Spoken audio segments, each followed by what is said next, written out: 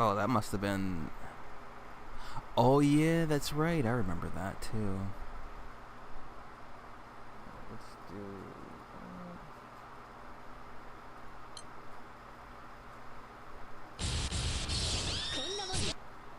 Actually, the audio might be too much.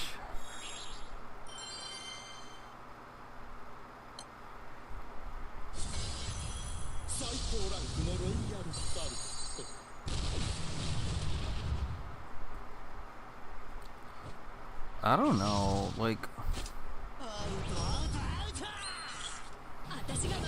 I know I said I wanted to do this, but like, what is the full screen? F? But it's like,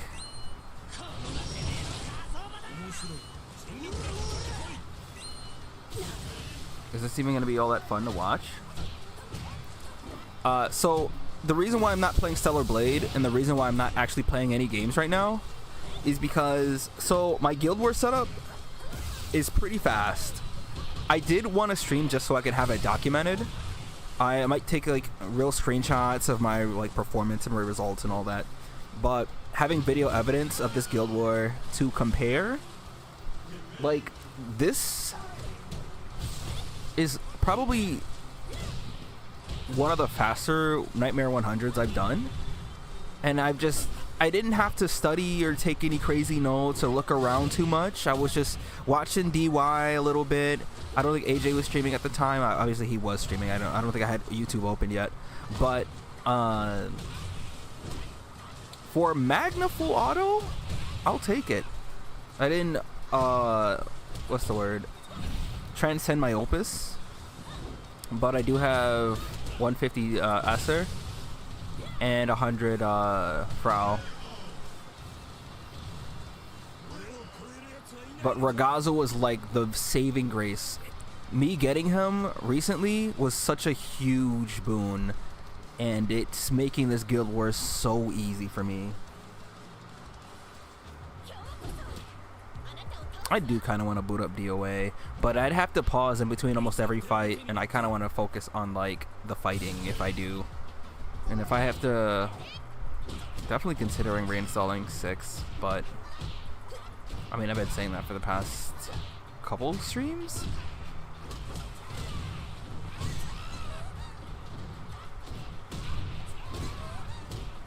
Oh, look at me forgetting the.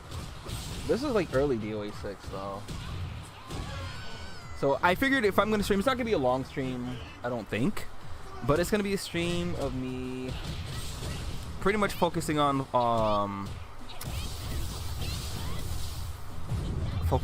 Guild War. I actually wonder, maybe this is pretentious to say, right? Or kind of like ridiculous, right? Though I do wonder if people have like a favorite arcade. I'm just gonna go back and watch. Like I just typed in Dead or Alive on my channel, and I'm just gonna play what looks interesting. I kind of look at old ranked matches too. Look, what am I doing there? What? Look at, now you don't have any meter. We dropped the combo. Stupid. No reason to do that there.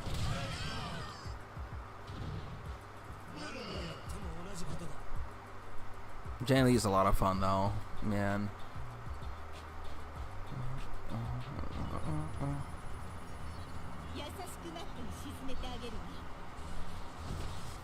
Almost should I?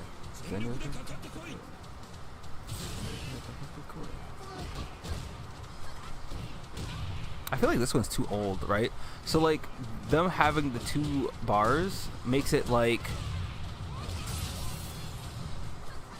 oh, you know who I could watch? There's a DOA here. I know what I can do. Oh, whoops.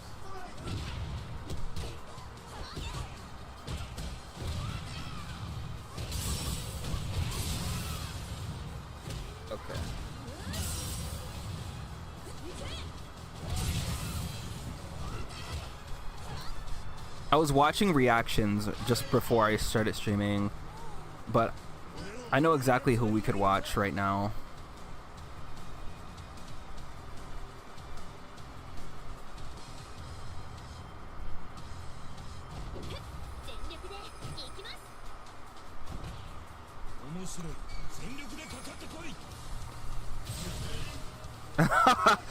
What is Emery?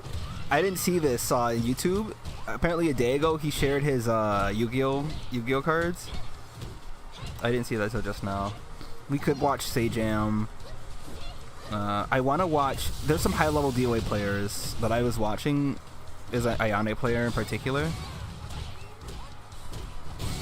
Yeah, that's who we can watch. I gotta go through my history. Which we most definitely can, right? I gotta find the video though, so I can put it to the top of my... I was also watching Doki Bird play Secrets of the Mimic. I didn't get very far. Let me see. You guys can't see it, but okay, here we go. This is what I was watching, and we can watch this on stream, I hope. Is that allowed?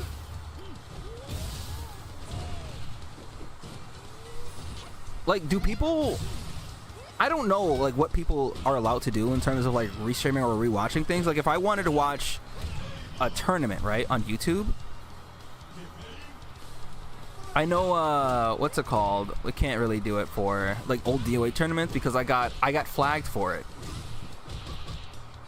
I got a strike for it.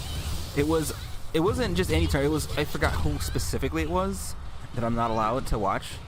But, like, I don't know if I'm allowed to watch Paragon or if I'm allowed to watch, like, TNS on stream. Because I think I'd like to do TNS. I like to watch TNS tournaments of Grand Blue. Or, Paragon, TNS.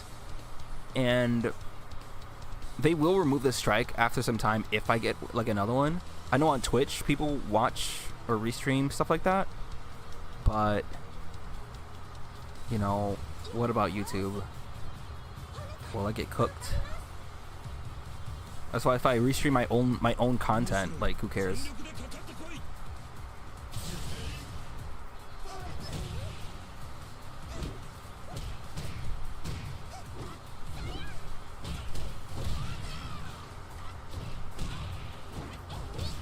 But, like, all I'd be doing is this if I was, like, not streaming too. So it's like, that's why it's like, I might as well do it on stream if I'm doing, if I'm gonna stream. What? Oh, I probably wanted to save it. I wanted to save that for the next round, but obviously it didn't work out. Why didn't I do anything there? That was kind of silly.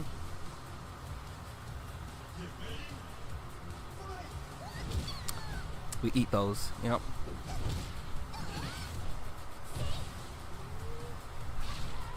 Oh, I thought we were gonna... This is DOA 6. That's safe, actually.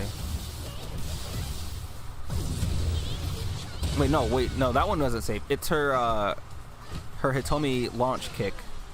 The one where she jumps in the sky, jumps in the air.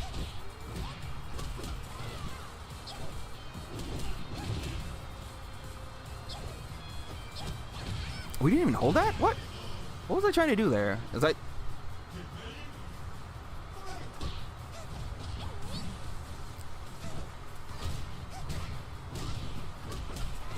Okay, we got full meter.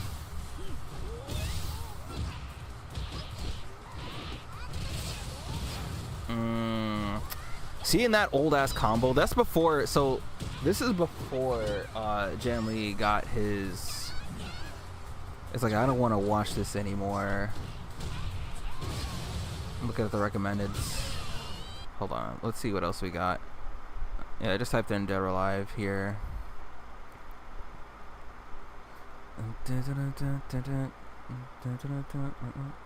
Ooh, I want to see my later Brad Wong videos, because I personally, I love watching Brad. I think Brad's some of the most fun character to watch in this game, in both 5 and 6.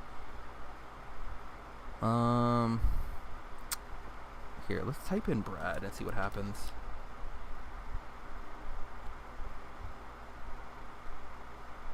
I know Brad's not very popular on my channel, but what did I do for the air quote final one? Should I go retitle this air quote final? I need to see what cool spectacular combos did I pull off in this arcade.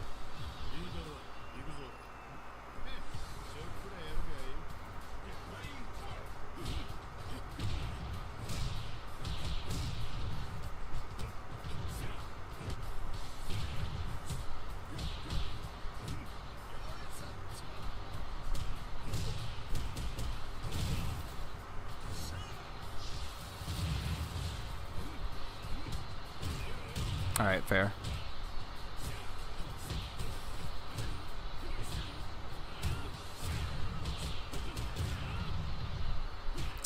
We got a... I think back then I didn't really like roll around. So like if you're on the ground, you can roll in a particular... Okay, I don't know what I meant to do there. It's unfortunate I didn't get to do it.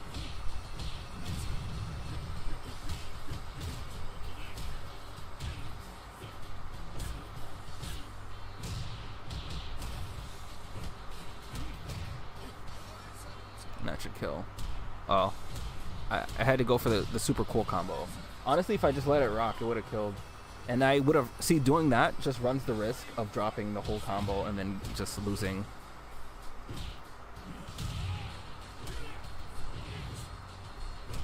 I could have laid on the ground and snagged his feet.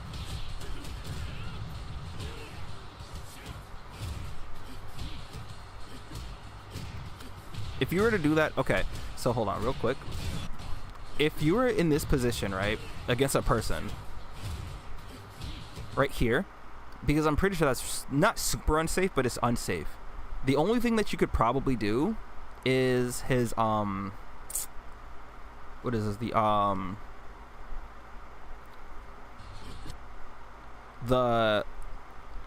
R2? Heavy kick? H plus K?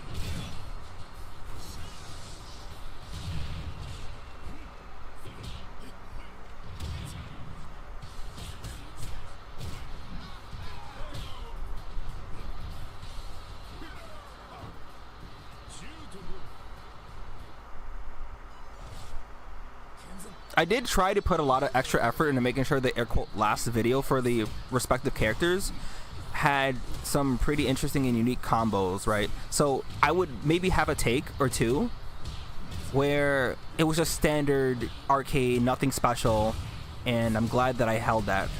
I probably did. I don't know what happened there, but a lot of times there are like really interesting things that happen in my arcades, but either I lose too many times or I just have some regular ass standard non-interesting arcade, and so it just doesn't get uploaded and I try again, and that happens. It could take, like, sometimes I'll log on and do it in a couple takes, right, and just be like, all right, cool.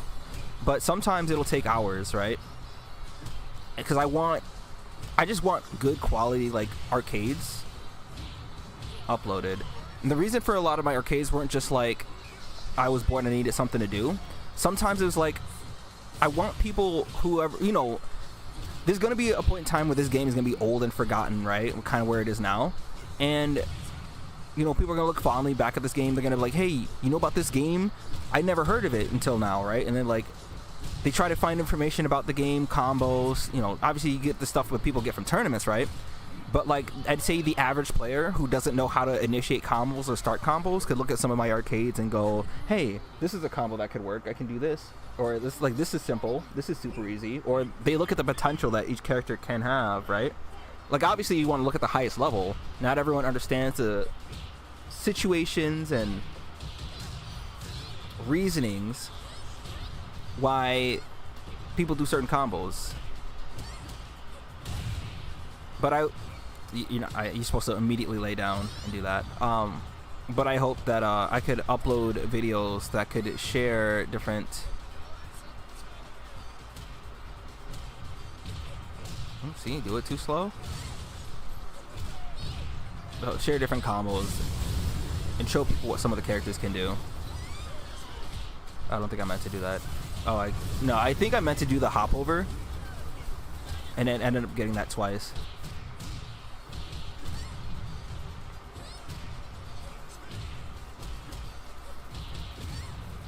That's a combo I actually never get a chance to even do because it requires the opponent to hold.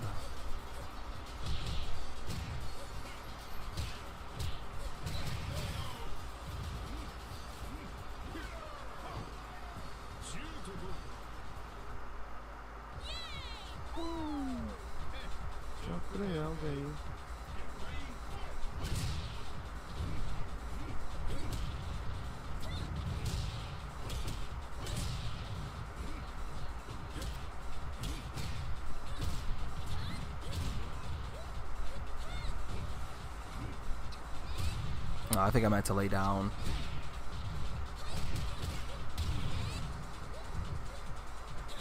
Yeah, that's the only thing that could. Oh, wow, that's an interesting thing. It's an interesting interaction there.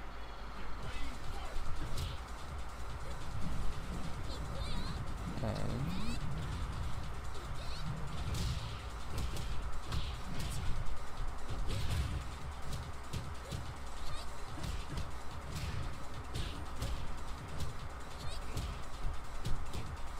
Plus actually on block. That's not. Those are both minus. Did I lose here? I must have. Yep, didn't even hold that. Didn't even hold that either.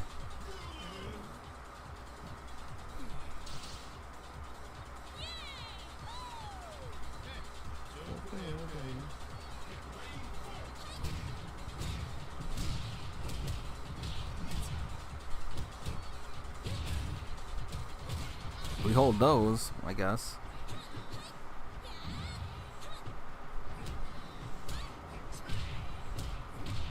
That's an interesting choice. Didn't hold it again. Okay, hold that.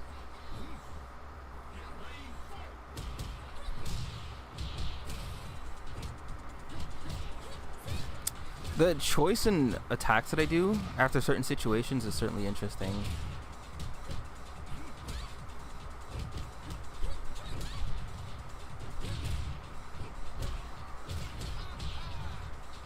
Okay, I don't think I meant to do that. Okay.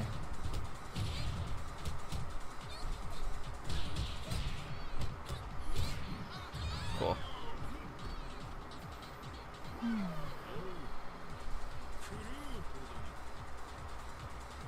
Who's a fun character to watch?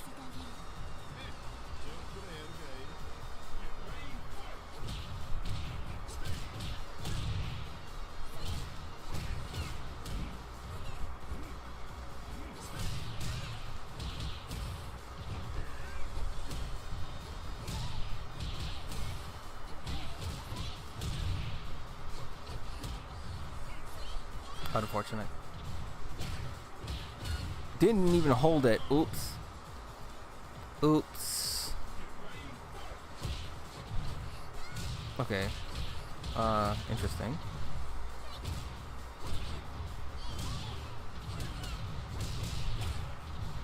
DOA 6 Brad was so cool though.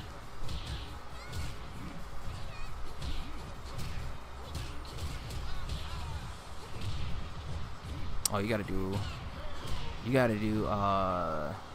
what was it, 9K after that?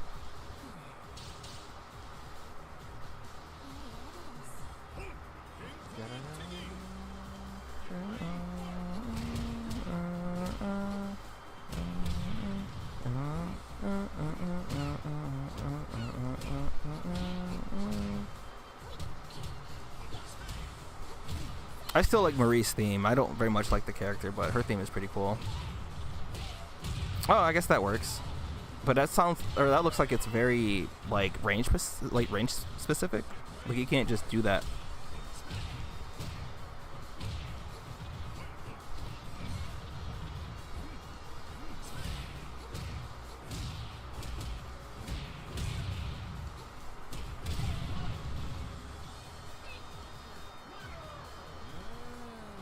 I guess watching Akira or any of the Virtua Fighter characters would be pretty fun.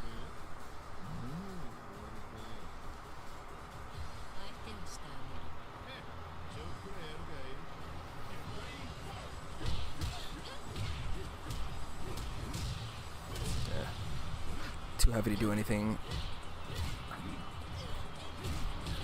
Arcade Rachel will always hold low attacks, like low kicks. Well, not just low kicks, but low attacks, period. And, what else?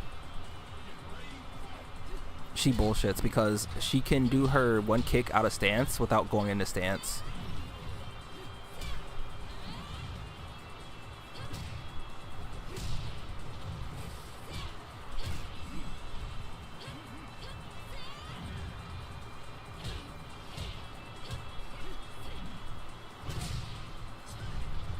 Why would I do that on purpose? Oh my god.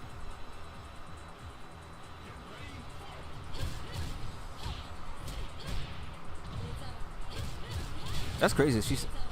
I wonder if she really is plus after that. So.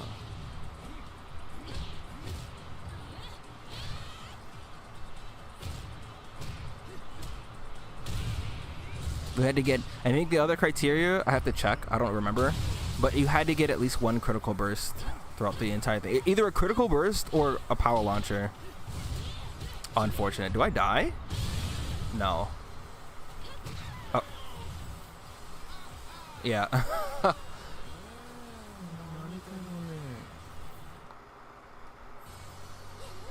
let me check.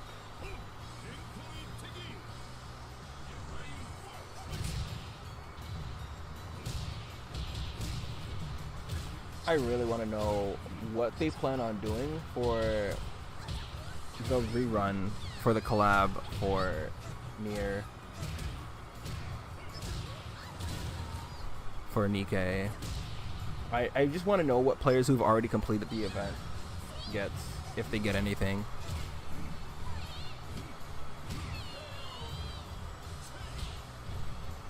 I can't tell if I really meant to do that or not. Okay, that's why you don't do it.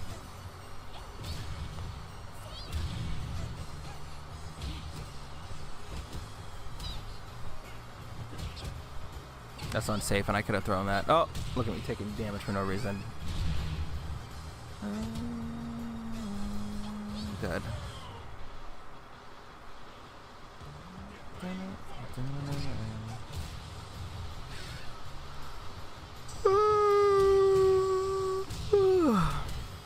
I'm super excited about the Star Rail patch that's coming next week, y'all.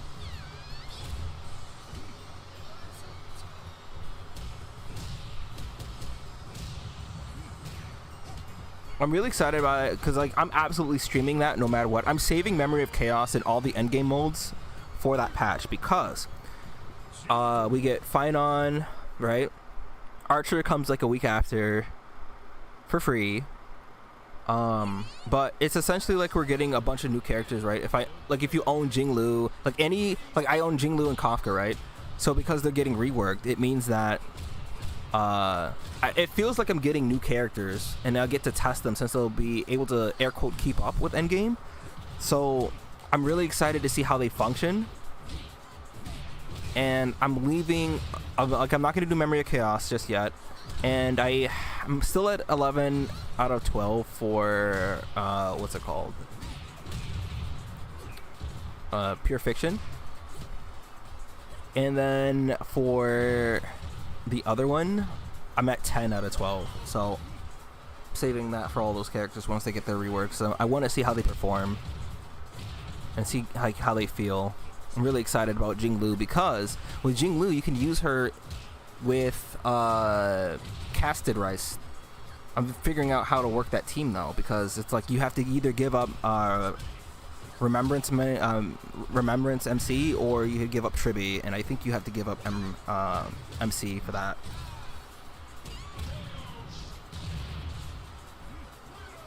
Because she could technically work as a main DPS and a sub DPS, because you're not giving up, like, you're giving up one thing because she buffs, or MC buffs memo sprites and stuff, right? But if you AJ, do we sneak on AJ's channel real quick? Do we give him a jump scare? Alright, I want a DOA 6 Brad arcade, but I want one of the later ones.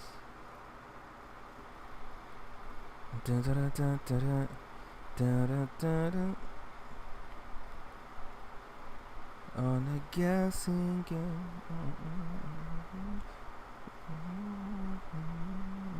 Neo Tengu was the first character I did arcade for. That's so funny.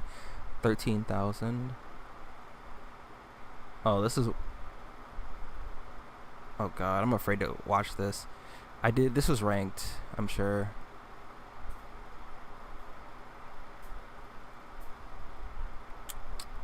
So I see that one down there. 16. So it looks like that other one is the most recent one. Oh, probably this one.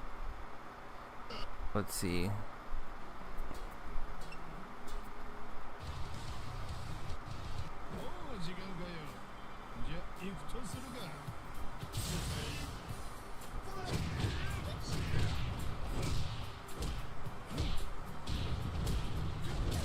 Man, back when that was a fucking close hit, when it was supposed to be, because not a single person had a problem with the way it worked. Now it's only a close hit if it's against the wall.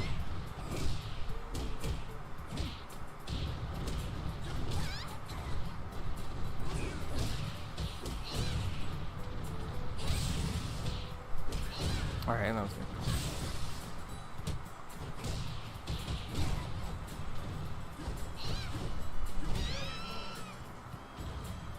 What are some things we could watch, really? This song has to be super nostalgic for Extreme 3.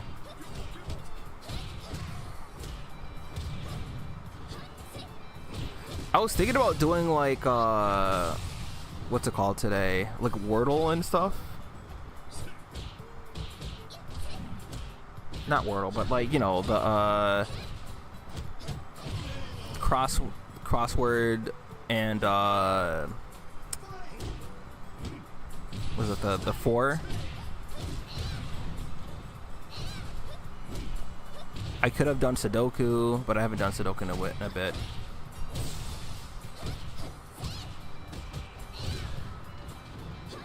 Mahjong, maybe. Like, obviously we don't have to do a hard Sudoku, right? We can just do medium level, which I don't think is too bad. I've cleared some hard ones, but it takes a while to get.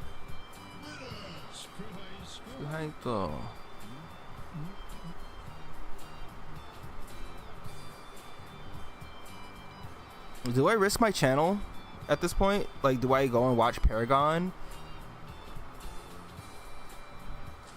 for Grand Blue?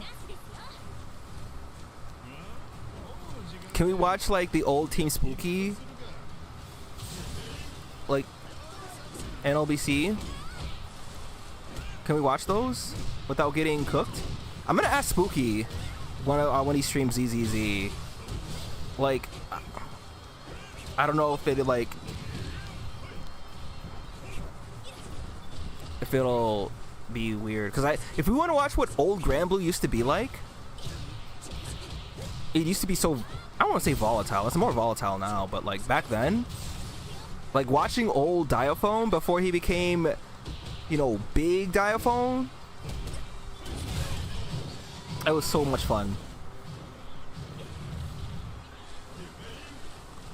Watching Real Eyes, I don't know if anyone has, oh yeah, I remember when the PS4, so my PS4 would cut parts of the video out for no good reason other than, I don't know, memory issues or something.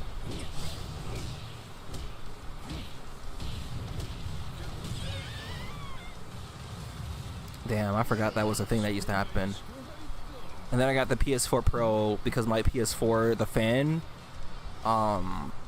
went out on me, and so I wasn't risking it, so I bought another PS4, but I repaired my old one. So I have the PS4 Pro, and then I had like my old PS4, but my old PS4 had its memory wiped, so all my data got wiped along with it, so all the videos I never got to upload. My Dissidia games, I was so sad. I had some super cool like Tifa games that I didn't upload yet, and it's just gone forever. It's just gone like the wind. Oh, maybe we should watch some Dissidia. Oh, that's what we should do right now. Oh, that's what I'm gonna do. I'm sorry. if you guys like DOA, I'm really I miss. Hold on, we're gonna watch. Oh, that's not how you spell Dissidia. There's an I in Dissidia. All right. I always love watching these.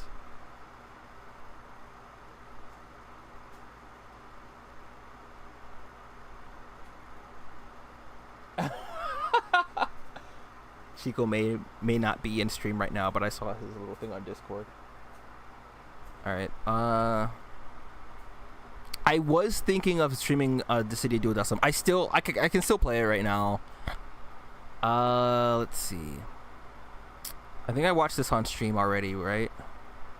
We can watch like super old, when I was new to the online, right? I had no idea what was going on. I had no idea how to play this game, all right? So I can talk about why let's criticize myself in this, all right? I think I also was trying to learn the eject block. Okay, this Tidus was after me, right? And I think I ignored him for the most part. And my awareness also wasn't all that high. I didn't see whoever 3 was running after me. You always gotta check the map. Try to eject block there. Look at me. I thought I was hot shit. Oh, so eject block before. You can't, like back then, you couldn't immediately move, but you could like.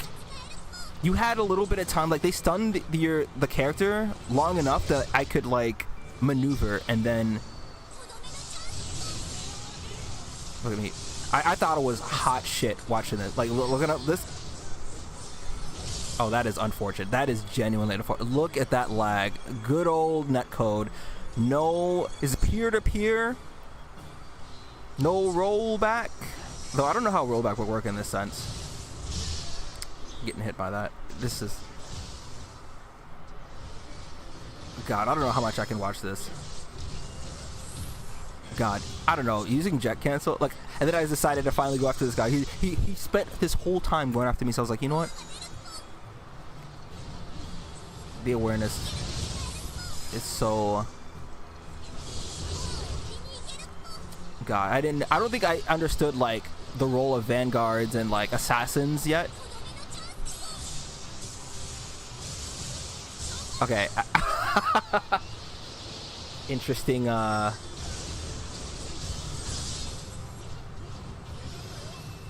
I'm not gonna watch the next match after this. I'm sorry. I gotta watch the high level stuff. The high level, yeah. I'm not watching the next one. This one, you see how it's kind of slow, and then if you watch like, if I do this, and if we watch some of like the last or later ones that I had with Jacked, so like whatever this one is, I don't remember what this one is. Larsa Solidor.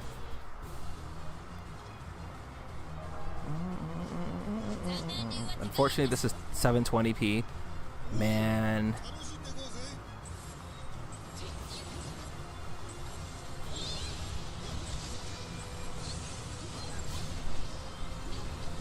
I think it's around when Tifa came out.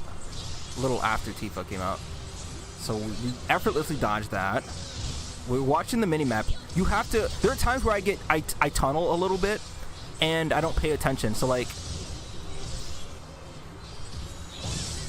I just go for it sometimes. Oh, okay. I remember this match now.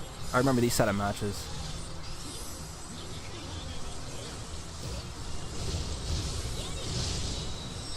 I think I knew that the Tifa couldn't hurt me from that range. That's why I kept going.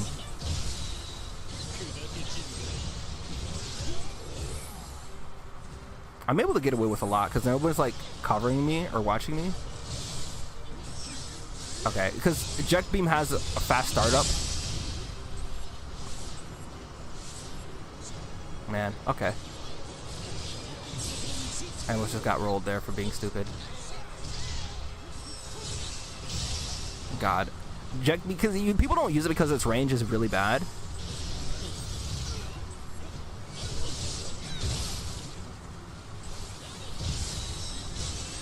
But because it's so fast like that, you can get away. So there's a lot to explain. Like moves that are quick usually have no range, but it means that they can't really be punished on like unless you anticipate it. It's not really a reaction kind of thing that people can come back and like hit you and punish you for it. Whereas longer moves that have better tracking but are longer end up giving you the most trouble, because it's like you can easily be countered, like not countered but like interrupted or killed during it. So you got to switch it up, because people typically expect either Triumphant Grasp or Jet Blade. Pod Parasha, what a classic.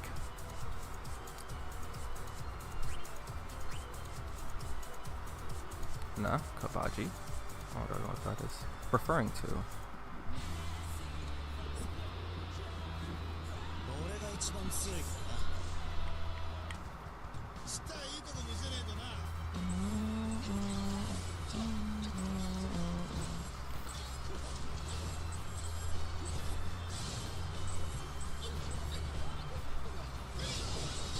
And you see it messes with the camera, trying to focus enemies that fly up to the top like that.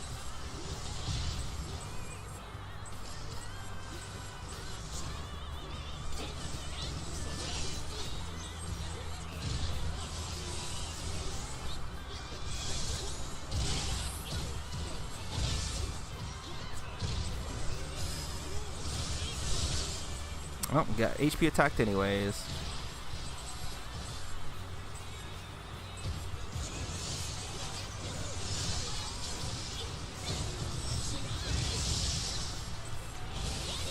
So the reason I did that, all right, I'll talk about it in a second. So the reason why we do this here, when you think you're out of range and you're safe from being punished, all you want to do to quickly gain momentum and movement is that you dash, right? You sidestep or whatever. Just a quick little it's like a back dash, forward dash, side dash, omni dash, you can call it, right? And things like Triumphant Grasp catches stuff like that. If you dodge too early, so knowing that he was gonna dodge, right? Well, not knowing that he was gonna dodge 100%, but rather the likely thing that he was going to do in that scenario was dodge.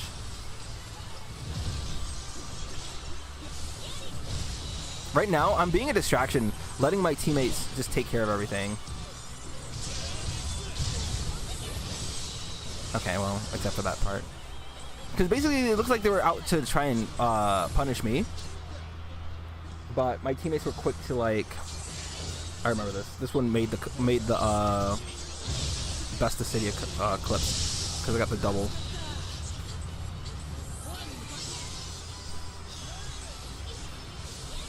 My favorite Dissidia NT player has not played the game in a while, and I miss him. Goma. War God Sesame, I think it was. If you translate his name on YouTube, I think it was like it translated to like War God Sesame or something. But Goma was such a god tier Jekt. He was the Jekt player, and he was just all around a top player, period. And I think it's gonna be. I might just spend my time watching his old like Dissidia streams, because there was a game where he played. It was. I mean, this happens almost every stream. Anytime he plays Jekt, he's just so like. It's pure talent, reactions, just skill, just he's just a cut above everybody. But he played almost every character at such a high level. But like his Jekt was so much fun to watch.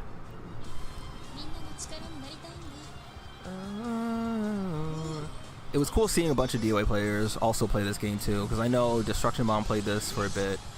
A few others did too. I honestly should have played. I will say, after playing this game and like toward the end of his life cycle, as much as I fucking like, I just love Jekt as a character. Definitely my favorite character in Final Fantasy period, right? My Squall resonated with me the way that I play better than Jekt does. Like the way that you have to have an absolute massive brain to play Jekt, and when it comes to this game, I just didn't have that.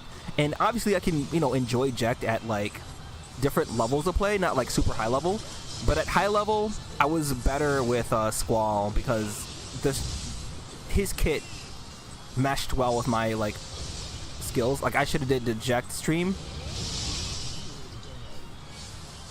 I remember this game. Okay, after getting hit with that one, I remember. I played very safe, very patient.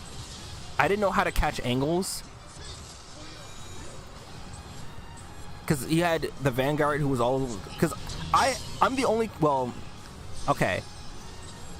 The thing about Jekt and the thing about... fucking... This is Vayne, right? Was that these were characters that had to get in. Characters like Cecil don't have to. Like, they can play at a range. So it was hard for me to, like, you know, play. Because I can get punished at any range on the map. What did I do that for, bro? I didn't even try to, like, stop them. So that was on me right there. I wonder if we could have summoned if I did it. I think I was trying to interrupt them. But, like, thinking back, I think I lacked a lot of, like, just general fighting game knowledge in terms of, like, how to approach and stuff.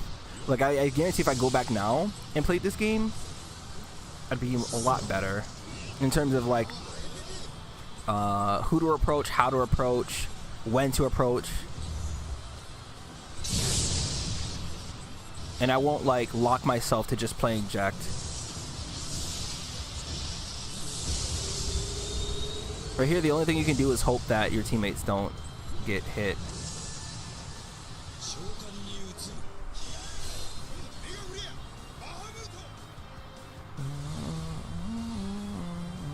Like, my Squall, like, I was watching, like, some of my old Squall clips before, and I just think, man, I had a lot of, like, awareness and, like, team play with him, even though that's kind of, like, his whole thing. But, like,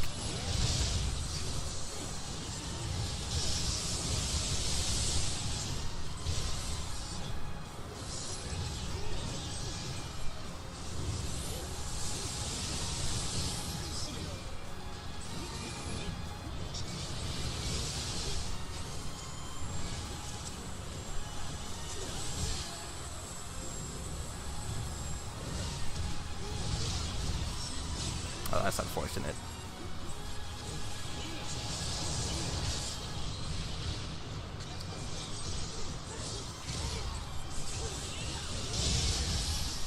Saved by the bell, but not really, because that was more damage. And it ain't looking too good for us. It is not looking too good for us.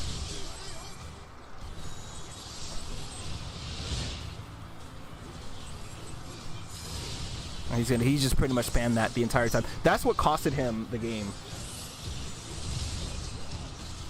So we don't finish this. Oh, we do, right? But look, easy side. Look, him doing just okay. Let me go back because I was focused on Grand Blue for a second.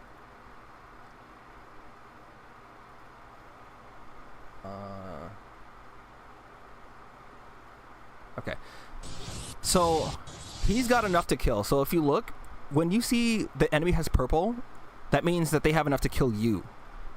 So ever since this point on, and he hit somebody with the bravery, so like he's at 1,000, you always return to 1,000 base, so now he has 2,500, right? So now his whole time, like his whole purpose is to be like, it makes it super easy to like dodge because you know what he wants to do.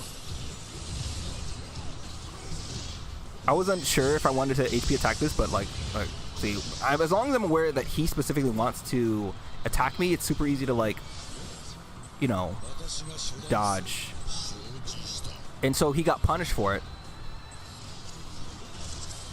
And then we ended up winning. And he's the one who died too. Is that, wait, what is that? Oh, that's the last one? Okay. I want to see Squall. Also, the thing about Squall is that he has triggers, so you have to time your attacks. There's a tempo, right? You have to time your attacks to get the full damage. Platinum Disco.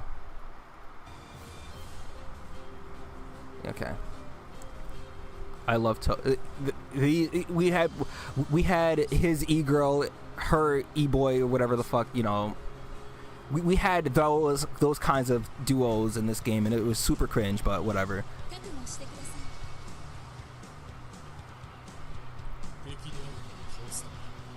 God, it's so cringe. But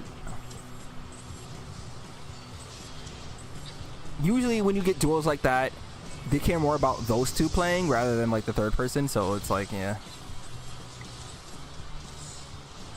So I'm like, you know, it's easier for me. The threat is that there's a longer range that, say, look, I don't have to commit. So like, Squall has a couple parts to his attacks. So this back attack right here, that's like the first part. So you can do either his neutral bravery attack or his forward bravery attack. So you can kind of how do I say, initiate an attack, but you don't have to commit. The thing about Ject is that you're pretty much hard committing, and like I said, you have to be super aware. With Squall, I could take a second, look at the mini map right here, and figure out, do I want to complete this attack, because they give you enough time, right? And I decided nah, because when the screen darkens like this, hold on, you'll see, I'm gonna let it play. When the screen gets dark, that means somebody's doing an HP attack on you.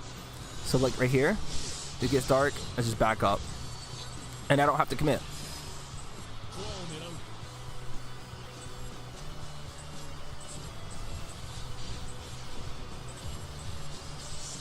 And you see he has that range. Okay, we can't dodge both of those at the same time, unfortunately. Should have did that earlier. Look at that! Look at that setup! Look at that setup! So you see the trigger where it blew up like that? That's how you do it correctly. Oh, look at the aware. I saw the mini map. So look, okay. I see that somebody's attacking my teammate, right? Okay, we gotta look at the map.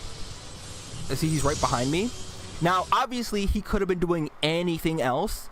If he didn't lock himself to an HP attack that kept him in place like that, then that would have been a very stupid play for me. Like, that was just more of like a YOLO thing.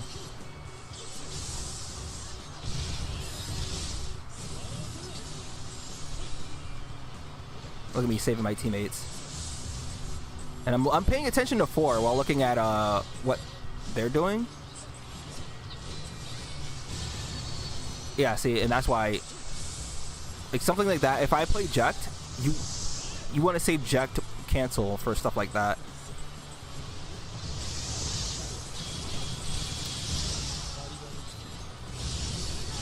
Just look at the play. Unfortunate range. I didn't know if I wanted to block there or dash, but I didn't think I'd get hit by anything. Damn, I could have just went for the HP attack there.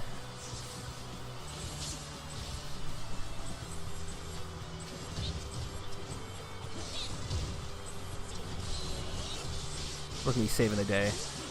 Oh, that was just ugly, unfortunately.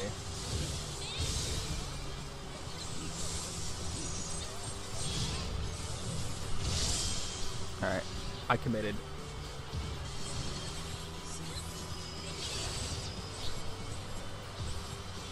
God, I feel like, man, I fucking love this game. I don't care what anybody says. The city was so much fun.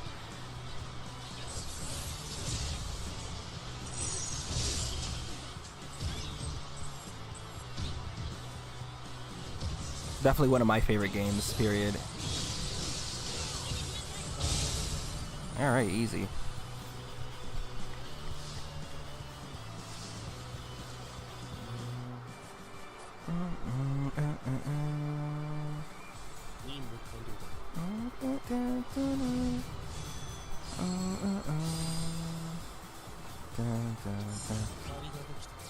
Alright, look, we don't talk about the losing streak here, okay? Just, we'll just, you know, just keep it moving. Route 66. Final Fantasy VIII Remastered. Mario main, okay.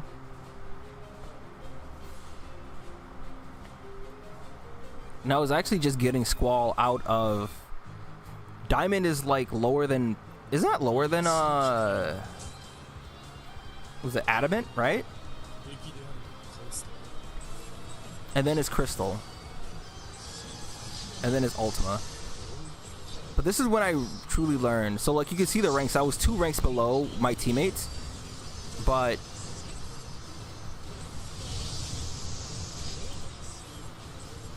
when you're getting a character...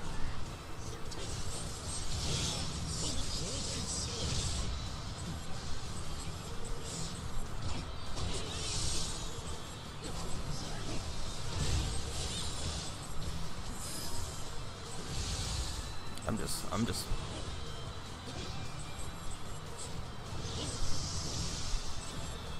Yep, don't fight that.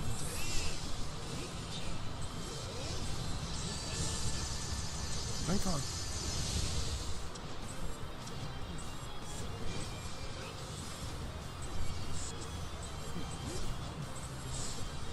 You see, I'm not doing any. By doing nothing, I'm doing a lot, okay? That's the thing about assassin characters, since they're fast, they have faster recovery on some of their attacks, but they don't have a lot of armor, which is called poise in this game.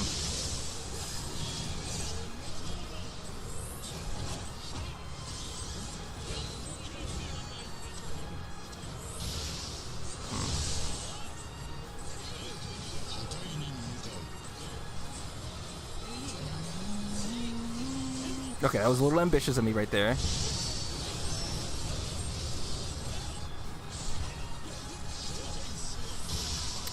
Look at the combo. Unfortunate.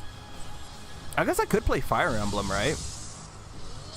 I have to finish that on stream.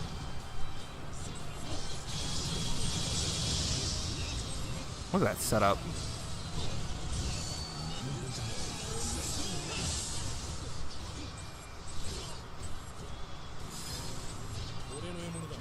I guess I could play Fire Emblem, honestly. Oh, the win. Easy. That's good. I guess I could do that for tomorrow, but I gotta see how I feel. I don't want to commit to something or say. Nightmare 150 means longer full autos, even if it's slight. And just for this stream, and while I'm going to be up, because I'm going to be up for quite a bit, I'll try to push for like super long late night, but I'm honestly, I'm personally not too sure. All right, so what's...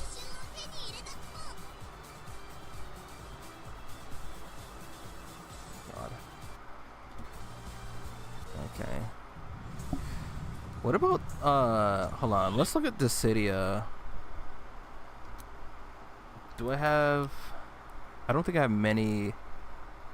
We can look at some of these Feral Chaos fights. Obviously Jekt being my favorite one, but... Let's see. Trish was also fun. Lightning, so personally, I like how Lightnings took 13 minutes. The Final Fantasy 13 game with the Final Fantasy 13 character took 13 minutes.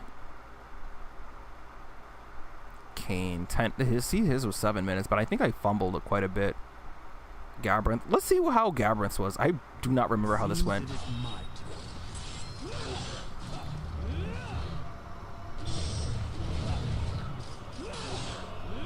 I was actually very afraid for Gabrant. I wasn't sure how this would go, because the only way Gabrant does attacks is in EX mode. So now that I'm in EX mode, he gets better bravery attacks. He can actually do HP attacks. But they're super fast too. Away you go. Oh, Perish, I think. I think away you go is when he says, is when you do the spin, the tornado. He can't dodge that. And I don't know why I didn't bravery attack. Who was my partner? Find my sword. God, his is so cool. The shadow boxing. Take your last breath. Surrender now to oblivion.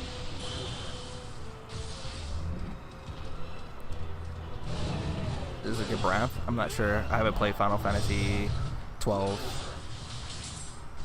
He didn't want bravery broken. So like even though I have enough to do quite a bit of damage.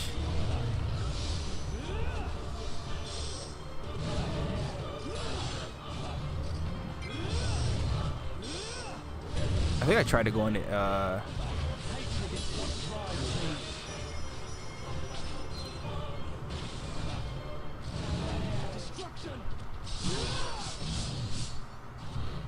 who is my partner? It can't be anyone good if I'm not using them.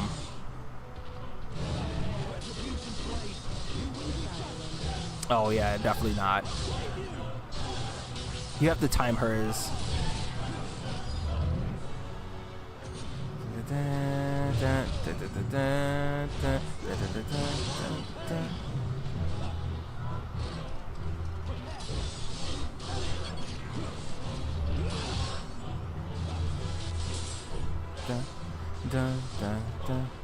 Cantata Immortis, God in Fire. It's Cantata Immortis and God in Fire. So this part, the chanting and stuff, is Cantata Immortis.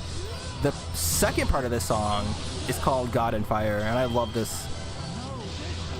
I remember when I did this for the first time, because you have 5 characters to do this, right? And I was getting my ass beat because I didn't know how to fight this thing. But I think it's clockwork now. I can even like go back in the game and just know how to fight him. It's gonna take a few tries maybe, but like it wouldn't be too difficult. But I would go through all 5 of my characters, and because you would do that, you don't get to last long enough to hear the second part of the song, because this song is 7 minutes long.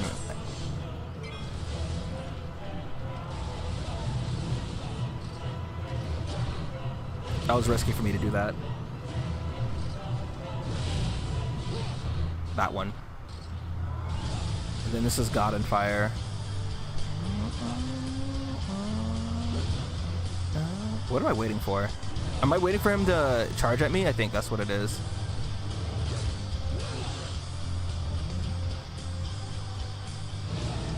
Yeah.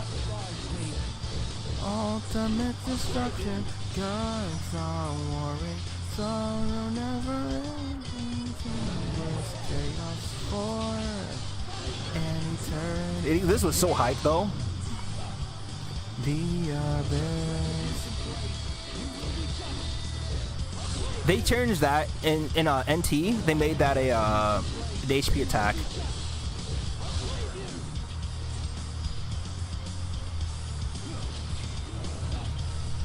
I hate this attack because sometimes you get caught in awkward like positions. Why didn't I HP attack? I think I wasn't paying attention.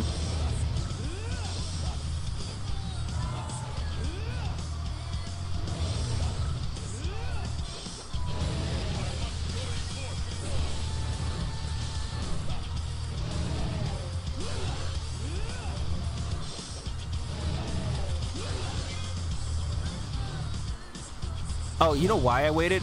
It's because usually they play super, like the AI will play super safe if you're in EX mode. It will not attack you sometimes.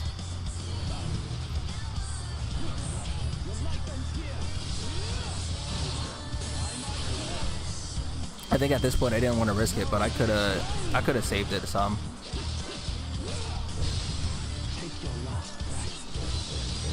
Surrender now to oblivion.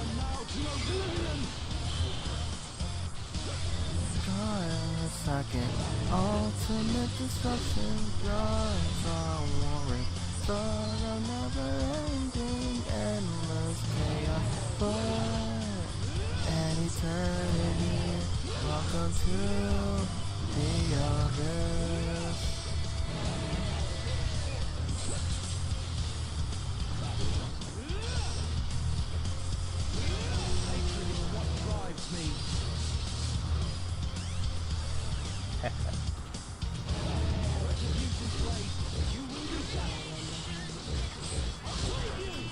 Mate. Oh, missed. Well, that's alright.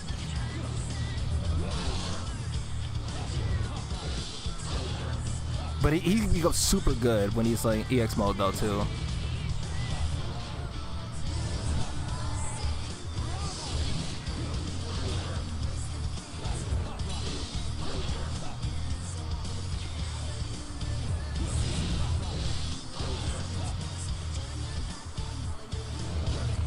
Ah.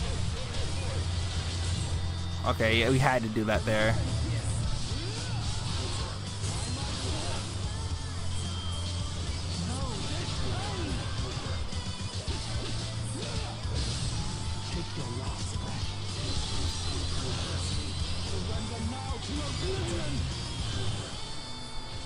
I think we have one more interaction. That should be enough to kill. Not seeing what he's doing behind that chair is terrifying. Yeah, if I get 99 or 9,999, we can kill. And drop. Oh, that caught me by surprise, if I recall. I had no choice because if I get HP attacked, you lose meter. And you don't want to get HP attacked. I think I tried to block that. And then the song restarts. Oh, that was unfortunate. So for some reason, well, not for some reason, the AI automatically will target the EX core whenever it's summoned. So I don't know, this should be easy dub if you don't get hit. Got hit at the last frame, and that was like, there goes my perfect run. All fumbled for a little bit of greed. There was fear in my heart right here, and I was like, okay, just calm, just calm. He's only going to, like, he's not going to, he's saving his what's it called, the assist for HP attack. That's all he'll do once he has enough. Now he's going back to bravery attack, long range ones. This was so unfortunate. He didn't kill me, but at this point, there goes my perfect run. So now we're just like, all right, let's just finish it, at least.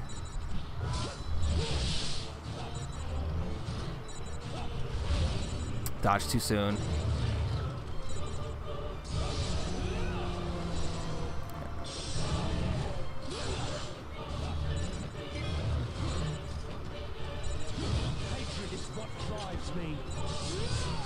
Can't really escape that.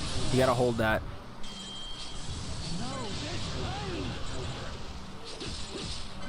Can we watch the Cydia community stuff? Hold on, I'm gonna see if I can find it. I want to watch like some of the old like matches that they ran. So PSP to Cydia was very different, like competitively. I gotta see what this is about. Let me see.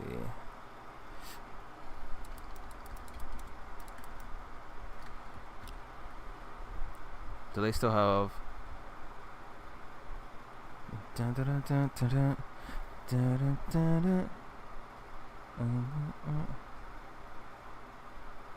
Prish, Sephiroth, Warrior of Light, Lightning. I want to see Prish, but Mugshotter, my guy. I haven't seen him stream in a long time. Mugshotter, but okay. First of all, this is an OG. Okay, I used to watch when he streamed on Twitch when he did tournaments and stuff. I guess team tournaments that he had with his squad mates. It was so much fun to watch. But this was the person who I used to like watch, who played Jekt. I don't think I've seen it. So basically, the way that you would it's more movement based in the Cydia. Like, I don't think he thought he was gonna hit that. You would do dash cancel attacks basically, and the high tier characters were characters who could always convert HP attacks from bravery attacks. That wasn't everybody. So Jekt, Onion Knight, Zidane. I think Lightning can too, but Lightning was not high tier. I think she was kind of like mid tier. And I think X-Death was high tier. I think the Emperor was high tier. I think Ultimecia kind of was too, right? Come on, come on, come on, come on. One more.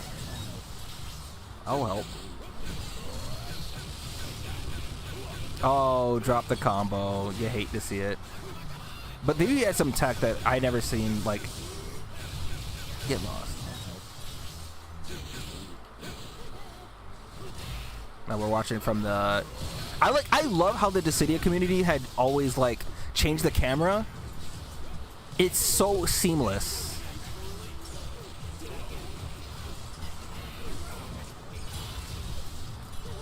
That's the first HP attack that Kafka got the entire round.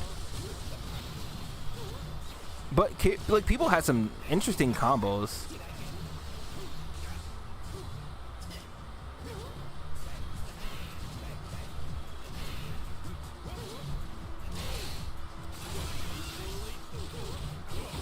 Damn. That's unfortunate.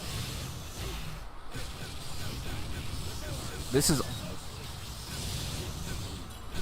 how you know you just got fucked, because it's like if you got touched once,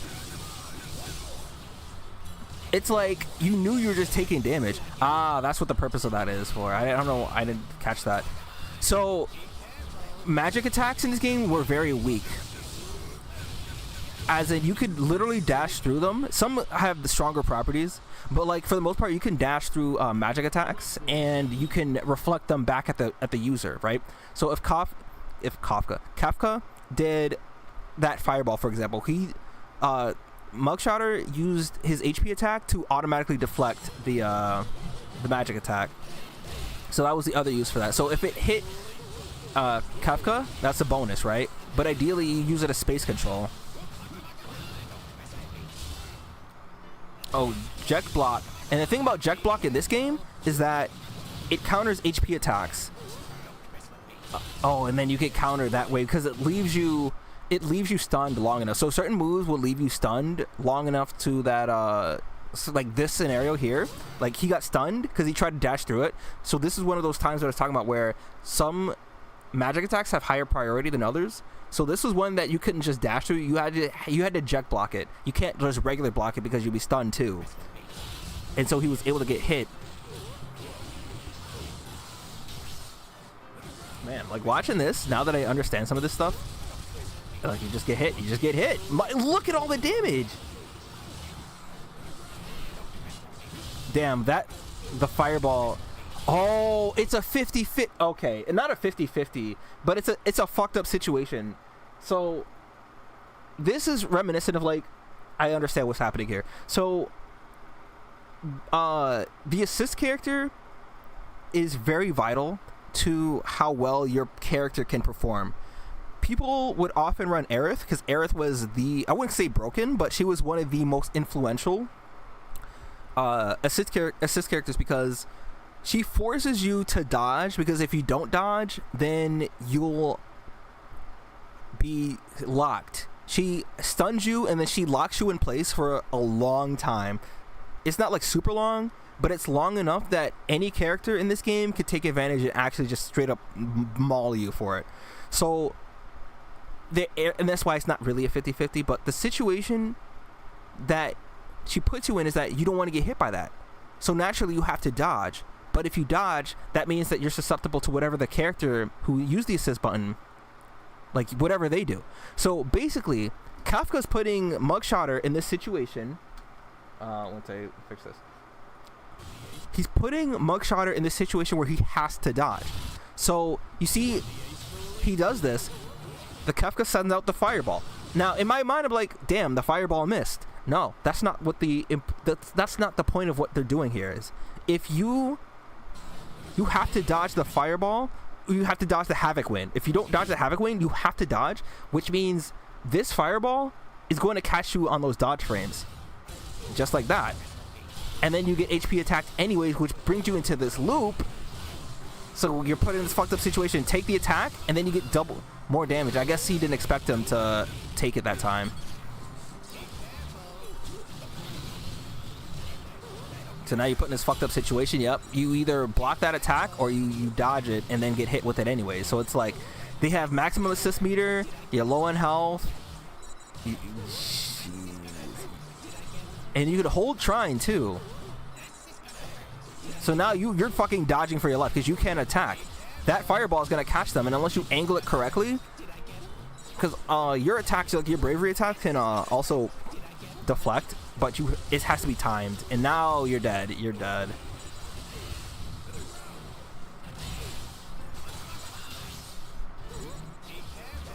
Okay, he didn't die. I guess they wanted the.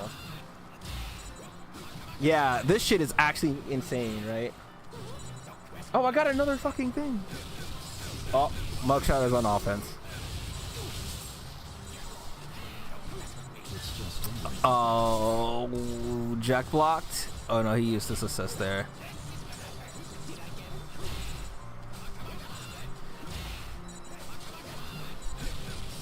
Alright, well, Mugshotter is all he has to do is touch you, so it's like the thing about Kafka is that he still has to get you in that fucked up situation to loop you. Like once you get caught in the vortex, yeah. So now it's not over till it's over, but like.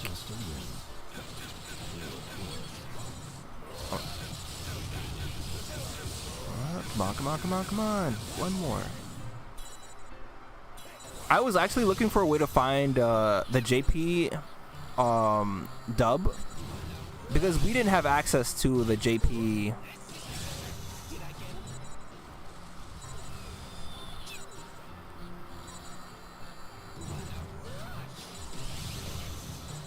He's trying to build up assist meter right now, Mugshotter. Oh no. Okay. Yeah, you had to do that. Oh. This is so scary, man. Ah! No. Just out of range. Oh, that was so scary. Also, hello, Poyo. Oh yeah, but certain attacks also end as soon as you're hit. But some characters are just not good in this game. They did some characters dirty. Like if you were talking about PvP, yeah, some characters were done dirty. But if you did like PvE, obviously most of it didn't matter. Now see, Kefka's in the same position. They have the same HP.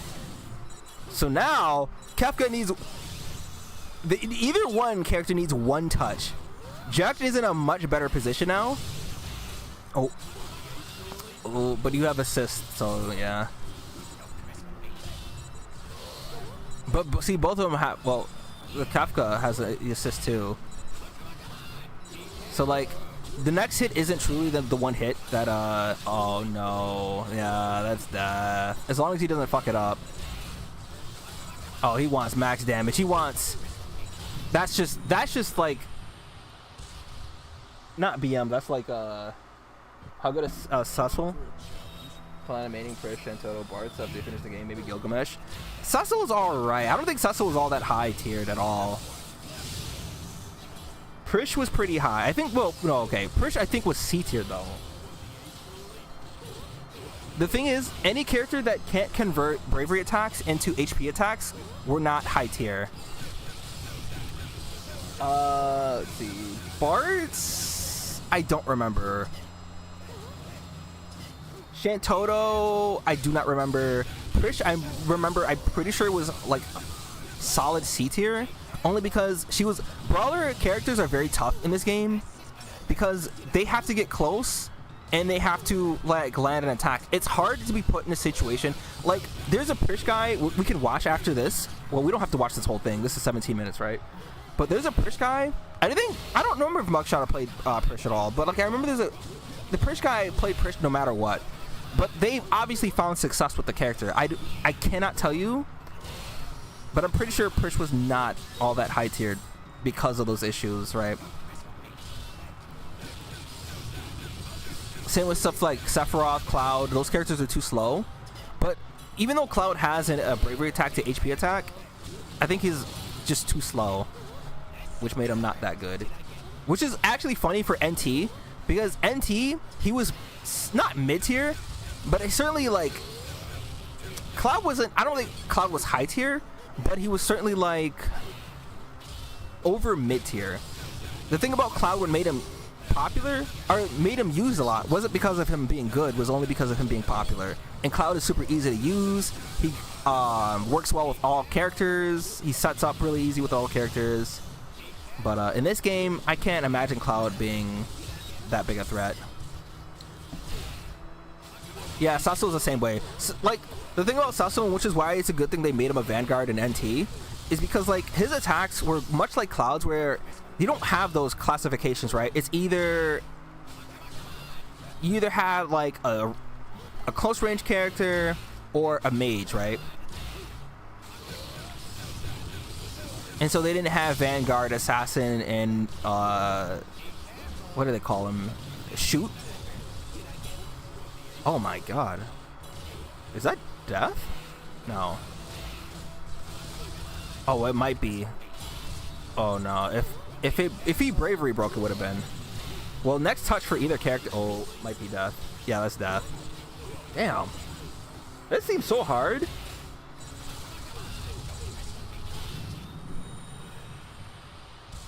I mean, we can check and see if there's anybody who made Sasuo work. I really want to watch a Prish player after this.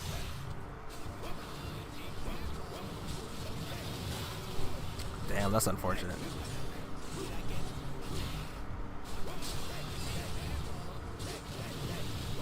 I tried to learn that movement. Oh, what a jack block. That was so good. Yeah, he can always. That's why he didn't HP attack, because that leaves him super vulnerable. Because he knew he was going to try and use his assist. I hated this stage because of stuff like this. The ranged characters can just kind of play at their own comfort. Oh, comboed yourself.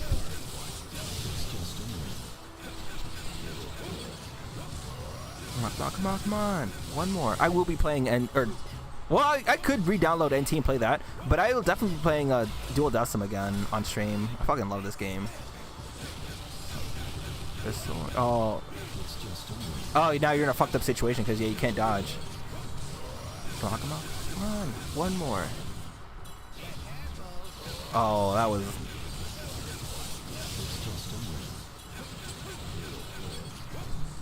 God, you're getting jumped in the QRTs. This is what it's like to have an argument on Twitter. If that wall splat, that would have. Damn, remember in the OG Dissidia, not NT? If you wall splat, it always did half the damage that was done. But this game, I think it made it a quarter of the damage instead, because they realized how ridiculously overpowered that was. Some characters you would just two-touch and die. The best support. Oh yeah, Kuja. Kuja was the other one. That's right. Aerith was the top tier one. Tidus was used sometimes. This is my first time seeing Jekt as a character, but Jekt is really good, it seems. But it's I guess it has to be very situational. I'm pretty sure Aerith is at the top. Kuja was definitely more used than any other character. Like, if it wasn't Aerith, it was definitely Kuja. It sucks about Sasuo is that you can't really swap modes unless in EX mode. Yeah, that was kind of, I wouldn't say unnecessary. Like, maybe it was unnecessary, because if you think about it, right? Sasuo wasn't overpowered. He wasn't super strong. But I guess they made it lore. They kept it in the lore. Oh, okay. So I gotta watch his Squall. I think I've seen his Squall. Like, if you want to keep it within the lore, look, because of this combo right here. Oh, okay. So they use Yuna. Mugshot uses Yuna here. You didn't have to worry about triggers. Huh. But yeah, Squall's magic is super weak though, so it can be countered quite easily. I think if you time that, she could still hit you, like that final hit. You'll always be there, watch me play. Copy combos off. I didn't have anything crazy like this, to be honest. I only played like super casually, because I want to say this is my hard introduction to Final Fantasy. Because I played...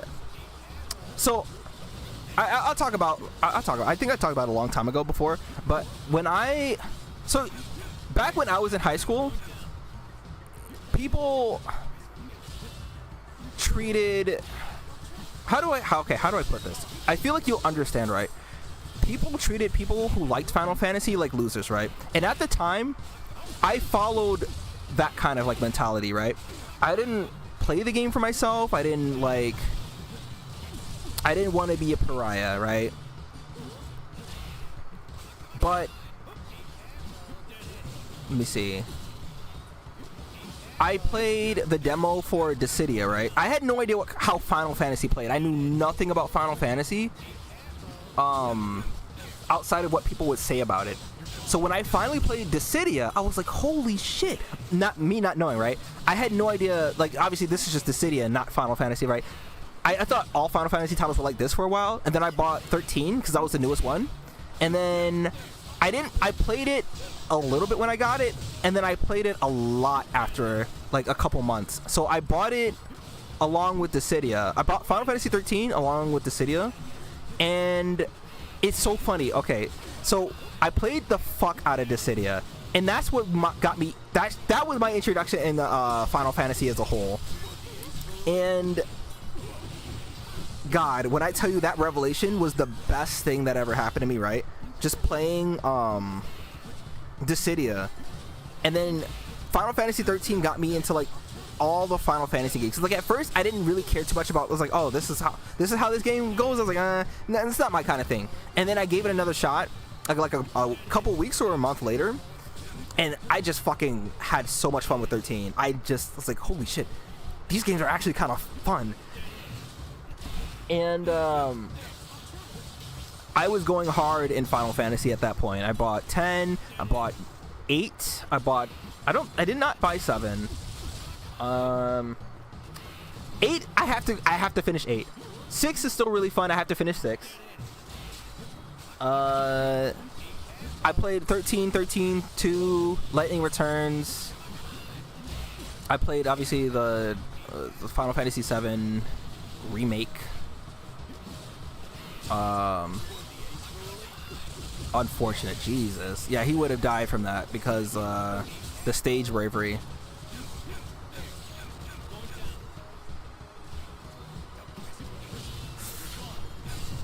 Oh yeah, that's right. It's supposed to be strong against magic, considering the lore. For those who play Final Fantasy 8, he's supposed to be anti the witch thing, and then Renoa is like, hey, and then you know. Oh, God, you hate to see that. Why did he? I'm actually very curious. Like, obviously, I'd say Jekt did struggle a bit against this matchup, but I felt like Jekt had more opportunity, like just more opportunities in general to attack. Like, there's always the fear of like, anytime you get attacked, like obviously Squall had more combos, right? Because you could just, but like with Squall, you get in with no payoff, right? Unless you have an assist character ready. And if you don't have an assist character, and I feel like you just, like, yeah, he's got enough. I don't know, even though he's winning, right? Even though Mugshot is winning, it just, it feels like watching this whole fight, it feels like such a struggle for Squall. Like, Kefka can sit back effortlessly and just use whatever attacks he wants.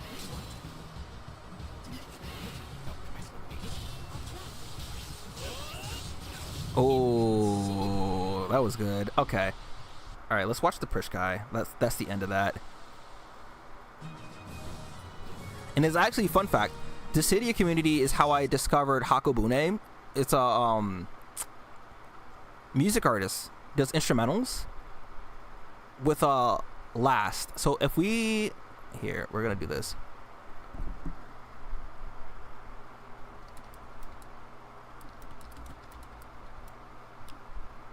Oh, they're doing Idol Showdown in TNS. So they played this song in one of the Dissidia match. So this is the Prish play. I want to see what other, like, because I don't very much care for watching Sephiroth. Warrior of Light, Sephiroth. Oh, this guy is the guy who played. Oh, RDF. So funny enough, RDF also played NT, right? And I had him on my team a couple times, but we had such bad luck together. So I remember this one match he was playing RDF, actually, because I know RDF was a hard Terra main, right? And strictly stuck to shoot characters. I swear, every match, and it was so unlucky. It wasn't like we got rolled. We lost due to the smallest of margins that you could think of. I think he played, so I was playing Squall, and I remember this match, right? I was playing Squall, we had an Emperor on our team, and he was playing Noctis, right? and we were literally about to win. Because I did Squall's lightning rod, and I kept whoever was there in place, and our teammate was using an HP attack to kill, and we did the whole, yeah, thanks, congratulate, you know, the whole, you know, end game thing. But because Squall gets locked in place too, I got killed because their Emperor killed me, and I was just like, no. That's pretty much it. All of our matches have gone down to the wire when we're not on the same team, and we would only lose to the very smallest of margin. Oh, what is this? Prish versus Jacked? Or is this Gabrind? Hold on. So this guy, so Mugshot is playing Lightning in this, and I want to see that, but this guy is clearly playing Prish here. But that looks like, wait, who is Jacked? And I can't see. Okay, whatever, we'll watch this. What is he, Kine? Or Kane? Kine, Jesus Christ. Kane? I wonder if there's any Kane here. Hold on, I'm gonna put this off to the side here. I'm gonna search. Oh, RDF used Kane. Oh, versus the top tier X-Death? Sephiroth. Zidane. This guy also played NT, and I remember running into this guy a few times too. Got my ass beat a few times too, I think. I think we beat him, but I also think I lost more, if anything. I'm trying to see, like, I'm looking at these names to see if I remember, because I know a lot of these players played NT as well. All right, let's look at the X-Death one, because I want to show why X-Death was absolutely top tier. Because you would think a character, oh, they have music on this one, so I'll let it rock. I actually have no thoughts about Kane in this game, because it's like, I felt like he was super linear, but I'm not sure how he was played at high level, right? In NT, Kane was like a fucking menace, all right? I think he was rated highly amongst everyone because he just had it all. He had all sorts of moves. He didn't escape. He had like just a lot of good pressure. Both of them using Kuja. Lunar Subterranean, so this map is kind of big. So I wonder exactly, and this has got to be terrible because X-Death's Omni Block makes it so fucking hard to do anything. All X-Death has to do is sit back and Omni Block everything, bro. So like, I genuinely wonder, a melee character like this, so what you do in the beginning of these games is that you build up assist meter by either dash cancel or you just do attacks, right? Okay, so the only way to really get in them is to and he can cancel that. And this is what X-Death's HP attacks would also work as a block too. Maelstrom. Like, how exactly do you approach this, man? I genuinely cannot imagine using like Jacked or something against this. Oh, right, because the way that Maelstrom works is that if he gets it off, it automatically works where you are. It takes a while to cast, but when it works, like, look at that! If you approach him, he can cancel into anything. X-Death forces you to come to approach. Look, it doesn't matter where you are on the map. Maelstrom will hit you. Is that Grand Cross he used?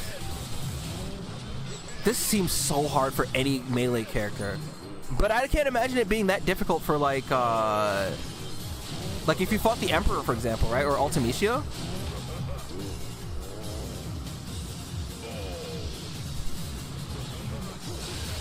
Almaguest, dude.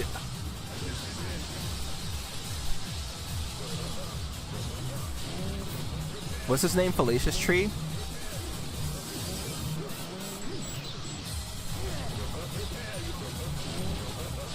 And ironically enough, I was so worried about using X-Death versus Feral Chaos, but his was actually my fastest run. I think next to Yuna. Well, no, he was the fastest run, and the second fastest was like Yuna. All X-Death has to do, like, X-Death can just, they're lucky there's no like time limit.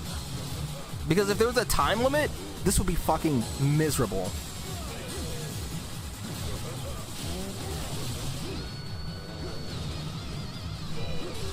Because I guess the mix-up is like, is he going to attack? Because if you use Almaguest, is he wide open?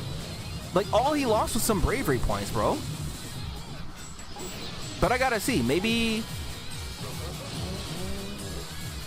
like he just runs, like he just pretty much uses that to escape. And he, like he said, look, he has Omni Block. His Omni Block. So the way that it works is that if you use Omni Block, it automatically, like, it fast casts. So like XF, all of XF's attacks, HP attacks were super slow, right? So this one, like, obviously Maelstrom takes time to cast. Almagest also takes time to cast. Not as much as like Maelstrom, but like, and Grand Cost too, right? It has some significant startup. But if you Omni Block, you will auto, like, not auto cast, but your cast for the HP attack will happen instantly. So that's why Almagest is like happening as soon as it, like, as soon as he blocks. Like, you can cancel the Omni Block into any HP attack and it'll happen instantly. So that also includes Maelstrom, which I'm very curious. Oh, you know why he doesn't use Maelstrom? Because you can use a assist. Oh, good. Okay. I love those attacks. I like both the aerial, like the Sky Rave, and then the uh-oh. Oh no. You. And then you can continue his attack too. Jesus.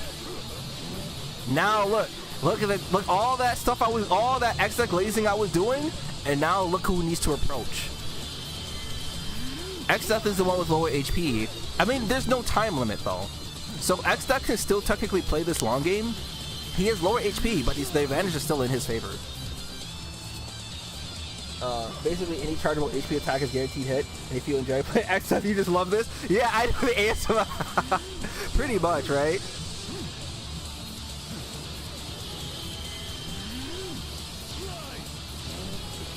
God. It just feels very one-sided. Like, I remember when I used to watch these, like, all the time. Every time I'd see XF get uploaded, I'd roll my eyes a little bit. Just a little bit.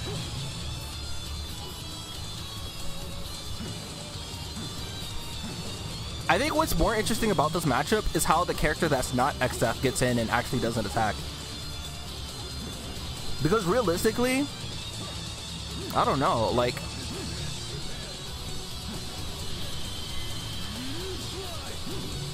is it an error on the XF part, or is it a skill for the player who's not XF, right? For being able to get in.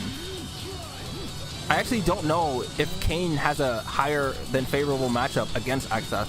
I have, like, it's been so many years, so I don't even remember. Like, maybe some characters are just better fared at fighting XF, but characters who are like melee based, I always find to be like have a tougher time getting in. Kane is so amazing if you land HP attack from one side of the stage. Yeah, it's so fun to watch. Hold on, have you seen my my Dissidia clips? There's a combo that I did where I brought Kafka all the way to the ceiling, and then I brought him all the way, like immediately in the same turn, I brought him all the way back down. It was like such a cool thing. Well, and he did the attack this time. Not death, but you're pretty. One more interaction. XF can still play. Yeah. See, XF can still play the way he wants because there's no time limit. It doesn't matter, right? Kane can have the life lead, but he still has to connect.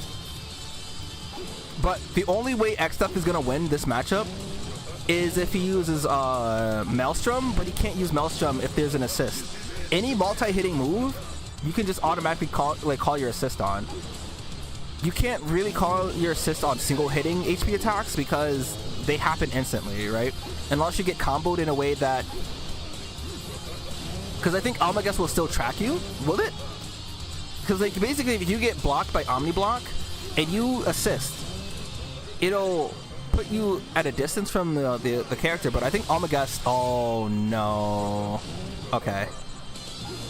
But I'm pretty sure Almagest tracks as well. You thought it was so satisfying? Yeah. This feels good. Okay, this is what I wanted to know. So he was still able to get out of range, but he had to use his the assist. But now the problem, this is the part of the game which is not insufferable but kind of sucks, because the only way you're going to win is if you deplete the EX, like the assist gauge, right? And you have to first deplete the assist gauge, and then you have to be able to attack, which both of those things are not easy. Like, you'd have to attack almost instantly after removing the assist gauge.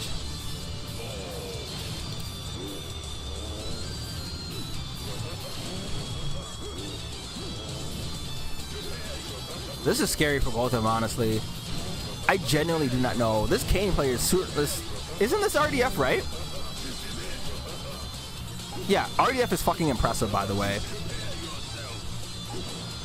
But I think at this point, like, yeah, you have to use your assist. And now, Kane has a significant advantage, but Kane cannot just carelessly go in. Yeah, because Omni Block blocks everything. It doesn't matter what it is. HP attack, assist attack. So now they're both in one attack territory. This is so scary. Chico, I saw the I saw it on Discord. I'm actually going. We're going through the glory days. I was actually watching my old DOA clips at first while I'm doing Guild War, but I just had an itch for Dissidia because I missed this game with all my being. So now I'm talking about like old like tournaments of like how this game used to be played, like the old tier list, the old like everything, how I got into Final Fantasy, the lore, like these interactions.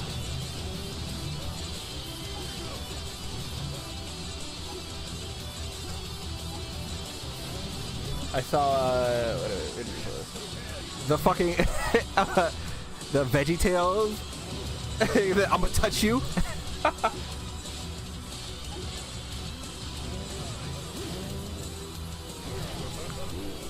I'll check and see how I'm doing in Guild War in a second. I guess after. Actually, here we'll check after this.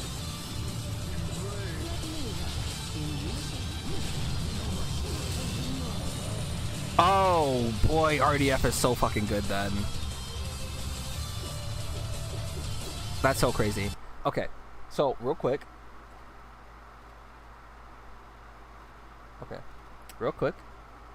So we're winning. Most of my crew, because they're in Japan or just in Asia in general, they're asleep right now. So for now, we are carrying. All right, but in Asia, it is 11 or not? Wait, is it 1 o'clock right now or 2? It's either 1 or 2 right now. I can check real quick. So they'll be able to stay up and okay, it's 1 o'clock right now. It's 1:39 in Japan at least. Also, the fact that your quick play games are harder than your ranked games, and you're on a massive ranked loss streak. That's what Tammy said too. That's why I said I should just play ranked, right? If my quick play games are as hard as they've been, I might as well just do ranked. All right, I wanted to watch this one. Oh, they played Gilgamesh. That's interesting. Okay, so we're gonna keep going. I plan on staying up late. I'm not gonna stream the entire thing. I've actually streamed longer than I thought it was. I'm not gonna end the stream anytime soon. So, but I think for the most part I'll be doing this because I'm just mindlessly doing Guild War, and I'm about to get that suit. I'm about to get that skin. I'm about to put this on. I don't know what I'm gonna put that on, but yeah, Shay didn't believe me that I was able to get 1 minute to 2 minute full autos on Nightmare 100. Isn't that crazy? I'm personally, I'm impressed with myself in this. All right, so back to this. I'll remove Guild War for a second. just so I didn't realize how much of the screen it took up, so I apologize for that. But we're gonna watch my boy Mugshotter. I don't know Wheels. Like I said, I followed Mugshotter for a long time. He was the Jack that I used to watch all the time. I've watched his streams. I've interacted with him. We talked about Persona 3 because he said he wanted to play Persona 3. This was many years ago though, but I wonder if he did. Shade is not a believer. I know. But I'm just doing good one side. I want to show my grid and then show my summons and all that, and talk about the full auto. Because like I said, I wanted to have a so right there. All right, almost immediately. This is what I was talking about with Aerith. All right, this was so scary. Did you see how long? So with Aerith will put you in situations where you either you dodge her attack just to get fucked by the main character that you're fighting, or you take her attack and get put in place. You see, you're stuck in place. You see how long you're stuck in place? You're able to dash around and fully charge your HP attack? That's kind of crazy. Oh, that's supposed to connect. I've seen that. I've seen that connect before. The thing about Gilgamesh is that his weapons are RNG. So he can hit you with the EI strike where it automatically breaks you. Or he'll hit you with... Oh, that is so unfortunate. He'll hit you with the Excalibur, right? Which only do 1 damage. But Jecht was like... I don't know if Jecht was high tier. I think it was B tier, right? Come on. And look at all these resources he can spend.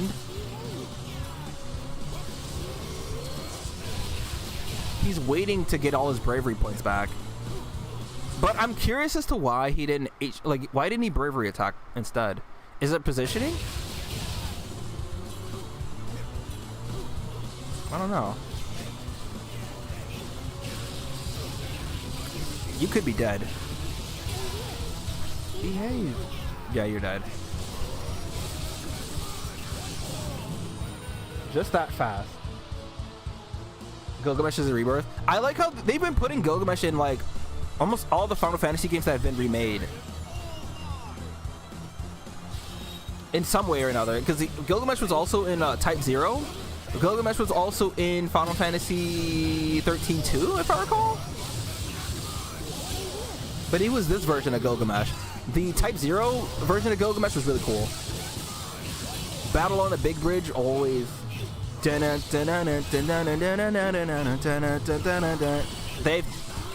like, look at, okay, I think that was really cool about Gilgamesh. He can combo with his own attacks. This is insane. All right, look what happens here. So these are all 3 different types of bravery attacks, by the way. So if you're not familiar, so that's an HP attack, right? But that, you can continue that attack, right? But he chooses not to. He cancels by a jump canceling, right? Then he does the other bravery attack, and then he can combo into an HP. That's actually nuts. And because the thing about it is that Gilgamesh is RNG, right? If he hits you with the EI strike and he breaks you, and you're in that situation, you're just...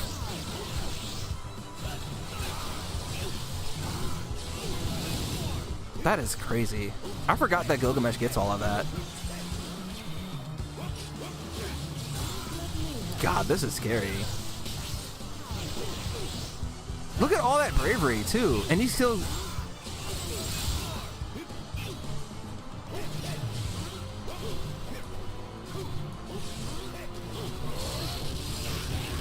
Fully charged Jack stream.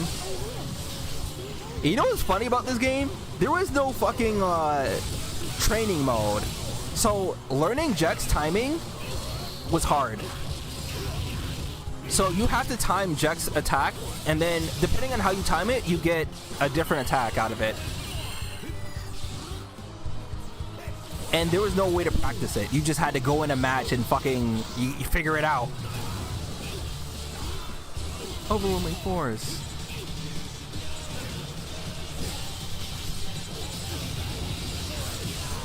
Come on. One more. Damn, you're dead. Good for you. That was crazy, because at first I was going to say the Gilgamesh wasn't working well, right? And it... Alright, Prish. This is my queen, alright? I fucking love Prish. I also like Lightning. But I was hoping to see a match between I wanted to see Jack versus Prish, but maybe Mugshotter didn't like the matchup.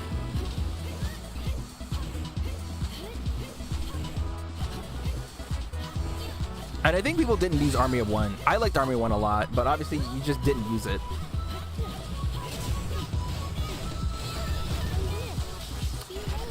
So Prish had, so right there, all right, that right there is the fucked up scenario that I was talking about. Because in that scenario, you had no choice, but you had to dodge something. But you were gonna get hit. Prish does her HP attack, you have to dodge that. But if you do, you get hit with Aerith's attack. If you take the HP attack, you've lost your HP, right? You don't want to be put in that position.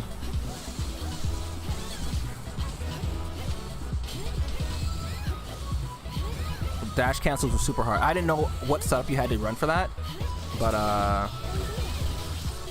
so I'm curious what it is about Prish that makes her work, you know? Prish has what was it the spell cast, right? Or the what is it? Skill weave, or I think it's called. Look at the way she attacks. She's just, I was so excited. I was waiting for her in NT. She was gonna be the main, and then they fucking canceled the game before she came out, bro. I fell to my knees. I will never forgive them for that one. They say they want to come back in some way though. They're not done with Dissidia and as a whole. I think they recently said that. It was like a couple months ago they said that. There will be some form of Dissidia coming back, but I don't know what. If they make a full console like version of this, I wouldn't be mad.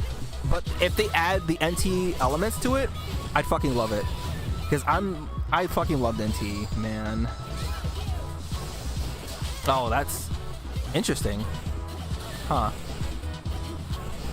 I didn't even know that worked. Maybe, but people, I was gonna say she could run Banishing Banishka? Was it?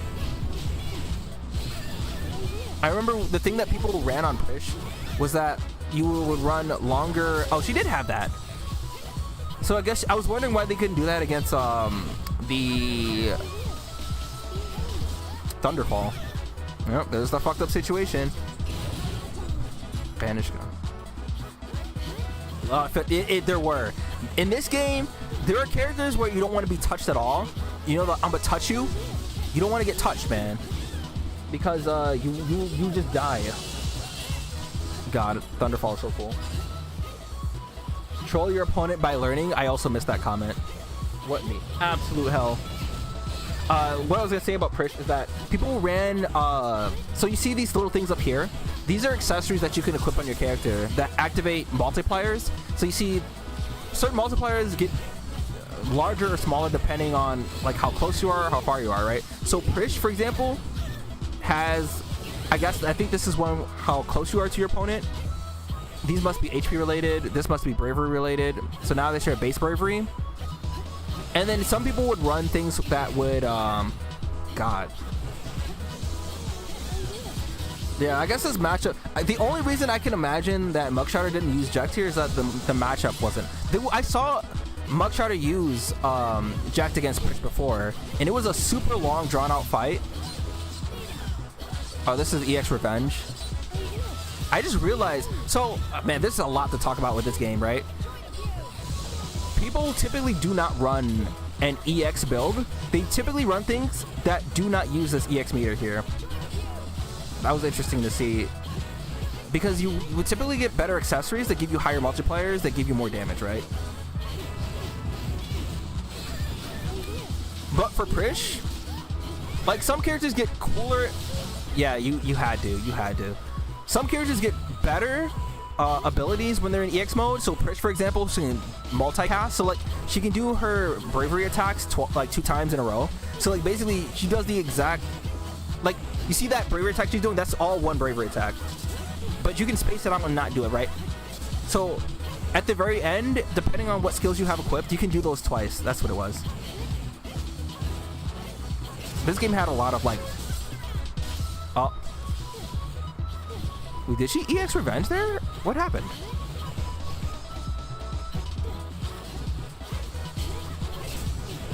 God, Prish running at you and just beating your ass seems fucking scary. Oh, they weren't set up for that. Oh, they did do EX mode. Okay, so you didn't get a chance to see, but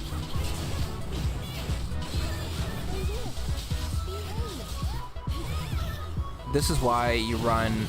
That's, I don't know, man. Does he run Jekt against Prish? Like, I can't imagine. Like, if Prish can just fucking bully Lightning. Oh, this was the match. This is the one that I saw actually a long time ago. Yeah, this one, it lasts for quite a bit. I remember this one because they spent time on the rails down there. You see Lightning on screen, you must resist the Ursa slander, you better. I take all your toes and you fall over like a cat without whiskers. Collect them like the tooth fairy collects teeth.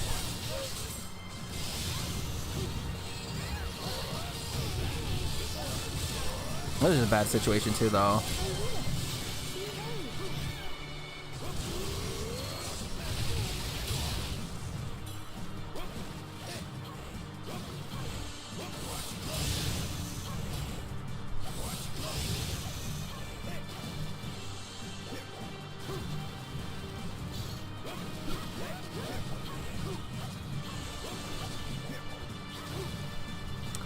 I feel like this is scarier for Prish, though. I don't know what the matchup is like because Prish has to deal with the charge up Jekt stream, Jekt block, and the HP attacks that just go through all of Prish's moves.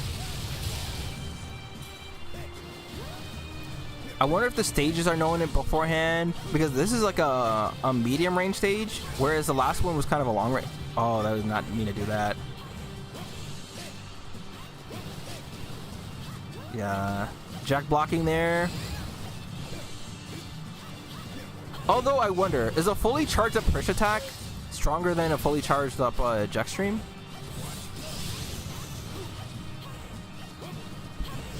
You may take your toes, but never. You may never make her a good character. And I think she's pretty solid. Also, who are good supports? That's funny you asked that because Pollo had asked the opposite, pretty much the opposite of that. He asked that same question, but it was like, so the other assists were Kuja. I saw Jekt once. Tidus is often used. But it was mostly Kuja and Aerith for the most part. Like, everyone else kind of sucked because it's about the character has to like synergize with the main character that you're using, right? So Mugshotter had used Sephiroth, and Sephiroth seems to be a solid partner for Jekt because they hold the opponent in place long enough for Jekt to either do a charge attack or it can do Jekt beam, and then they'll still be doing the bravery attack, so you can get like another HP attack in there. I'm not gonna lie, you always forget this game had assists because you didn't really use them. You're playing half a game, brother. But I guess it depends. If you're playing the solo mode, you didn't really need the assist that much. But in a multiplayer, assists were like everything. Because you honestly, unless you're Jekt or like Onion Knight, Zidane, characters who can HP attack from bravery attacks, the assist characters are like your lifeline.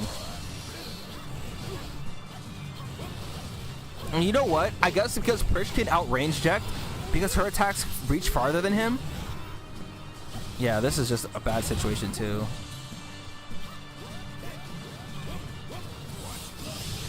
I don't know.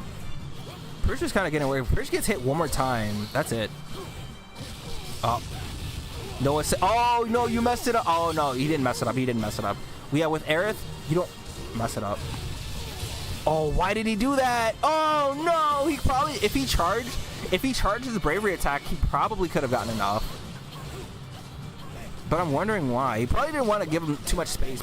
He probably thought he couldn't kill. Damn, this is scary though.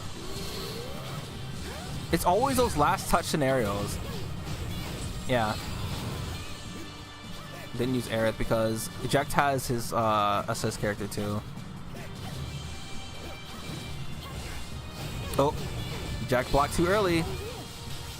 But this is useless because they have an assist character. That's why they go off for the bravery attack, I see. Yeah, because if basically if they did an HP attack, Jekt would be able to assist out of it.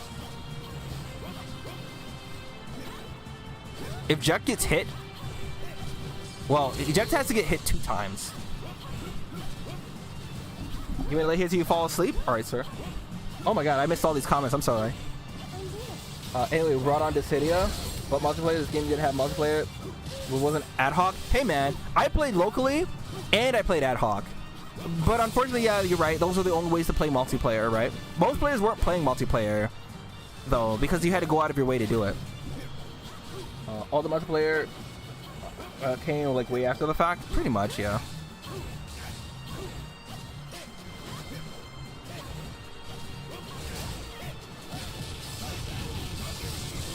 And oh hell. But what brought on Dissidia? I was watching, so I'm doing here. I am doing Guild War.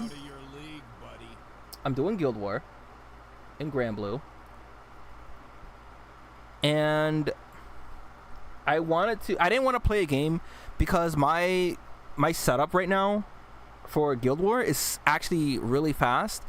If I play Overwatch, I am not able to like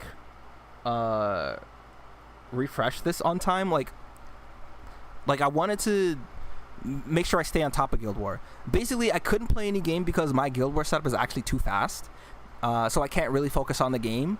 And the only thing that I can do if I streamed was do Guild War, but maybe I started off watching my old like Dead or Alive videos.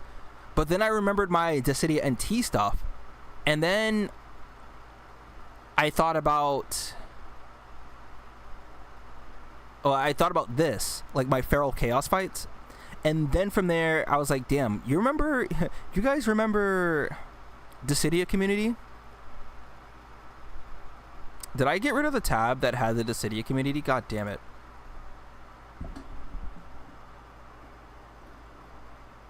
How's the expedition playthrough? I have to finish. I have to finish Metaphor. And unfortunately, we haven't gone back to Metaphor in over a couple weeks. So that's how that's going. I was actually thinking of just shelving Metaphor for now and then just straight up playing Expedition anyways.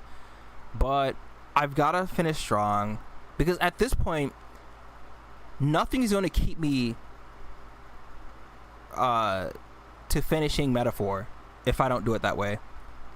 And I should probably finish Zidane. There was one that was like an hour long, and it was Jekt versus Zidane. It was Mugshotter versus, I'm pretty sure it's the same Zidane player. We're not gonna watch it, but I want to see if I can find it. Ooh, Tidus, Exeth, and Prish.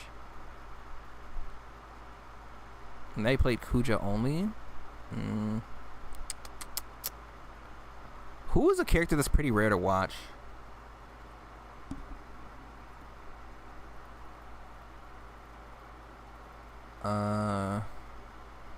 Furion is pretty rare. Cloud is pretty rare, but I don't think that's an exciting match to watch either, though. Warrior of Light's pretty standard. Warrior of Light has like everything too. Oh, Mugshotter did play Garland too. I remembered Mugshotter because I think Mugshotter played Garland in NT a lot more.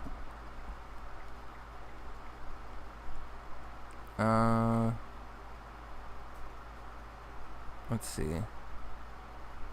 Squall versus Cloud. RDF. Guess we can do that. Furion?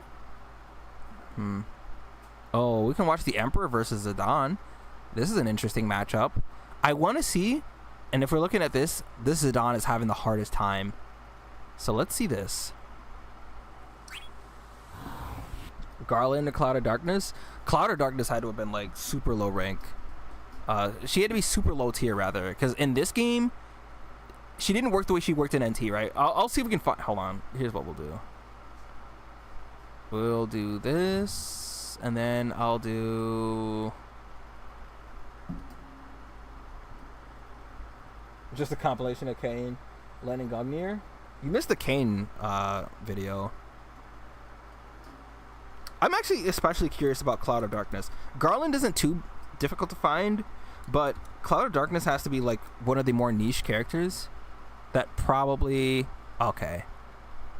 I'm very curious about this. So, actually, I'm more curious about Cloud of Darkness and how she's played. Warrior of Light versus... Oh, this has got to be a fucking terrible matchup, actually.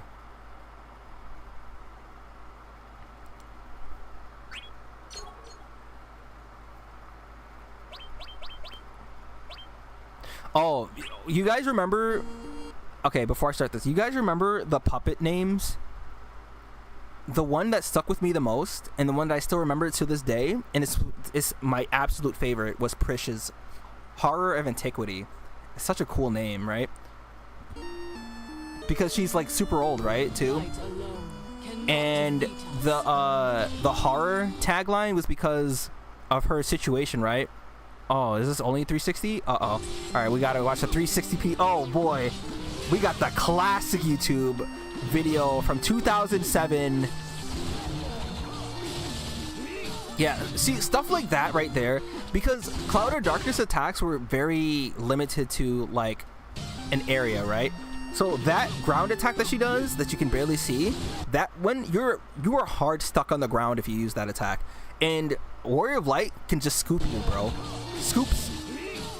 And I'm pretty sure Warrior of Light can go into an HP attack from that. I'm pretty sure. The mannequin name? Yeah. So, like, you had the main characters, and then you had their mannequins that you fought throughout the story mode. And some characters would have, like, interesting names. So, like, not Warrior, like, hold on. Let me make sure this is correct, right? But Xdeath and Butts, my bad. They shared a name, right? And I liked Xdeath.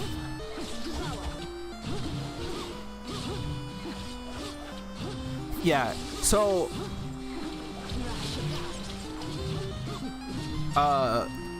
Xdeath, for example, was fallacious tree, and fallacious means, we're gonna go with the dictionary definition of it. It means based on a mistaken belief. If I recall, Xdeath, right? I didn't play Final Fantasy V, but from what I know of it, there it is, bitter end. But Xdeath is a tree. But that's where the fallacious tree comes from, right? But it was based off of, like, it was supposed to be like this hidden entity that had no power and was not destructive, and I guess somebody awakened him. I think, wasn't it? Did Gilgamesh have something to do with it? Or Adamus or whatever? The only thing horrible about Prish is her becoming the face of the game despite not existing until the second is 2 expansions in. And I found that interesting, but I'm wondering if Prish was super popular back then, though. I have no idea. If anything, I know Shantota was fairly popular, right? Oh god, I love Ultimate Shield. This is one of my favorite attacks. It was so cool. Oh man, look at that damage. It is interesting that Cloud of Darkness has the what up here. Let me remove this so you guys don't have to see this. You can watch the... Final Fantasy V is good. I believe you, actually. I would need to play it, though. I need to buy it. And, yeah, Cloud of Darkness, bravery attacks work. Why doesn't bro use... I'm very curious. Why doesn't he use... So... You can use Bitter End from both that and the other attack. He doesn't use the Bravery to HP attack at all. I'm very curious about why, though. God, Type 0. Particle Cannon? I would never would if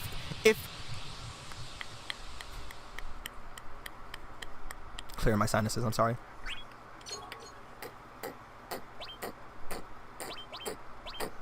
If you had asked me about that matchup prior to watching that, I would have thought that Warrior of Light would have had that matchup. Not pretty easily, but just in its favor.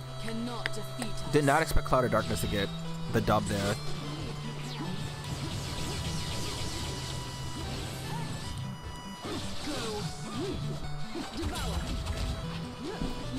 Hate the particle beam. Can never dodge it no matter the time it instantly tracks you. It has a pretty good range, and it has a pretty decent tracking too, though. Oh right, that block attack. You wouldn't use that in PvE, but PvP, I guess that would make sense. Ah. Yeah, because the vertical reach.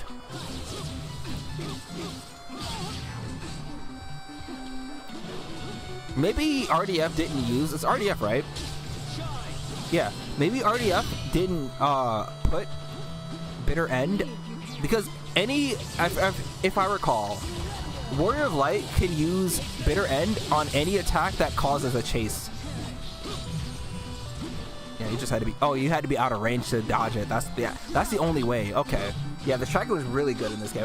I forgot how good the tracking was. Also, because I'm glad that they made that faster, because in the OG Dissidia, you can pretty much dodge it on the same timing.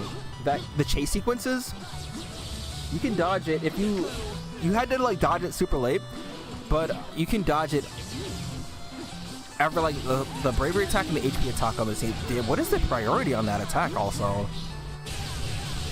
God. I once believed that Warrior of Light had this matchup, but I can imagine like certain characters could give Cloud of Darkness some trouble, because like I would have thought that Warrior of Light would have had this a lot better.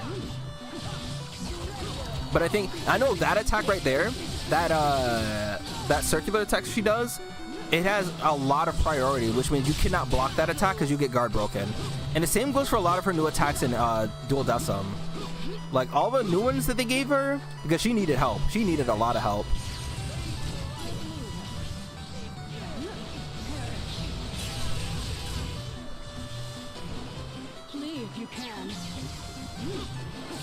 Remember how her and Laguna were going to be an item? I remember that. I remember Laguna had bridged up Cloud of Darkness, and she was like, you know what? All right, maybe I won't kill you.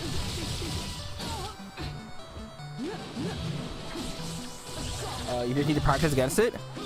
I honestly can't remember. I can't say one way or another. If I recall, you had to outrange. You just had to be out of the range of it.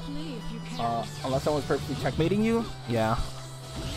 You completely forgot how wave attacks were like in this game. Funny seeing them just track you instead of just going in a straight line. You try not to remember any of the story. It wasn't that bad. I mean, it didn't make a whole lot of sense in terms of like continuity, but it was pretty. It was something, right? Fighting games don't, you don't play fighting games for the story most of the time. But yeah, thinking about it, because like in NT, the wave attacks always went in a straight line. They had slight tracking, but in this game, they had some hard tracking.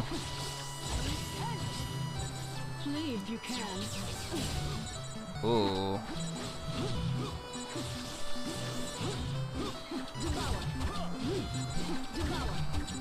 It was fast attacks. And now we use Bitter End. Oh, but that's for that attack. Oh, damn. Nah, I think that's just. That is unfortunate. You have to dodge bravery attacks, like or not. You have to dodge HP attacks only, because at that point you're just dead. Oh, you're risky. Oh, yeah, because he was too slow. Like, I think the only good thing about him is that during EX mode he had guard breaks, so you could not block his attacks. You had to dodge them. But like, he had to be in EX mode for that. And then man, this is hard. I did not imagine that this fight would go this way. Is the light fading?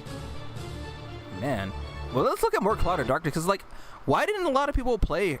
Why didn't people play her then? Like, what? I'd imagine she was losing to the highest tiers, of course, but like,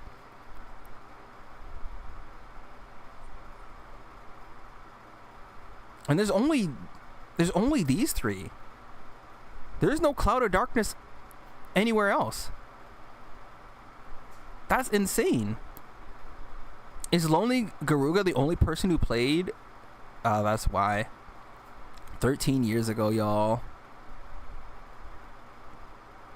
Yeah, this was what? 2012? Though, didn't Dissidia Dual Dustle come out 2010-ish? Right?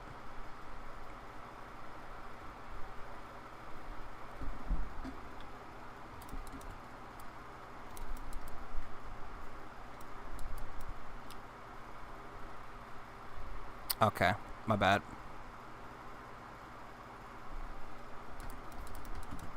Oh my god, I forgot the I. 2011. Yeah, 2011. Okay.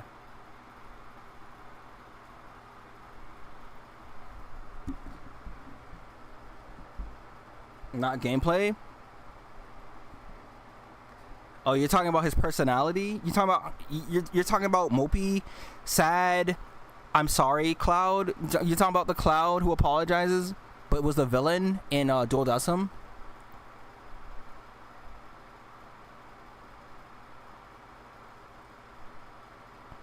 Okay, I gotta see this one in particular. You want to borrow a shirt or something?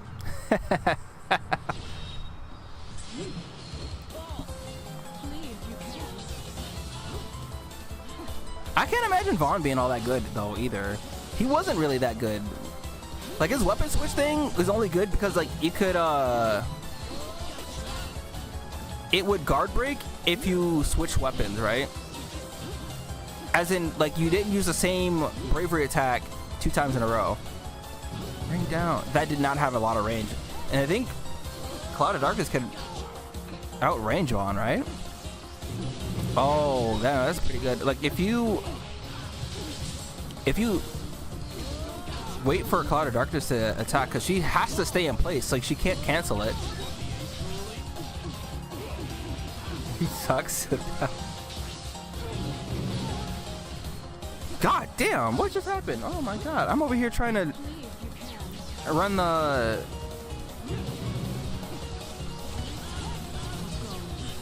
I guess that would combo into itself, huh? I love that move. And I loved how it is in the NT, too.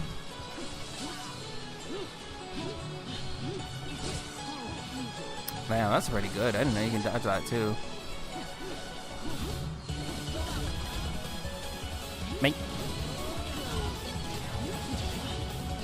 I don't know, man. I feel like what's worse? Taking an HP attack or letting them stack up bravery? Because it's like, I think at that point, would it be better or would it be worse to dodge HP attacks from that? 2010 YouTube music video? Yeah. Or video music? I read that backwards.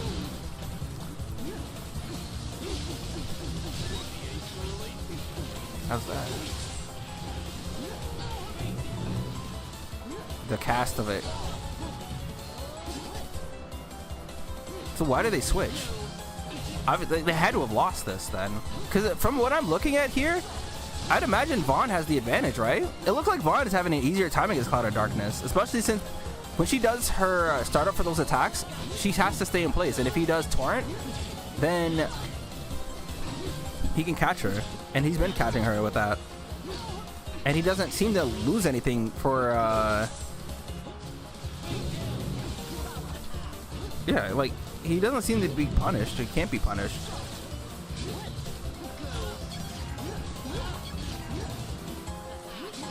Oh.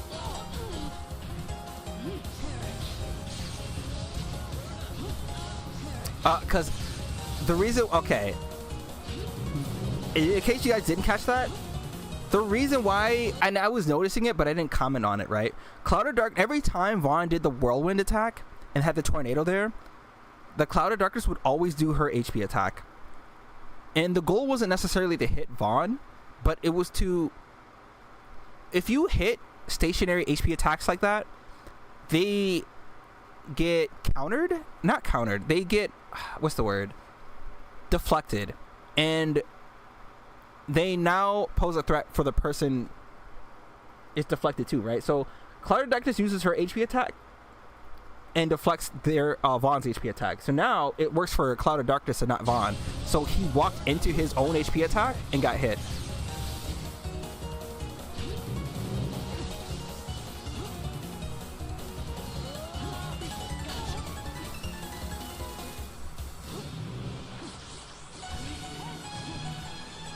That is some pretty good tracking too.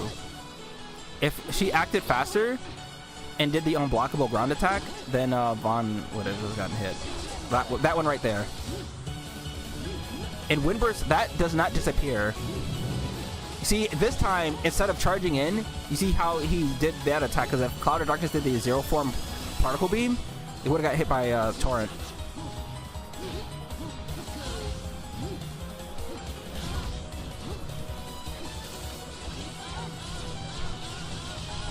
Oh, that hit. No, what's it called?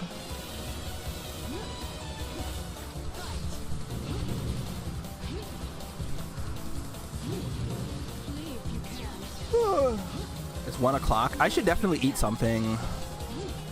What do we got? Noodle cup.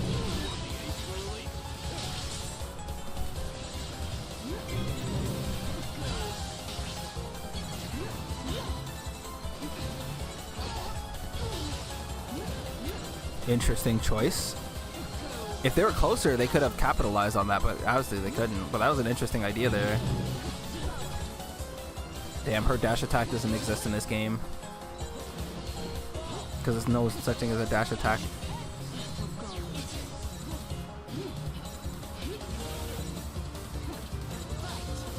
Listen, OG Dissidia, yeah. It's because, like, it was so rare to find people who played these characters. There are some absolutes, right, where, like, you have X-Death, who is definitely stronger against a lot of the cast, if not, I'd say, like, 80 to 90% of the cast. But then you have, like, oddballs like Cloud of Darkness, right, who doesn't get used. You see she only has 3 videos, but, like, if we're looking at the title alone, right, Cloud of Darkness was losing for quite a lot of this, right? But they stayed to Cloud of Darkness, but the only reason you would ever switch is if you lost.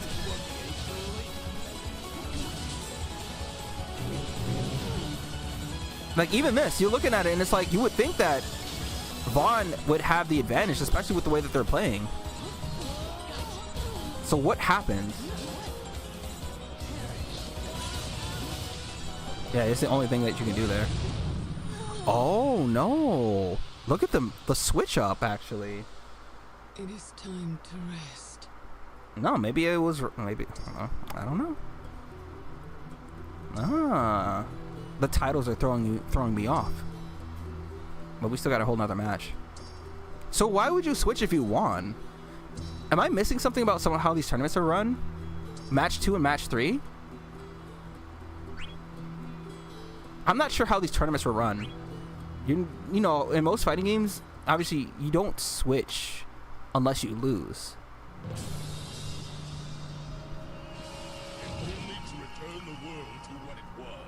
These two are partners. They both use the void. Oh, I forgot about that attack over there. How does Cloud of Darkness even fight this? Like, I can't imagine Cloud of Darkness. Like this seems hard.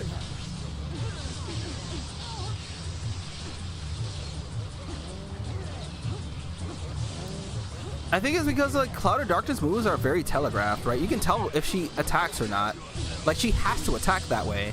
There is no, like, feints. There's no, like... Because she's negative if she attack. Like, if she waits out the tentacles like that, she can't do anything for a while. She, like... I don't know.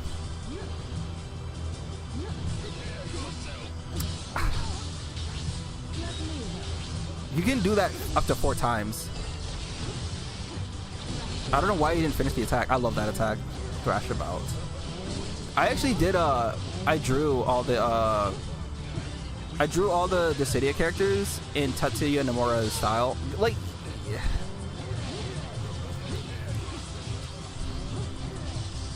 Maybe they just wanted to have fun on Vaughn.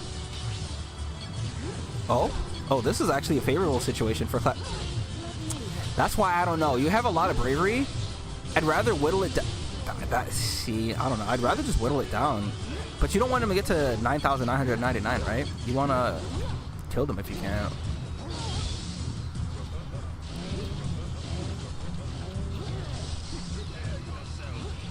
Oh, but he is negative if he holds it like that, too. I guess that is one way to bait, especially Cloud of Darkness can do that. First by sleep music, the whole video is just a PvP time capsule? Yeah.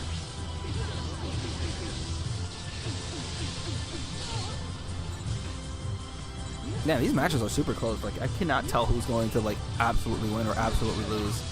Ooh, they see how they stood in place, right? They couldn't... Grovel.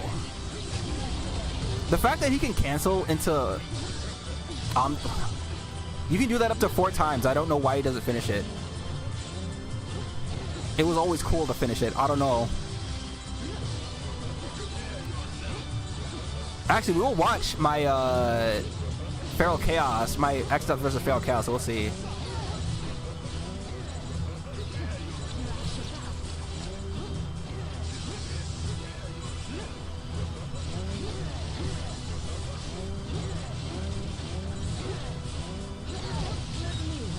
Interesting. Oh, damn, see? How good was Golbez? Not very. Yeah, you can play as Feral Chaos in this one.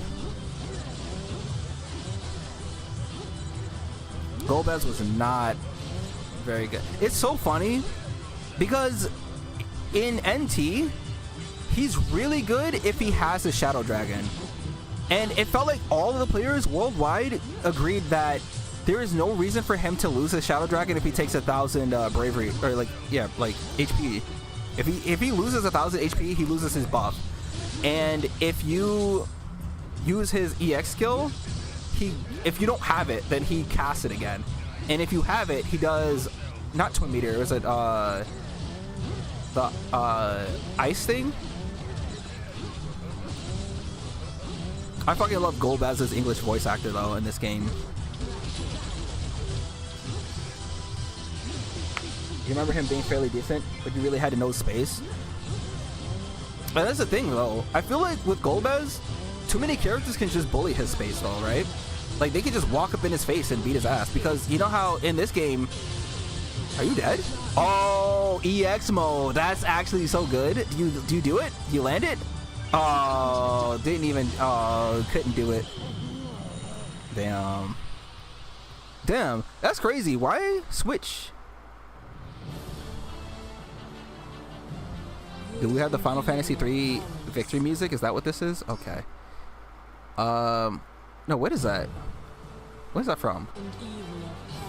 Okay.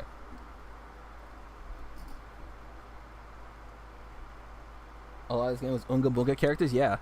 And if you weren't like Ultimecia or the Emperor, you were always gonna have a hard time. Because, yeah, you can dash through magic attacks, you can just... Alright, hold on. Do I get some food? I have some cherries. Who did I want to see? Oh, Golbez? Let's see. Let's see if anyone ever played Golbez.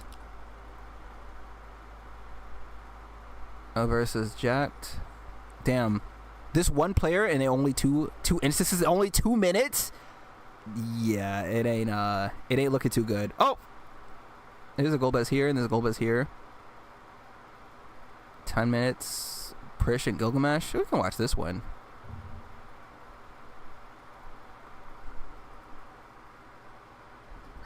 Or accept the living stop sign? Yeah.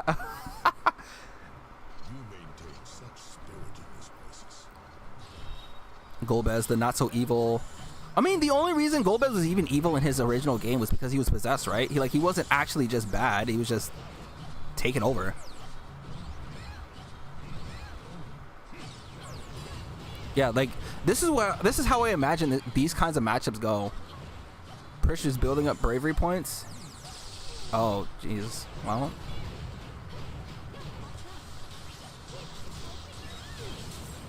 I fucking love Aurora and Uppercut.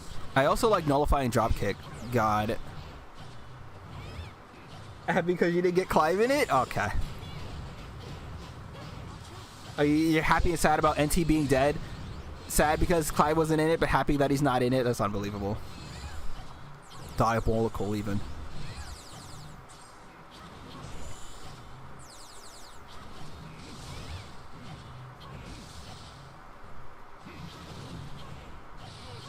Actually, I'll let this play. I'm gonna go make some food because I'm hungry. And last time I learned about going to bed hungry is that you don't do it because it sucks. Because then you can't sleep because you're hungry. So I'm gonna make a noodle cup. What the hell is that sound? What the fuck? Is that from Dissidia? Alright, I'll let Dissidia rock. I'll be right back.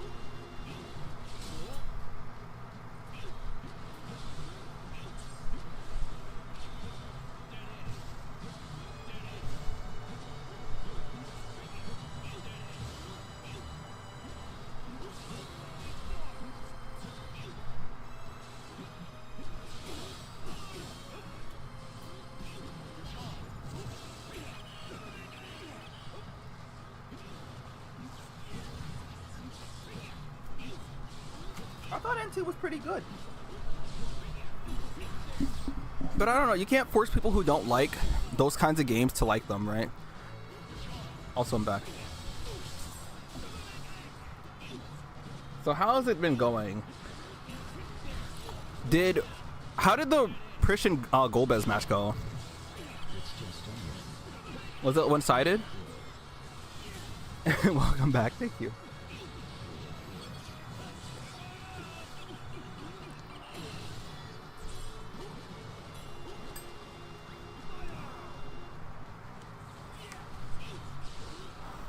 Hey, thank you for the welcome back.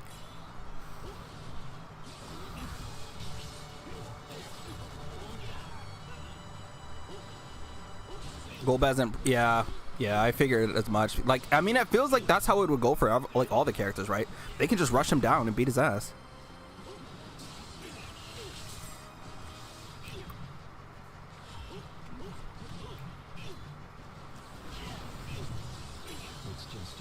Like you kind of, like it felt like you kind of have to switch from that.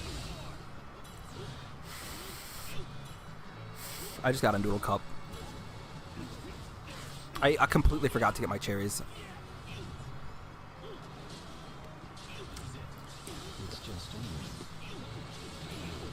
Defense option, better projectiles, yeah. And NT, thankfully, you know, the projectiles are a lot more, they have a lot more poise, so you can't just like rush through them. Oh, you hate to see it.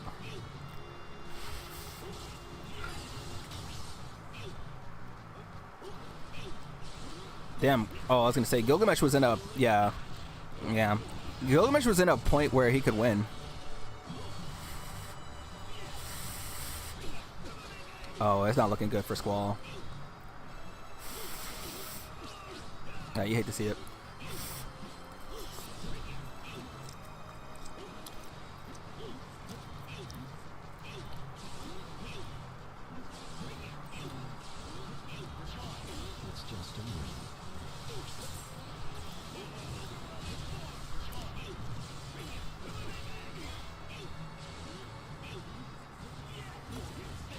You think NT was pretty good on paper? You respect people who kept playing it? Don't know how they kept playing it, but they did. I sure as hell did. Love that game.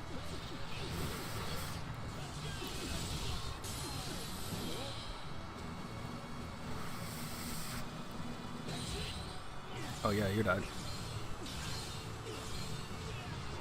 Emperor? Yeah, we got that.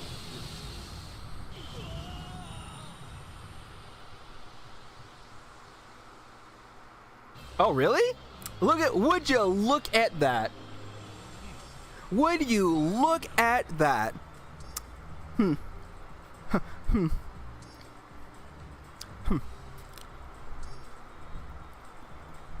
Yeah, but Dissidia NT was like just, I fucking love that game.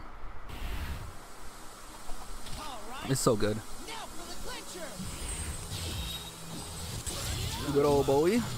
Away. Too late.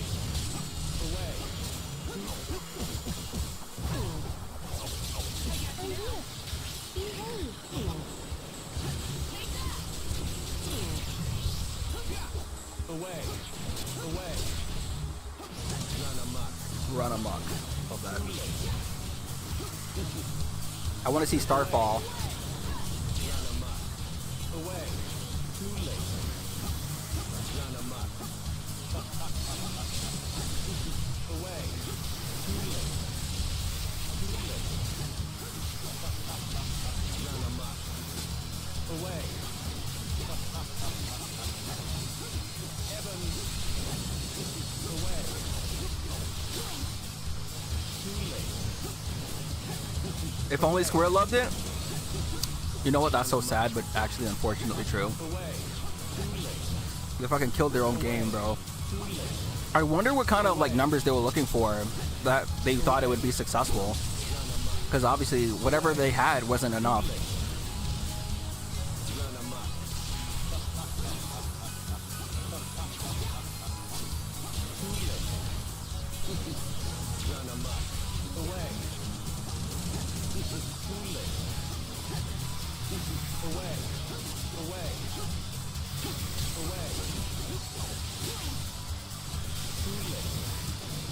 Away. Run amok. Away. Away. Away. Away. Too late. Suffer. Away. Away. Run amok. Away. Too late. Away. Yeah, pretty much, because as soon as you get close to him, you had to dodge. Away. Too late. Too late. Too late. Run amok. Like, look at the combination of traps that he just Away. hit you with. Too late. Away. Away. Run amok. Like, in this situation, Away. it's the opposite of what I was saying with X Death, right? Because with X Death, the thing was, there is no time limit, but X Death, like, you have to approach.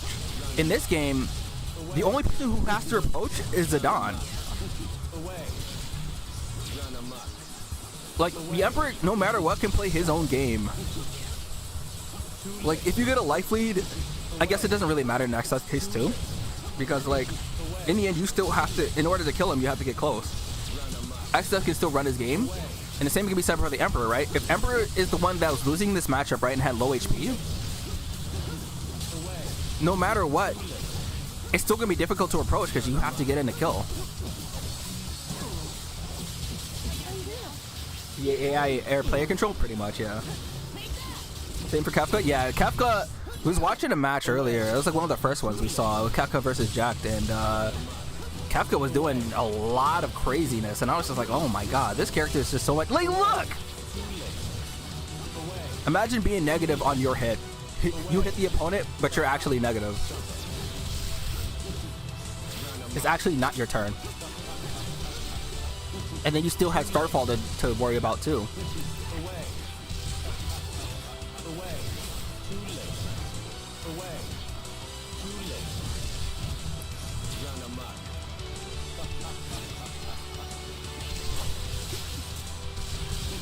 Away. Too late. Run amok.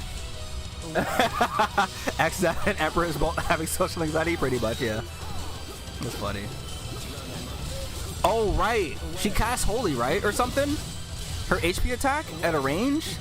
You barely see it, and that's a good way to deal with these scenarios, but obviously it didn't work.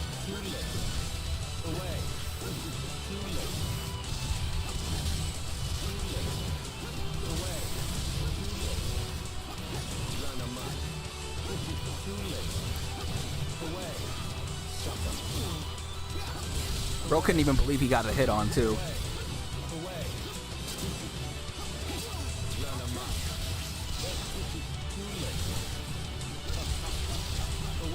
Here, we'll watch my Dissidia greatest hits after this. Because I know everyone has been asking about it.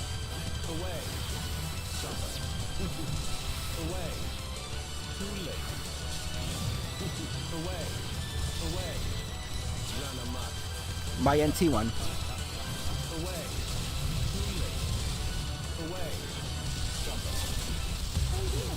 Stellar Circle? You mean fly away? The most exciting. I mean, the unfortunate thing about you hate to see it. Everybody hated on that. I mean, I didn't think it was that cringe.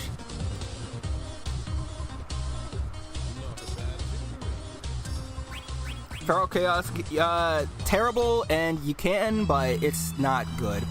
Like, Feral Chaos against the AI is one thing. That's pretty whatever, right? But Feral Chaos against an actual human would be damn near impossible to get any hit on. Because the thing about Feral Chaos is that it had the highest AP cost for all the moves, and even if you mastered them, you can't run more than like a couple bravery attacks at a time, or HP attacks. You had to choose either 2 bravery attacks or 1 HP attack, or 1 bravery attack and 2 HP attacks maybe. Alright, why didn't he jump? Bro just backflipped.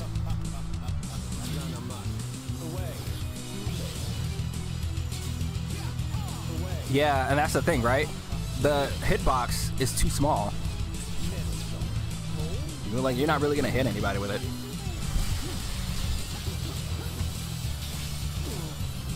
Oh, you got the hit. Who's casting the Holy? Or Planet Protector? Oh, I guess it would be Zidane. The Zidane got hit.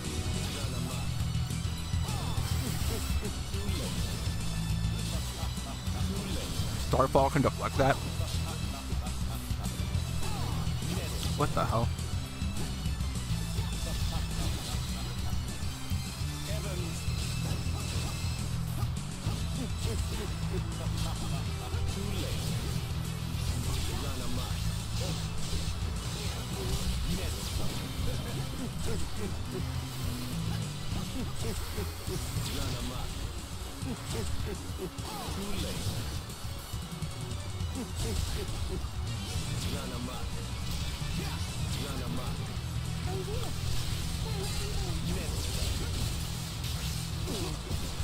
Oh my god, Zidane is actually racking up that bravery damage though.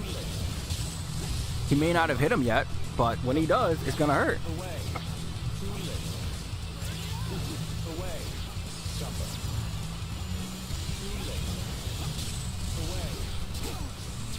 Well,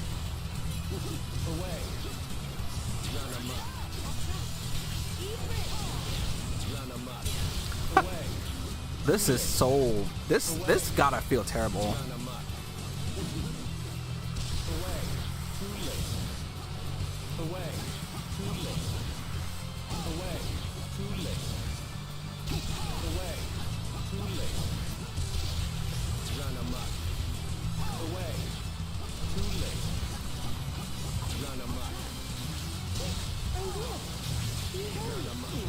Oh, well, there's your opportunity. Oh, never mind. And then he still got hit! That's insane!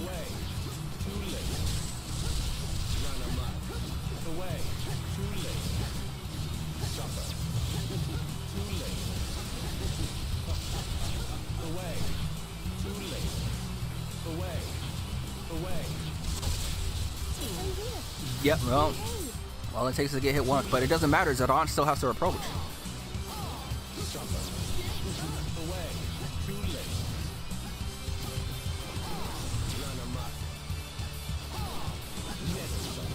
But it's interesting that he's running to him now. But in the end, there's no timer, so like, I mean, in the end, I guess you would still feel pressured. Like you have to.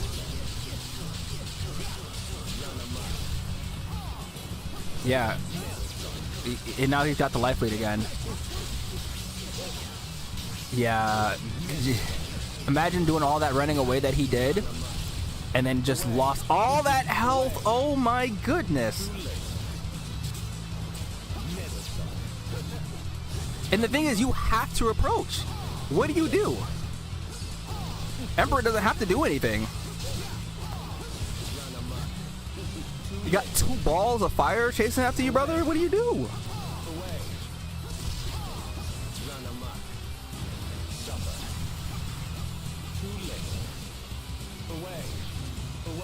Final Fantasy 14 Warrior of Light? I guess he's alright. I don't know anything about that one. In terms of look, I still prefer Dissidia's, but I don't know anything about the personality.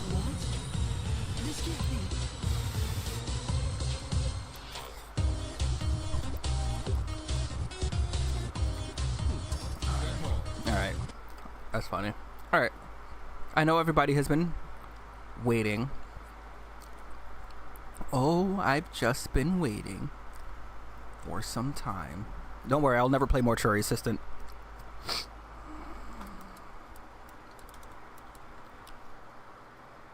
Furion? Yeah, we can see Furion.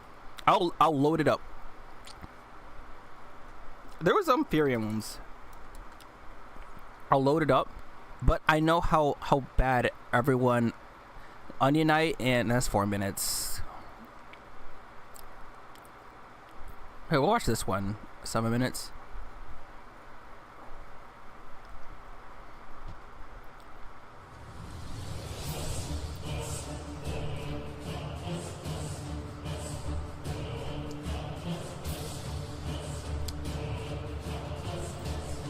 This one was good because the time. Look at the timer. We had 0.73 seconds on that. Yep, waiting.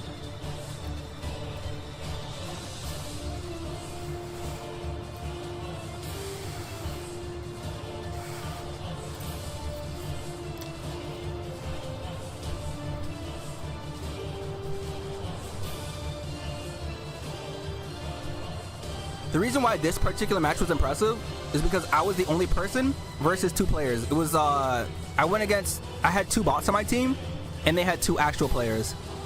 And then I won by myself. Talent. Hopefully it's not too loud, by the way. If it's too loud, let me know.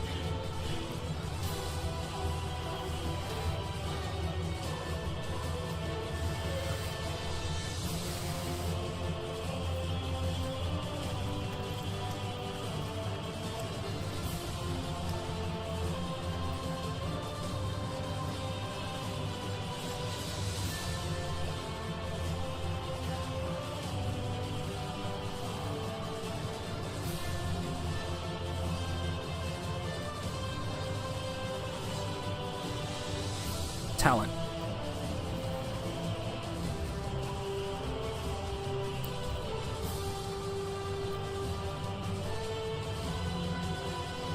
I can't believe they did that. Me either.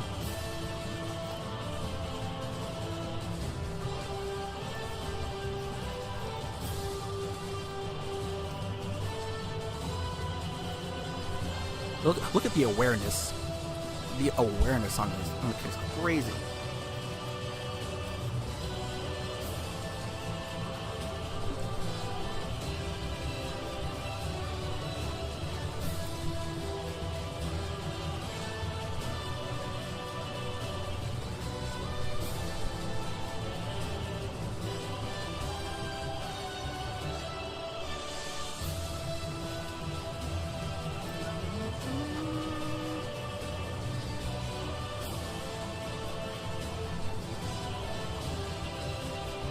Yeah, I think everyone underestimates how much range that has.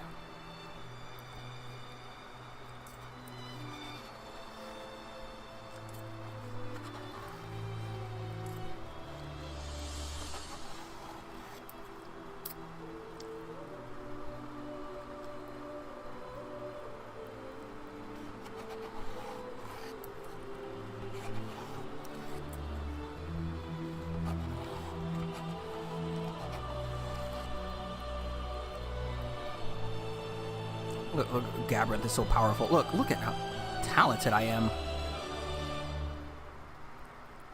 Dun, dun, dun, dun, dun, dun, dun, dun, dun, dun, dun,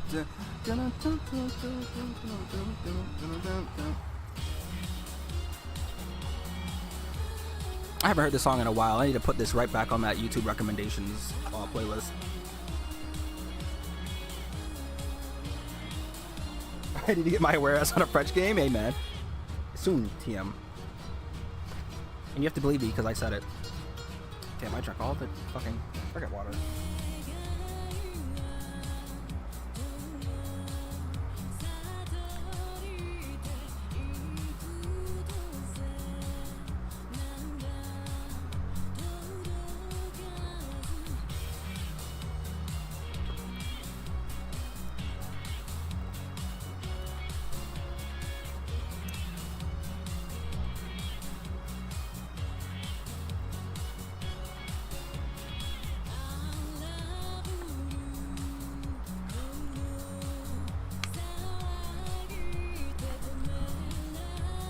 I swear for that character, if you have a bot with a specific HP attack, they spam it like yeah.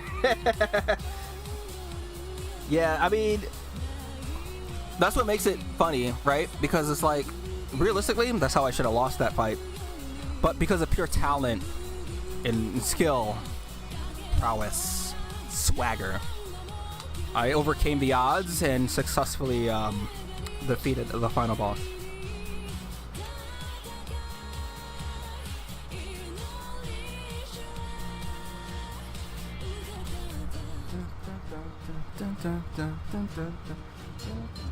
We need to start playing Ultima the Nice Body on stream. Ultima's transformation. I miss listening to that.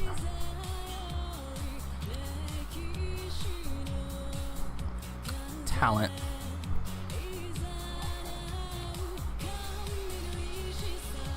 Hot steel. Why did they call it that? It's Jet Blade. That would have easily been death. Also, you see my name, Taiko Yasuhiro. We got. So actually, what we should be doing is looking at the names that I've changed it to, and seeing what they're. So Taiko Yasuhiro is Danganronpa. I won't spoil on who that is, but it's one of my favorite characters because that name is not their actual name. It was another name. Marin Karin. Obviously, that's just Persona 3 specifically, right? Y Ultima, the nice body, is very catchy. All right, this is before I changed my name though. This is way back in the day. This is when I was farming trophies, so I was much lower than the rank I was supposed to be in. Look at this. You see the awareness on my... Look, and then look at this. Oh my god. Look at the talent on the kid. Oh my goodness. It's just...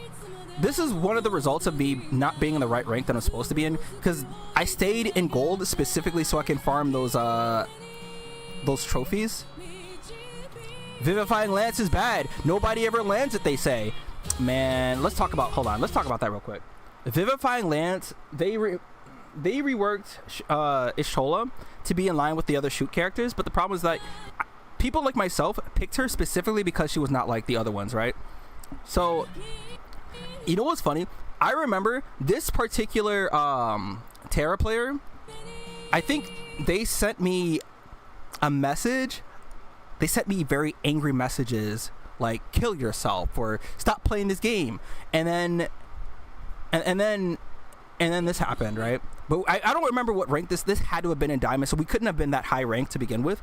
So when players have this ego like that, where they start doing stuff, this guy tunneled me almost all these matches, so I think we had one match together and we lost, but I had like 3 or 4 matches against him and I won every single one. So it was like, huh. It was like, huh. And so I thought it was really funny that they tunneled me in this match too, and they got caught with that, and then I killed them for that too, and we ended up winning this one too. So it's like,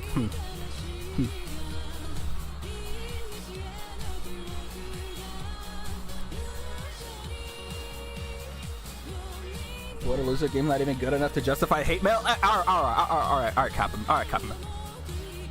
Look. This was funny because that was just a layup. You hate to see it. You put in that position. Dun,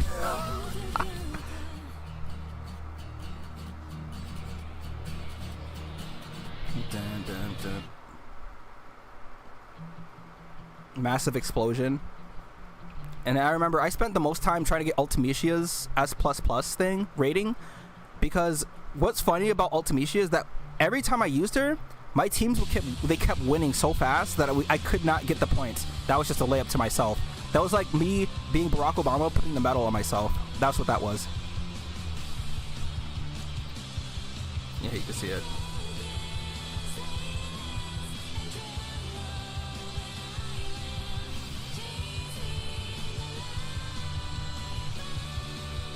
You got the double kill. Look at the awareness also. Man, oh my, so talented. You said you want another one? Another kill? All right.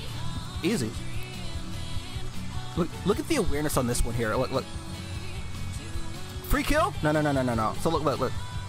Oh, we jet cancel, we get out of that situation. We survive. Because of talent.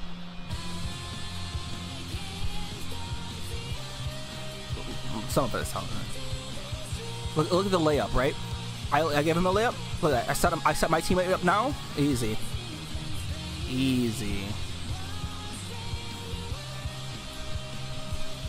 Layup. Mink. He thought I was gonna jack block. Oh no. I'm sorry. Look at this free layup. Oh my goodness. Elo standing outside the AoE HP attacks. Step aside, bro. We'll jump you. Proceeds to jump them.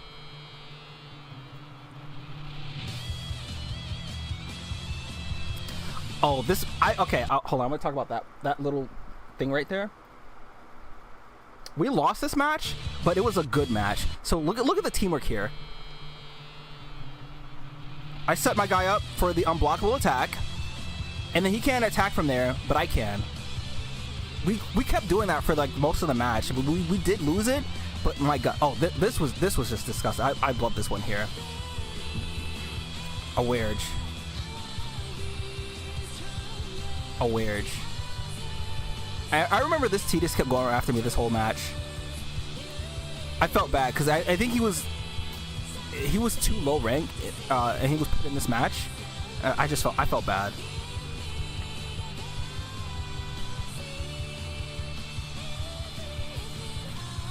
Beautiful.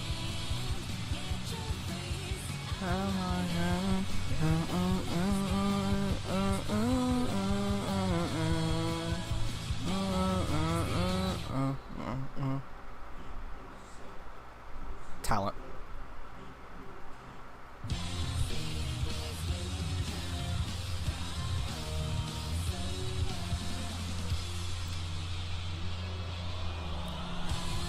I love playing Cloud of Darkness, but she was...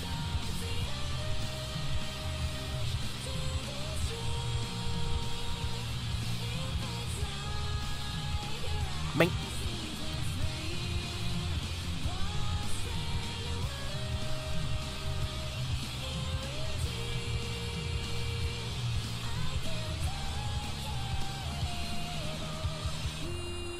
And then bro comes in and swipes my kill, like what? Jungle of course, but it's funny that this video coverage is saying, look how fat my... I mean, yeah, hey, man. Absolutely. I mean, you don't gotta joke. That's kind of what... It's like... This is me showing how massive my brain is sometimes. You want to show a clip of Fearing wiping the whole team with one vortex? Nah, that's happened to me more than a few times, and you'll never see me save those videos.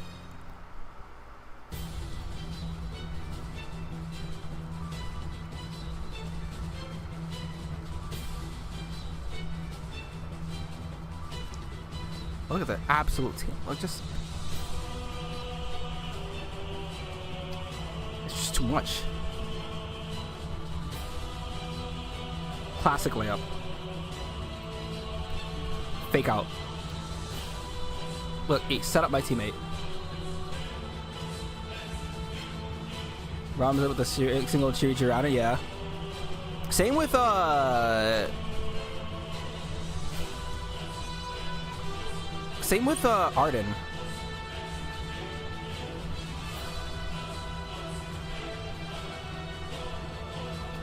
Pretty much, yeah. Objectives are so cool. Look at the setup to myself. I gave myself a medal for that one.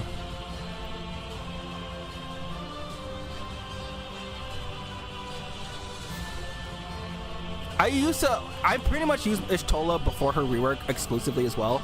It was Jekt and Ishtola, but they reworked her, and then I lost interest. I still played her, but not nearly as much as like, man. And when Renoa came out, that was...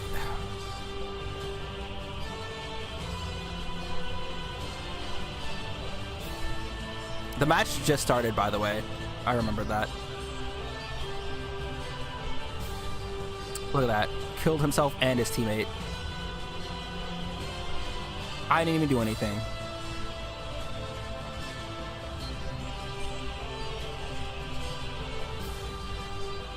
Look at the awareness. Do you see the awareness?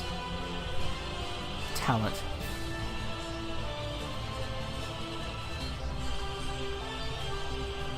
Look, how does he do it?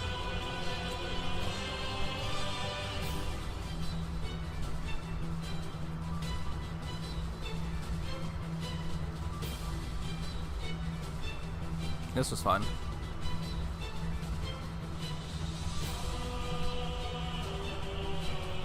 That was cool.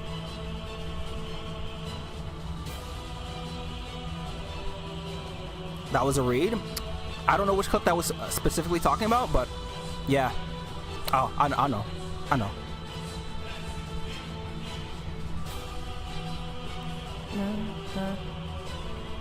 Now this is funny. The fact that my HP attack still prolonged, like it still stayed even after I died.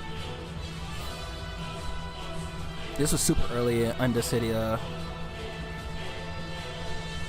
I remember my friend gave me the noodle cup code that you get for Noctis, and I got a suit. I got his tan suit. It's not tan, it's black, but you know.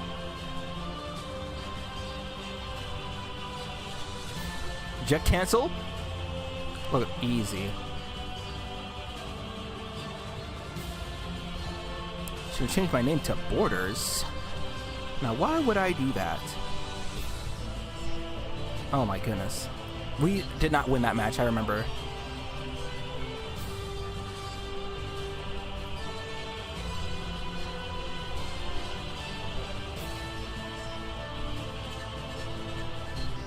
Our Lightning won that game for us. It was just a cool thing to have Zuntutskin happen with Lightning, because anyone's played 13 knows Zuntutskin and Odin. That was funny. And then, hold on, I'm gonna just show this again. So, I set myself up, and he flies into my HP attack, both of them do, right? So they're both incapacitated, right? So the only guy alive is Cloud, right? Oh, well, not so long. I set up. I just set up. What are you gonna do? And then all three of them got hit again. It just... But that was early on when nobody's good, so we're not gonna count that really. Is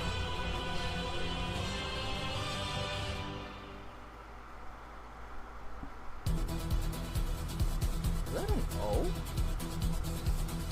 I can't tell what that is. Okay.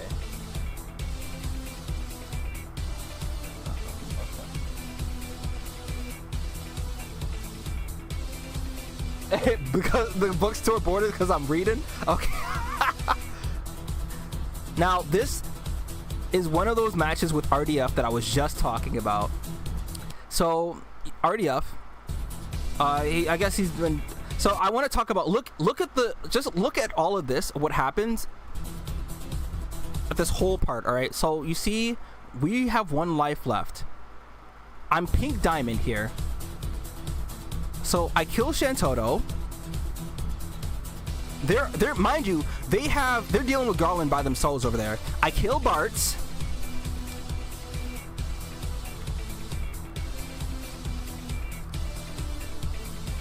I once again hit Shantoto.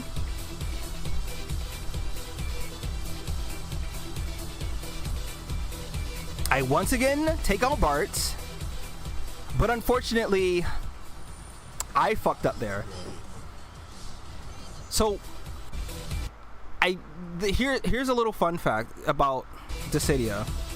There's a brief period from when you are in the air and then you touch the ground that you cannot move. And I think I was out of dash, right? What happened? I don't know, I wasn't out of dash. So I stopped moving because I was trying to see. I thought I was far enough off the ground that I could stop for a second just to see what the Shantoto did. And I didn't realize how close to the ground that I was, that I had hit that little thing and you cannot move. So when she did Retribution, you can't dodge it, you can't jump, you can't do anything because I was just too close. And man, that will forever suck. But yeah, one of those unfortunate matches where I get paired with RDF and unfortunately we lost. But I'm wondering, that whole sequence, this whole sequence that I took care of, I took out both Shantoto and I took out Bartz. I take them out like 2 more times after that, right? And in that time, what was going on that they didn't kill the Garland?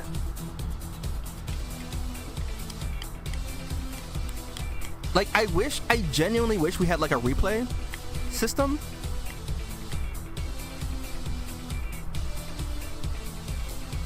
Like all this time, we could have won the match, right? Now, realistically, I should have regrouped But I was feeling myself here. Because I was thinking, even after all of this, what happened?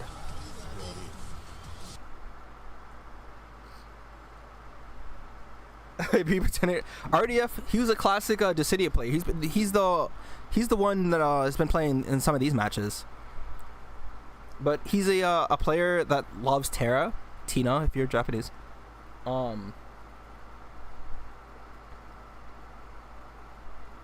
And RDF is an OG of like just Dissidia in general. A player that I respect quite a bit too. Oh, so Jekt and Furion, Jekt. It's only 3 minutes. Tifa and Cecil. Okay, here you go. I'll seize victory. Johnny on Bosch playing the classic Furion. God, that's so quick. Bro, I don't know. Seeing Tifa just run at me like that, I'd be a little scared. Double trouble. It's just a win.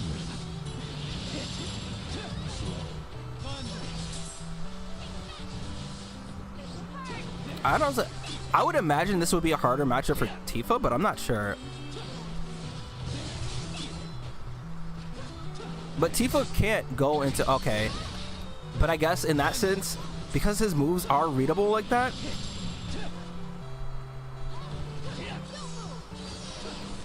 Yeah, because she can feint. She can feint all her... Oh, I didn't even think about her being able to feint that attack.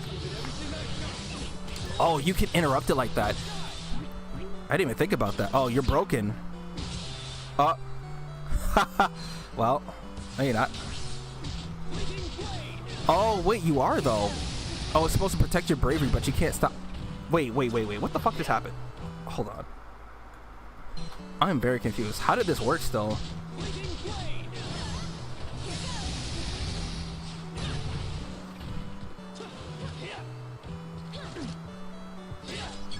She meant to feint that, because if she did, she would have been able to, Oh, that is not the right punish.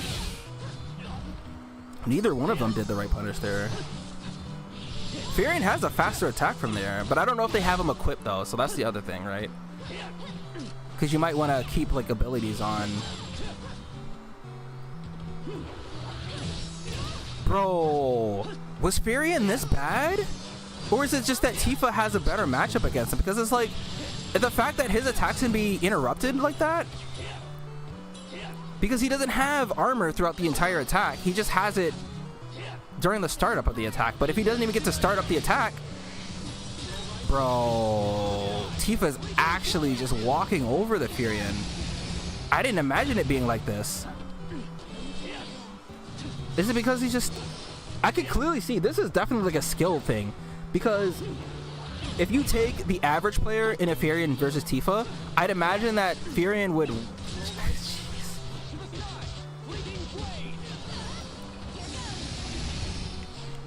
God damn.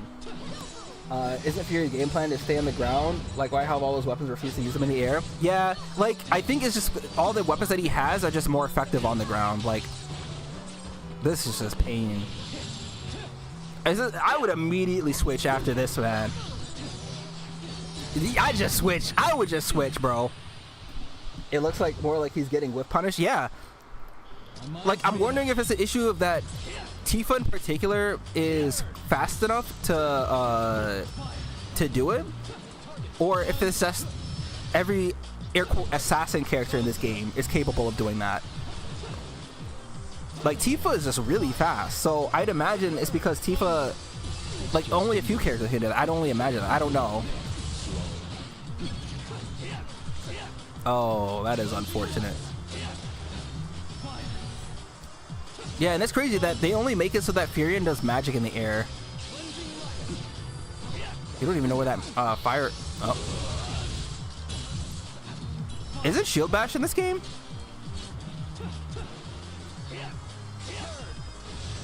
Oh, it's so slow in this game.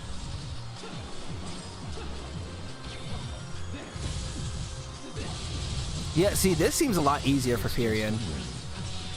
Because Cecil is just not fast enough to...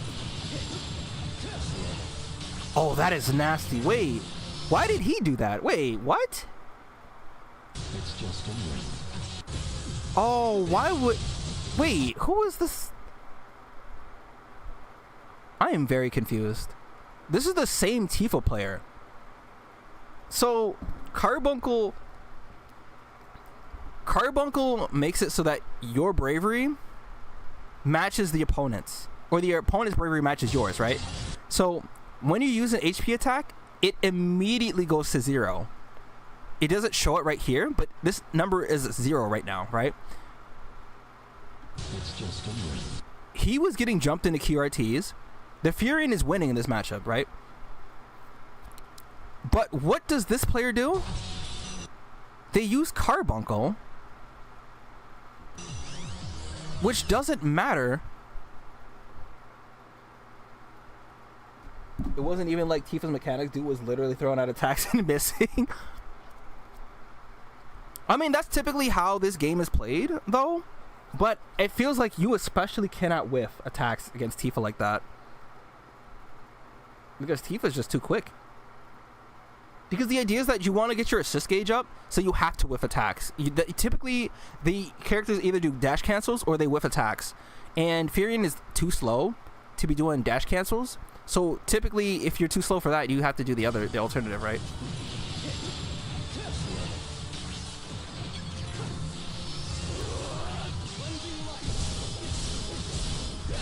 And in the end, that didn't even work out for Bro because he didn't have any bravery, so he couldn't even deplete any. But we'll see how the rest of this match goes, right? The Sunsoul player did land a hit, and that interrupts the...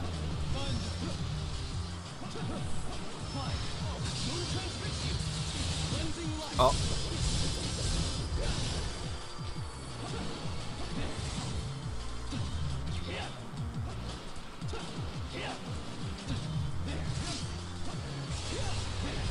Oh.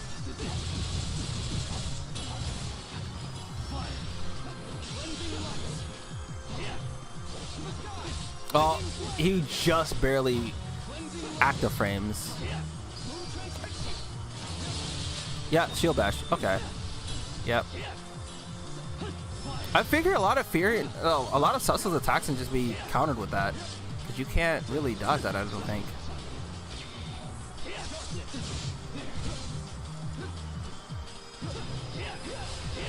Oh. Ooh. And then you can... My goodness.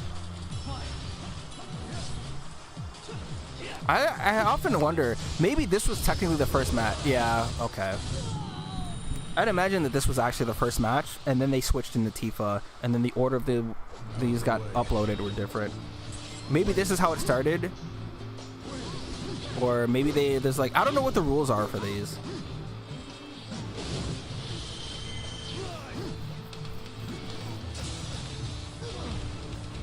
Dun, dun, dun, dun, dun, dun, dun, dun, dun, dun, dun. That caught him. That is insane. I don't ever get the chance to see Tifa played. Maybe he thought, you know what? Maybe that last match, the player thought he had a different summon on. Maybe that's what happened. Fleeting Blade. Bro, I don't know. This guy's Tifa seems... Bro! I don't know, man. This seems hard. Nothing even happened. Like, the match just started. Oh, caught. Caught. Oh, all it takes. Oh. Oh, well.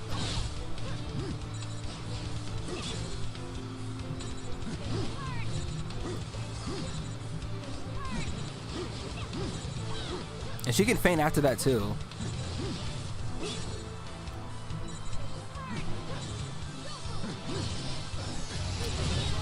This... Yeah, you have to. Because if she hits you with one of those... Dolphin kick...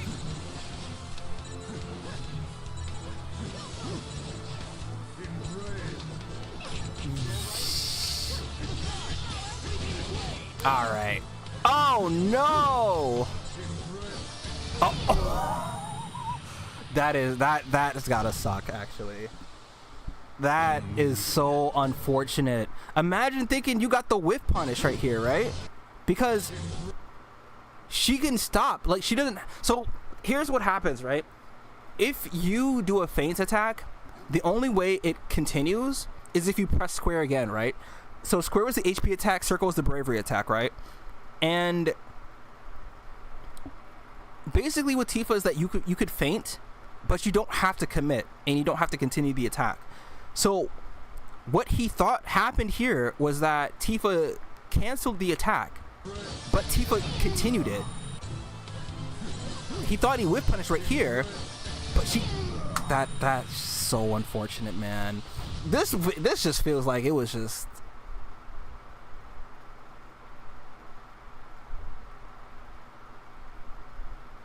man. HP attacked into it. Worst part is that he did whip punish her. She just can't feint more than once. He just went too close. Yeah. Jeez. Skill issue. See, I don't even normally toss that word around because I just don't like it. But this, and I don't mean it in a disrespectful sense. This is genuinely a skill issue because it's like, this is a knowledge gap, right? This is a knowledge check. The Tifa was. I don't know if this is like the Tifa getting away with stuff, or that the player, like the character, is this the character issue or the player issue? Obviously, it felt like a player issue, right? But like, is this matchup not hopeless, but like, is this something that Kane always deals with when it comes to Tifa, or is it just what this particular player had to deal with going against this particular Tifa, right? Because obviously, this Tifa is just good. This Tifa knows the spacing and knows that was rough. But I think it's more unfortunate. It's definitely more skill issue, knowledge gap, but you know.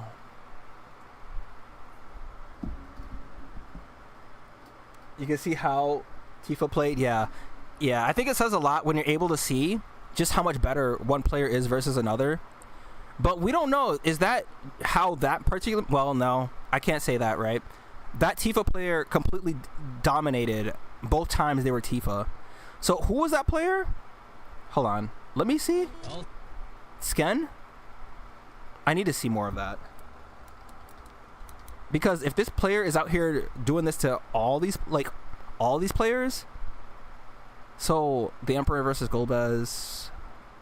Oh, so both of them is, why I want to say Accent Core CG. So, what was the one from, the reunion? Or the one with, like, the three brothers of Sephiroth or whatever? And the other one is, I can't see the costumes from there. Okay, so it's just these three. And they did a Tifa mirror match, the Feint War. That's funny. So I think this is the only other one to watch here. She's very patient and he isn't. Yeah, I think that just shows what that person didn't know that matchup. So the real way to tell the skill is to see how well they play against the Emperor. Obviously, the Emperor has an advantage on most of the cast to begin with. But if this player is able to play around the Emperor at all, like, how do they treat this matchup? Good old Emperor. Good old Emperor.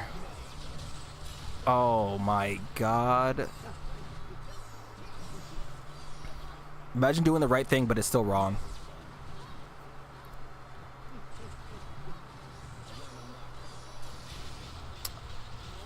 God, the way that this and now this feels like I was watching that Furion play, because look, you got no maybe not. This feels like how that Furion player was going against the Tifa. And is Rolling Blaze the only attack that they have? Do they have it's just oh boy, you're dead. You're dead. We love the Emperor. Wrap it up. She did. Yeah, I had to switch that real quick because that doesn't feel like a fun matchup at all. I can't imagine how Sasa will be any better. I feel like if you're gonna play melee characters, you're gonna have to run characters that deal with like the matchups, right? So I feel like Tifa might have a better, how do I say, not matchup, but just better time against most of the cast, right? But I can't imagine, because in this situation, it feels like both Tifa and Sasso don't really deal with the Emperor that better. Like it feels like even between the both of them, it doesn't feel like any one of them, like maybe Sasso has a better chance against the Emperor, but it's not by like a large margin or anything. It feels like you still suffer from the same things. Cecil has far-ranging projectiles, and that move has a lot more priority where it won't get interrupted by that the trap, right? But you look, but that doesn't.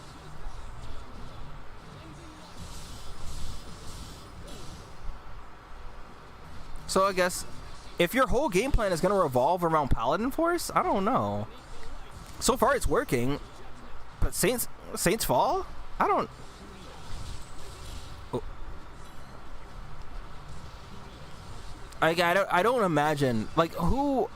I know I said that, right? But I can't imagine what other character deals with this better than Tifa, right?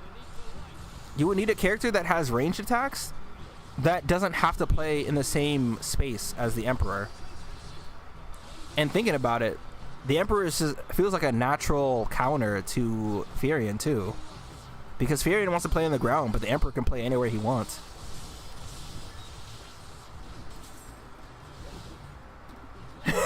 That's what I was saying, right? They kept doing rolling blaze into the HP, like into the trap. Like at what point do you realize, hey, maybe this thing that I'm doing isn't working? And like they both got hit. But right now, the Sasso player has the HP advantage, right? But okay, why would you do that? Like you're not gonna armor through an HP attack. Oh, that was close.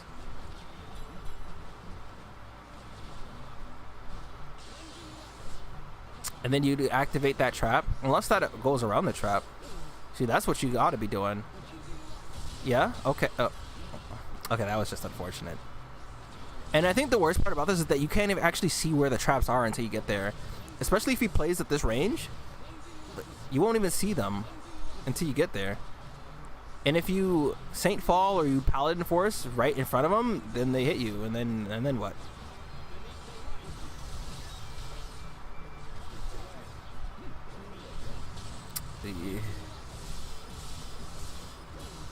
Okay. You got to do that 7 more times. All right. 6 more times.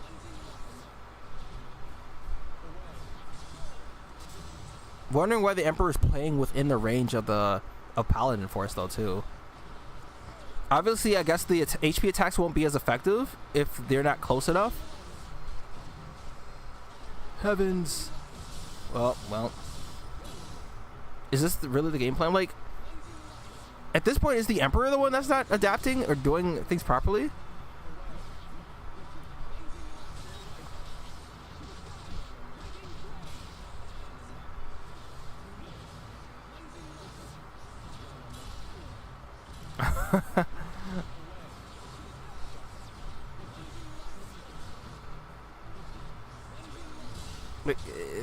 Like you're giving up your advantage because you're. But I don't know. As someone who never played Dissidia at a high level, I cannot speak for what he knows, and I can't rationalize it, right? Because I don't have the knowledge. It seems like this is the game plan, and it's working, but it's working until it doesn't.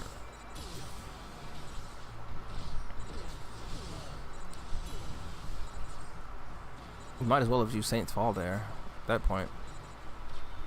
But if you get the EX...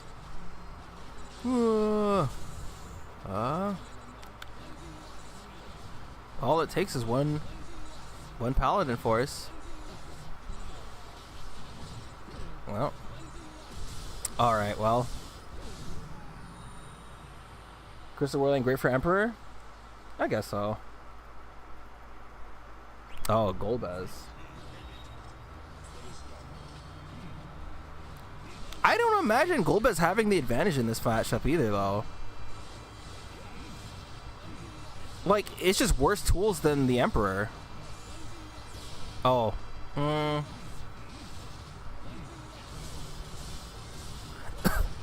Is Cleansing Light, is that the play for everything?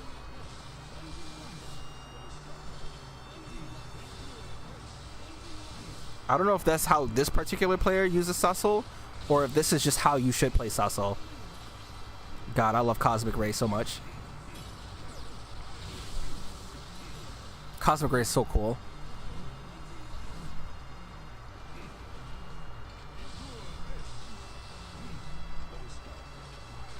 Let us start. Man, the voice actor's so good. Greg Berger is jacked. I will wish you.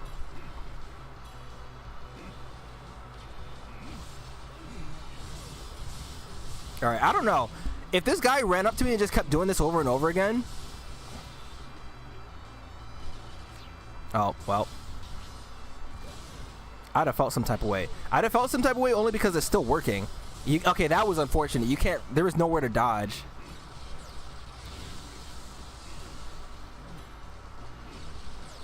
Alright, well.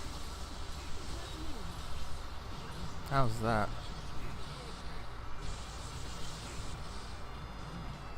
Was it worth using that attack if you don't HP attack from it? Even if it's small, right? You don't ever know how much that little HP advantage is going to give you. Well.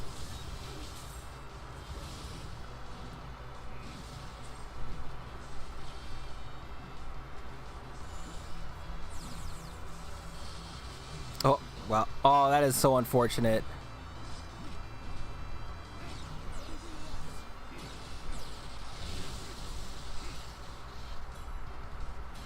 Imagine if they had voice lines against, like, their counterparts.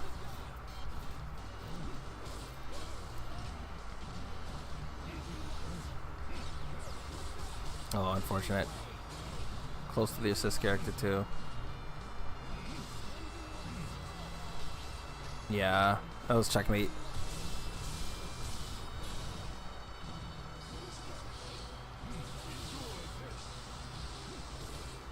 Yeah, just the intros, but like, imagine if they had like, if they did spread like HP attacks against certain characters, it'd be kind of cool.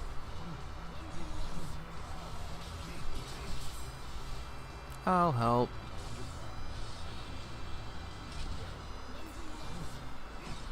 Genesis Rock.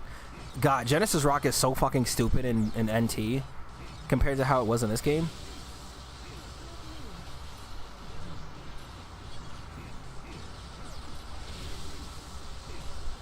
I wonder what his summon is. Oh boy, you hate to yeah, it doesn't matter. It doesn't matter.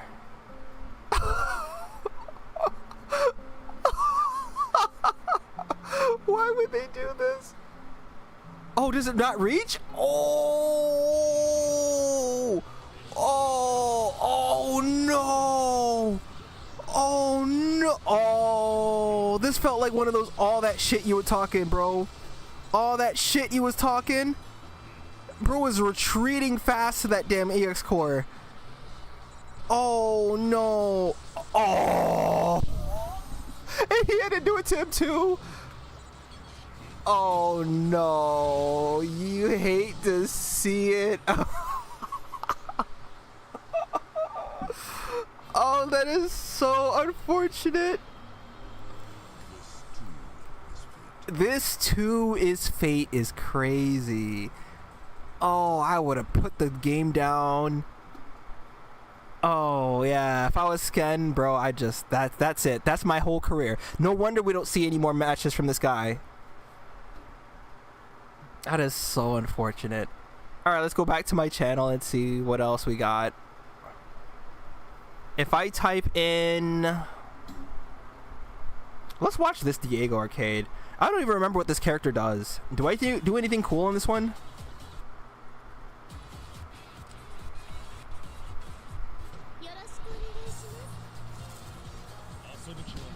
He Paladin forced himself into retirement? Yeah. Bro cooked himself, man.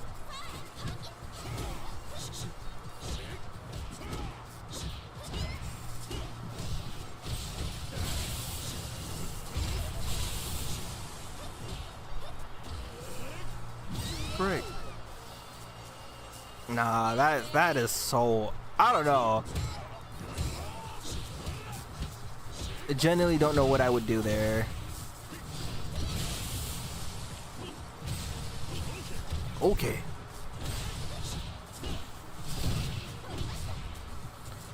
Remember when Sonic Fox was just running gauntlet with Diego before when the game like came out?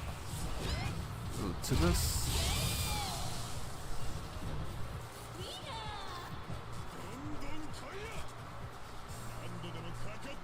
I don't think Diego's all that bad, right? I think it's still cool to watch, but like at high level, everyone knew how to deal with him.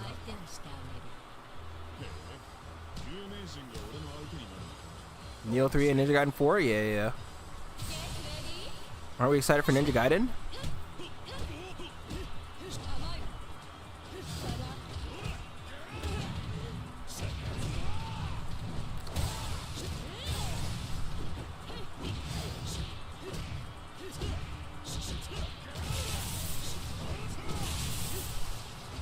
Oh.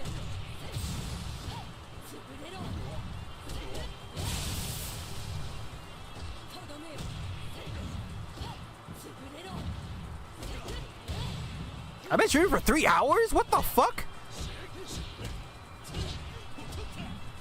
Bro, I felt like I was streaming for like 2. Like it was just getting to 2 hours. What? Has it really been 2.5? What are y'all still doing awake? What parts of the world are y'all at?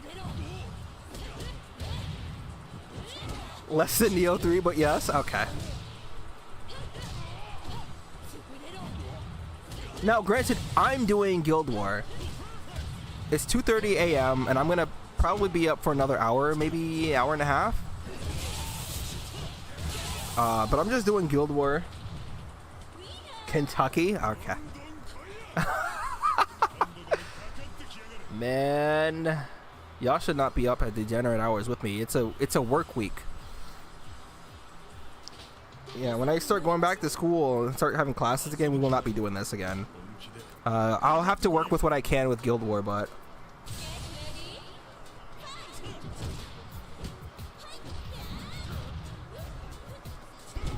It's midnight there? You don't know what sleep you... Oh. That's some good timing for you then, huh? That's some pretty good timing. It's 2 a.m. for me, and it's like... Damn, I think if you do the throw there...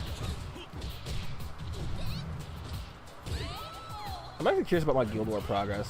Let me see where I am.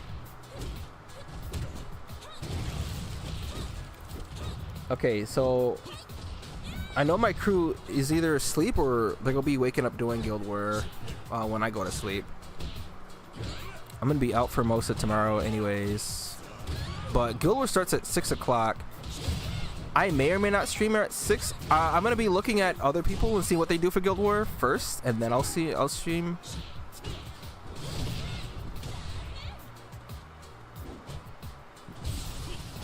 It would be if you had a job.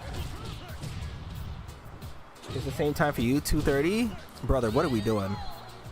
Do you still work at nights? I'm hoping... So, the field I plan on getting into, I think I'd be able to slack a little bit and watch streams, but very seldom. Like, it wouldn't even be like most of the day. It'd be like in between parts. But I gotta hope that streamers stream.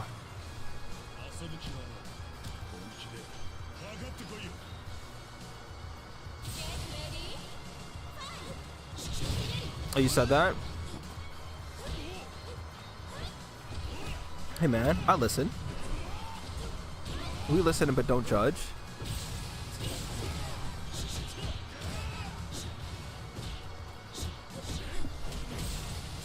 Oh, it's right underneath the comment where you said Kentucky. I didn't see it, no, but I see it now. You don't get off for like another hour? Damn, that actually sounds ideal. He's still the warehouse, right? Oh, nice cut, PlayStation.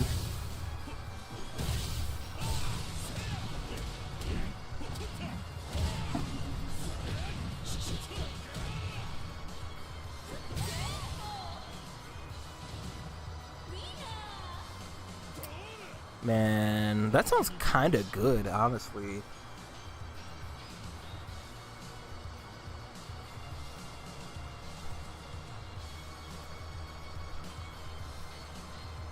Holy shit, I'm actually pushing like crazy right now. Hold on. I'll let this rock in the background still. Let me show you guys kind of what's going on here. So, I should actually probably... Alright, I'm going to pause this real quick. So, I'll say this, that typically in Guild War, this is day 1, by the way. So on day 1, I don't reach these kinds of honors. I'm already about to reach this. This is just day 1. I think the last time I gotten this far was Earth Guild War, but I'm Primal Earth, right? So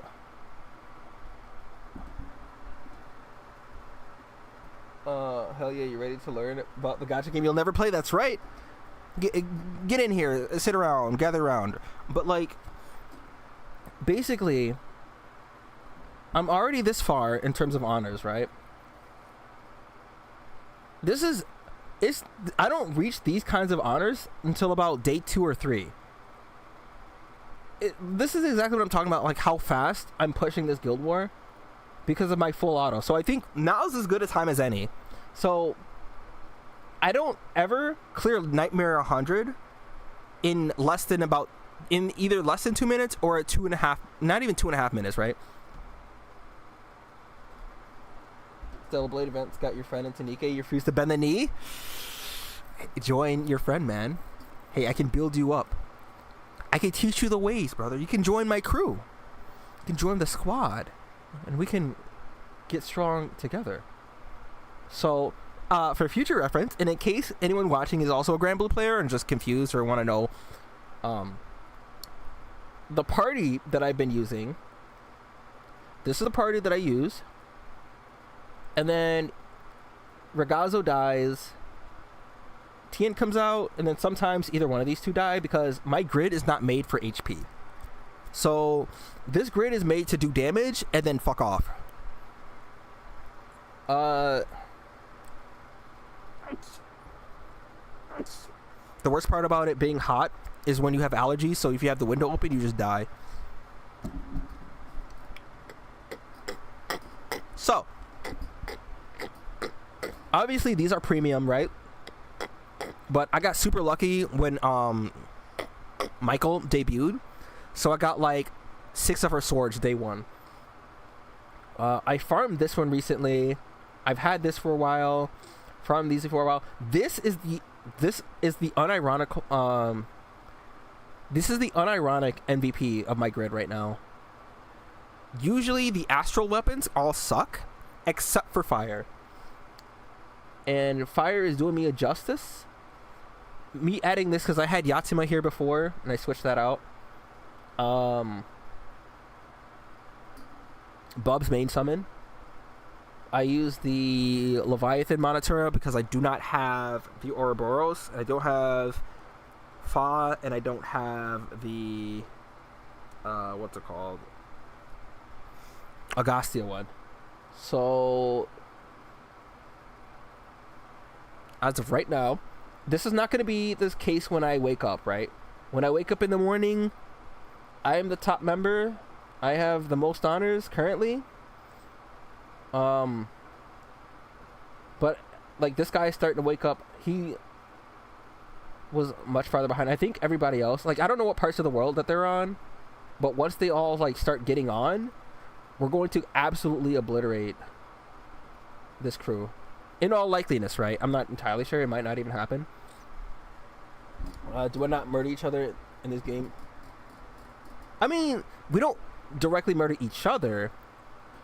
Like, we fight the opposing crew. Like, this is the crew that we're fighting. they have 5 active players right now.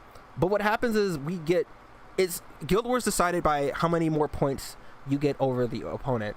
And usually what happens is we're ranked B right now, but I guarantee after this Guild War today, we're going to be put in rank A. And then after that, we can just kind of relax. But like, this is kind of been the setup. We're going to turn this on.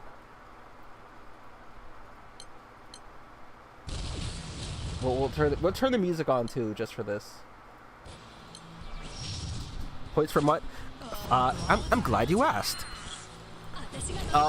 You basically, the idea of Guild War is being able to fight this boss. It's always a different boss every Guild War. This is taken from Rage of Bahamut, I think, or not Rage. It's either Rage of Bahamut or Shadowverse. I think the Shadow, not the Shadowverse that just came out, but the other Shadowverse game. And there's like a female version too, who doesn't look like at all like this. It looks like an actual woman, right? So the idea is that look at how much damage my characters are doing, right? Well, that's weird, a little bit. So the idea behind Guild War is not just being able to clear these like nightmare raids, but you want to be able to clear them quickly. Most games just have guilds fight each other directly until you run out of people. I mean, yeah, they don't have direct PvP, but they have indirect PvP, right?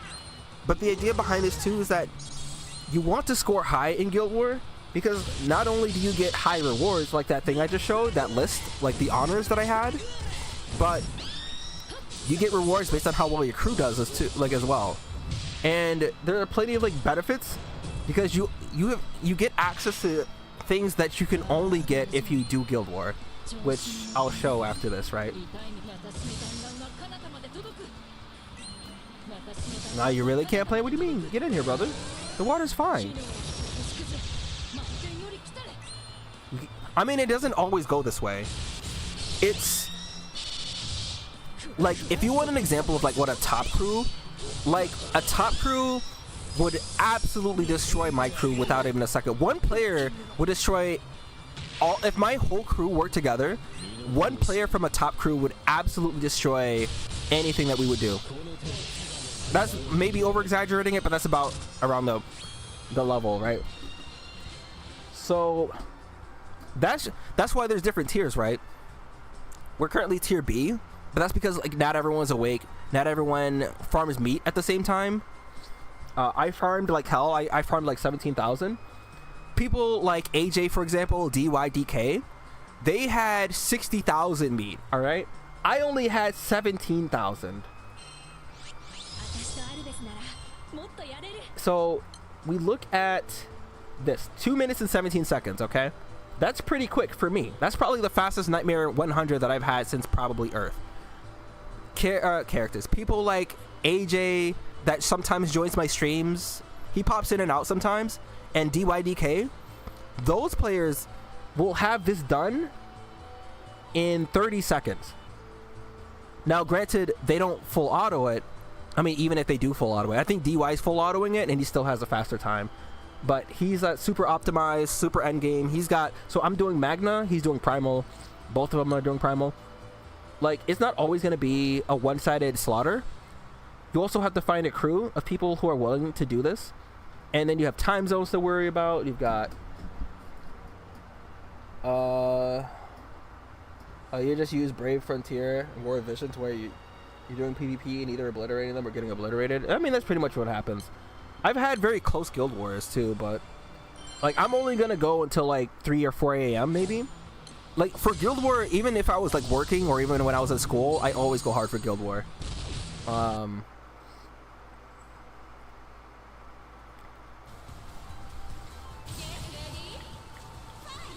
But I meant to show like the rewards that you get after I finish this one. I'll talk about it. Like there are a lot of reasons to do Guild War. So one of the characters that I was using, for example, you can only get if you do Guild War. Like the Eternals, you can only get from doing Guild War, and the other thing, I don't remember what it's called. But You get their weapons, and you get to make them strong mostly through Guild War. You get items from a shop that's exclusive to points that you get from Guild War,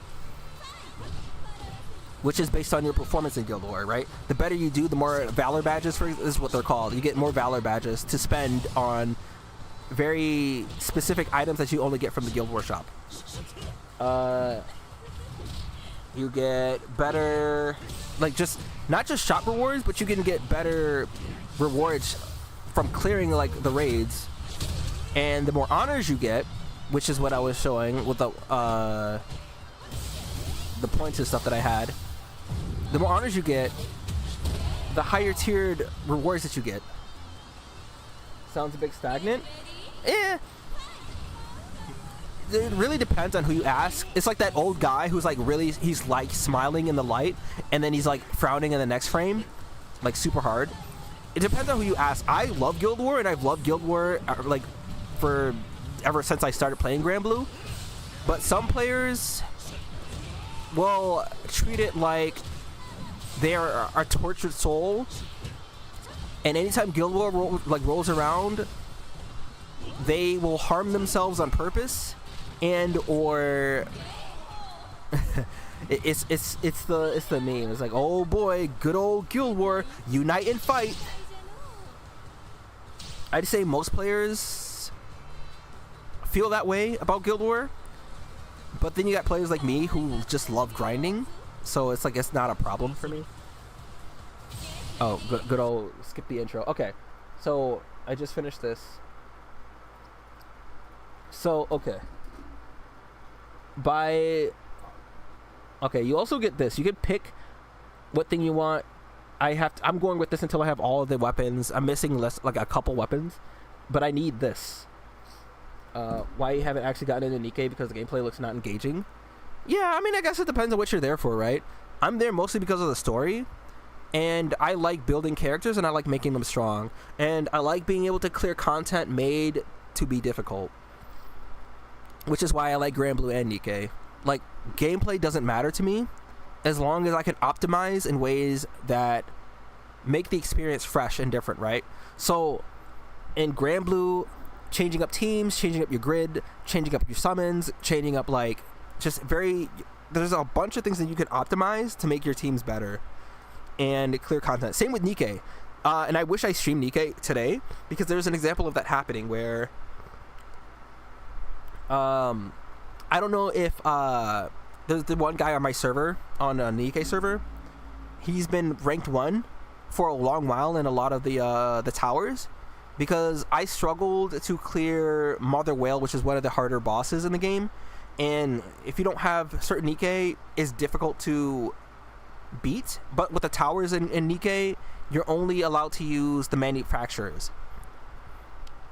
So you can't like cross different like characters or different manufacturers. So like, I struggled with one today, and I actually beat it, but I had to look at my team again, switch some things around, optimize my my gear, and level some talents up. And I was able to clear it actually with no problem. And just that ability to optimize and stuff, that's why I love these games.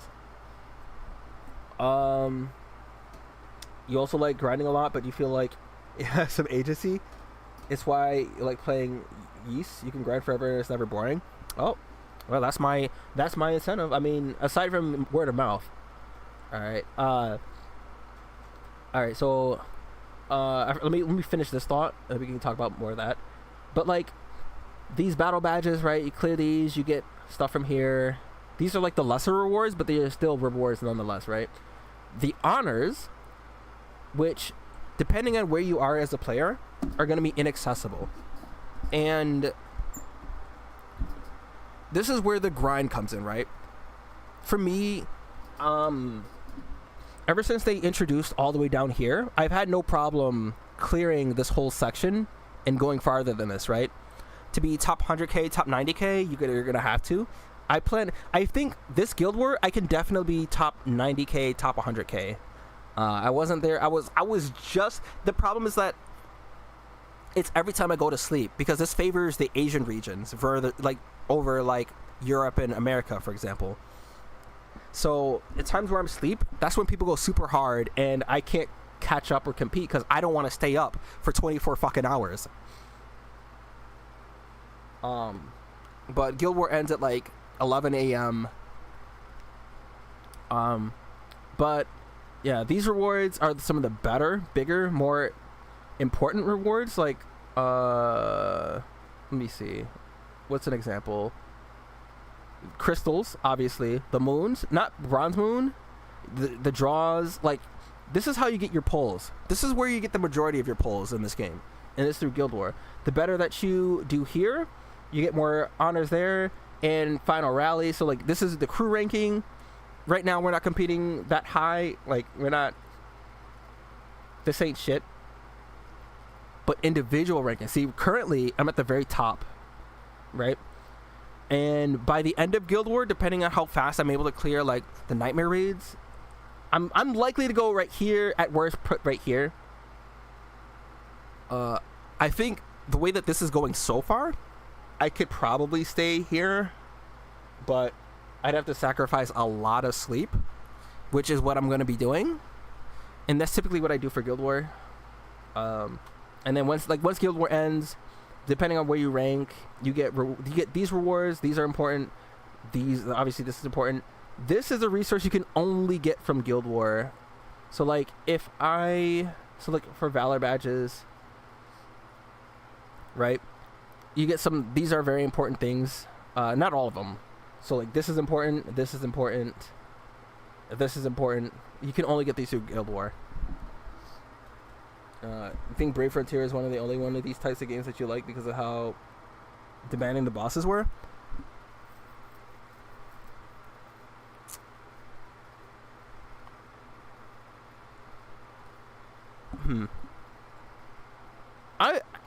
I don't know. The more you say stuff, the more you might like this game. Because, like, right now, of course I'm making it look easy because I have a lot of invested time. And even then, it could be even more optimized, right? Unless the boss is a lot more interactive than Grand Blue. Like, obviously, I don't have to full auto it. Like, I can manually do it, right? But the way that I've been playing Grand Blue, at least for Guild War, is that I optimize it so that I don't have to manually do everything. So, like, you have to get to a level where you're capable of doing this. But for the most part, if I spent time to just do this manually, it would be done much faster than if I'm, like, just letting it do it on its own. Because when you do full auto, you can't choose to, like, delay using a skill, or, like, you can withhold a skill, right? You can make it so that Zeta, for example, never uses this skill. But, like, if I do it, like, optimally,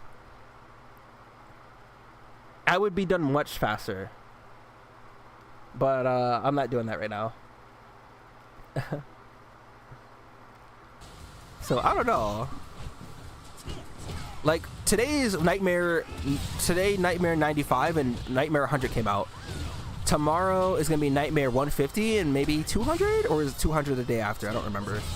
So once I unlock, once Nightmare 150 comes out, I have to optimize my grids again. Like, I'm not going to be able to use the team that I'm currently using on Nightmare 150 at all. So I have to look again to see what teams... Like, if you want to see the whole process, I can stream at 6 o'clock while I, like, do it all. But I started streaming after I finalized my teams and my grid and all that stuff. Oh, they had MMO raid mechanics? Which you like... Oh, you like... Okay. They had something like that in Grand Blue early on, but they don't do it anymore. I don't know what the reasoning was. It was like a server-wide boss that you had to fight.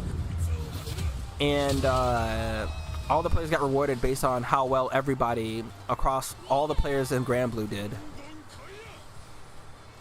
Yeah, they don't do it anymore, but they did.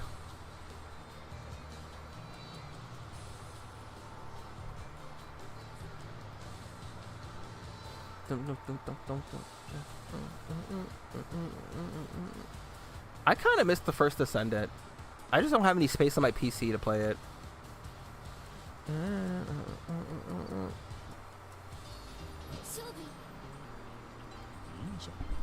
Homonoka?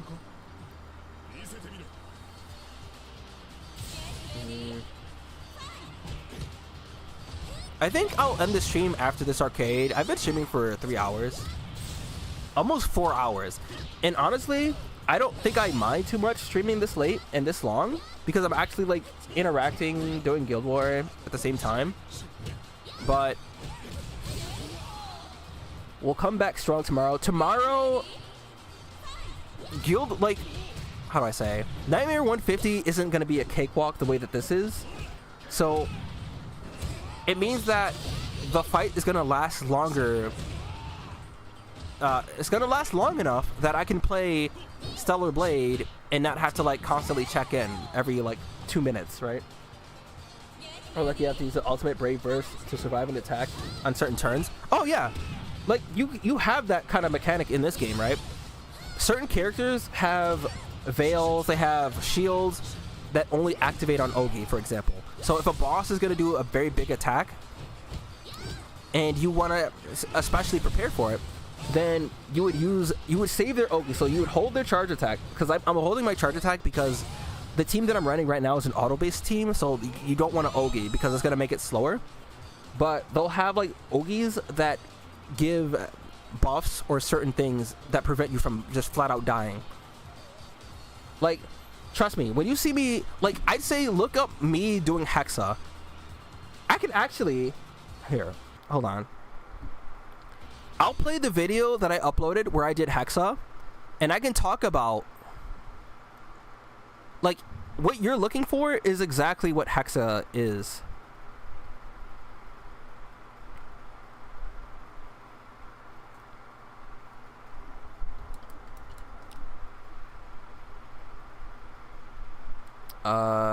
Is this? Oh, this is a stream. I'm looking for a video. I uploaded a video.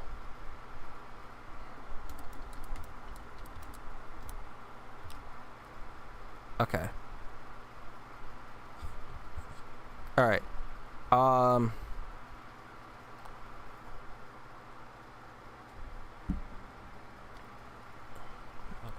Okay, I'm not gonna play the whole setting up phase. I'll just play the part where we get to Hexa, because in the beginning when you start up Hexa, you have to get the players in, and each player has to be a certain element. So you have to have one of each element for Hexa, and it's because you need people to deal with the pearls at the end.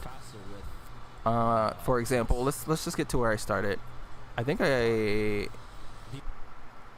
okay, over here. We're just gonna do this, and if I have to cut that whole part out before the music, that's okay. Of course, I start with Wanda's. So in this raid, You know what, speaking of, 'cause she's gonna I'm release in the- charge of dealing with Earth, Oh, Jesus. and this thing has 4 bars of health. All right. So here, This. I'll just do it like that. This is gonna do it. Oh my God. This, I mean, people have soloed this, but this is a raid that you're likely gonna want to do with people anyways, right? Okay, I gotta try and get. I gotta Ogi as much as I can. Obviously, like, you hear me, I'm talking about things I need to do. You can't just unga bunga your way in. Like, I gotta try and Ogi as much as I can.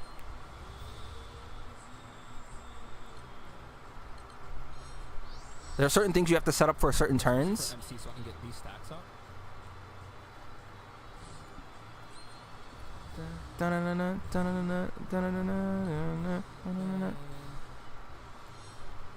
I can just auto. And these are triggers, right? That you have to clear. The big trigger is coming up, right? At 90? 90 is the first one. 70 is the second one. And then 50 is the last one. And then it's part 2 of the raid. I don't think MC can do enough. Now, unfortunately, this run, I kind of goofed, but that's not How important. much am I at? Oh, I'm at 3. Okay, so here's what I'm gonna try this, right? I'm gonna just I'm going too slow right now, but see what happens. Alright. So now we do buffs for this. Turn this off. Do this and then attack.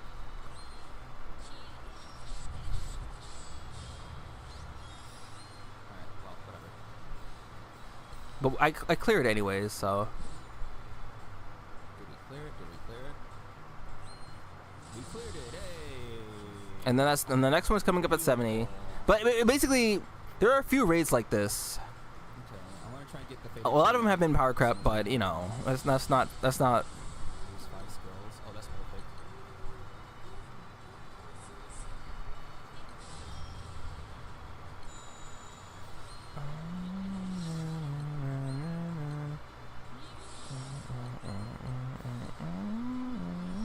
And then, like, for example, you have skills where I just use Kime skill, where you can double up everyone's skill usage, but you can't use it for the rest of the raid, right? Cool deal, right? So, like, it means that with Galleon, for example, I was able to use her one buff on 2 other characters. 70% coming quick. And I'm over here trying to plan my attacks. Damn, we missed the turn, unfortunately. Yeah, I should have blocked. And this, I think I failed this I one. don't think we did, but here's what we can do. I should have used. We can do. Well, no, this is only 70, right? Way to go with this. I should have blocked because I think I failed this one.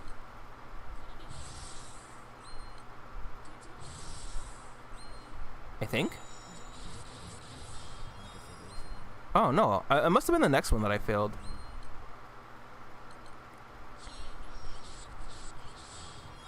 Easy. Okay, we cleared this one. Yep. Just run it back. And then I failed this one We only have 4 because. charge attacks. All right. Anyways, the point is there are raids like this in the game.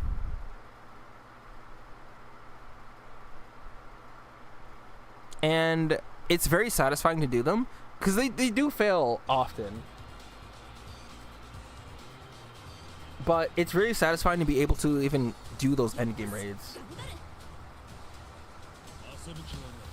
Oh, good day.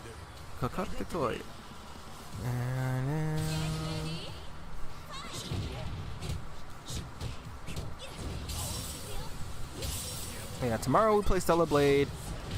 I might stream at 6 just to show everybody like the process of like figuring out how to like deal with the raid. And then first, once you figure out how to deal with the raid, then you figure out how to do it faster. Like, yeah, that's why I like doing the trials.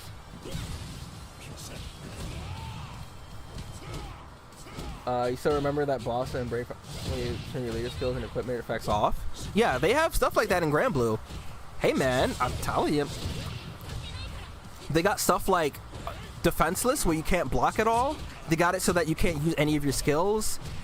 Like no character can. They have sleep, they have poison, they have paralysis, they have like different things, right? And if you look at what Grand Blue used to be, like before quote unquote, well, it's not even quote unquote, it's like power creep, right? Until characters and players are strong enough to deal with some of these raids. Like Fa, the first Fa, if you watch, like I could probably play on stream like Sora, Hiroshi Sora playing through Fa for the first time with his crew, because that used to take 6 players. Now, I can solo Fa now, but that was never the case back in the day, right?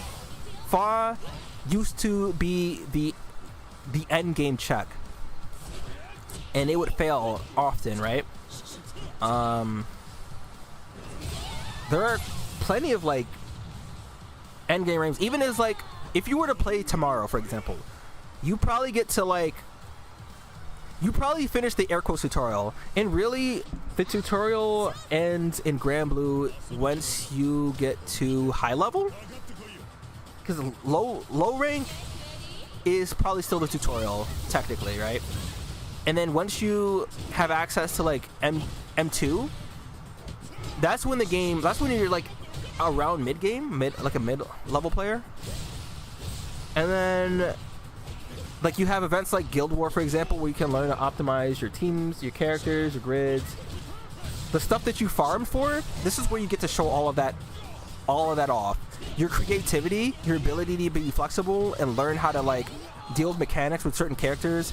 Like there are characters that would otherwise just suck, but then they'll have one niche where they counter a very specific Guild War mechanic, and then suddenly they're like, oh shit, this is actually one of the best characters to have. Is the game just raids though? No. There is a roguelike, I guess, technically, the Arcarum, and then you have the casino. You can go gambling and they're gambling.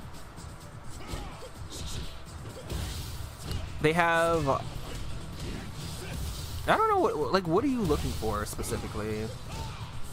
I mean, the game, I guess you could say it's like 60 or 70% raids, and raids are some of the most important parts of the game. But they do have other things.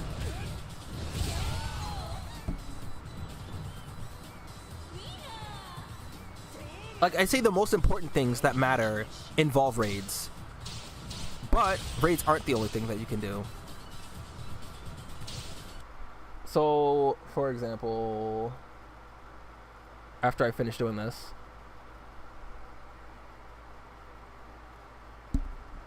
mainly just endgame. And the thing is, you don't have to worry about endgame for a long time until you get there, right? Like it's not like something you have to like hyper focus on. You have people like myself that can hard carry some of the endgame stuff and help optimize what you have and what you need to get. And if you're, I don't know just how hardcore of a grinder you are. From what you've described of Yeast, it depends. If you can enjoy the grind in Granblue, then you'll be willing to grind in Granblue, right? Because I know for a lot of players, that's like the big turnoff, right? You can do certain raids over and over and over and over again and never get the weapon, but your ability or inability to get a weapon is solely up to you and how much you want to grind. Because if you host a raid, for example, from your own account, you can only host certain raids once or twice a day, right? And then at 3, so for us, it'd be, the reset would be at 4 p.m. And that's when you're able to host raids again. But you're not limited to how many times you can host. You can join other people. And you can have it to where, let's see. It's not like these are just raids, but in a different game mode. You says in game, it isn't gacha, so not necessarily apples to oranges. Yeah, I mean, yeah. But it's more like how willing you are to grind. The grind is the important part, right? So like, if you're willing to grind, for example, so like say you need, so for right now, Fire Guild Wars. So say this was like 3 months ago, right? You're a new-ish player, but you want to perform well in Guild War. And so in order to do that, you have to farm Colossus. We're not going to talk about Mugen yet, okay? But just Colossus, for example.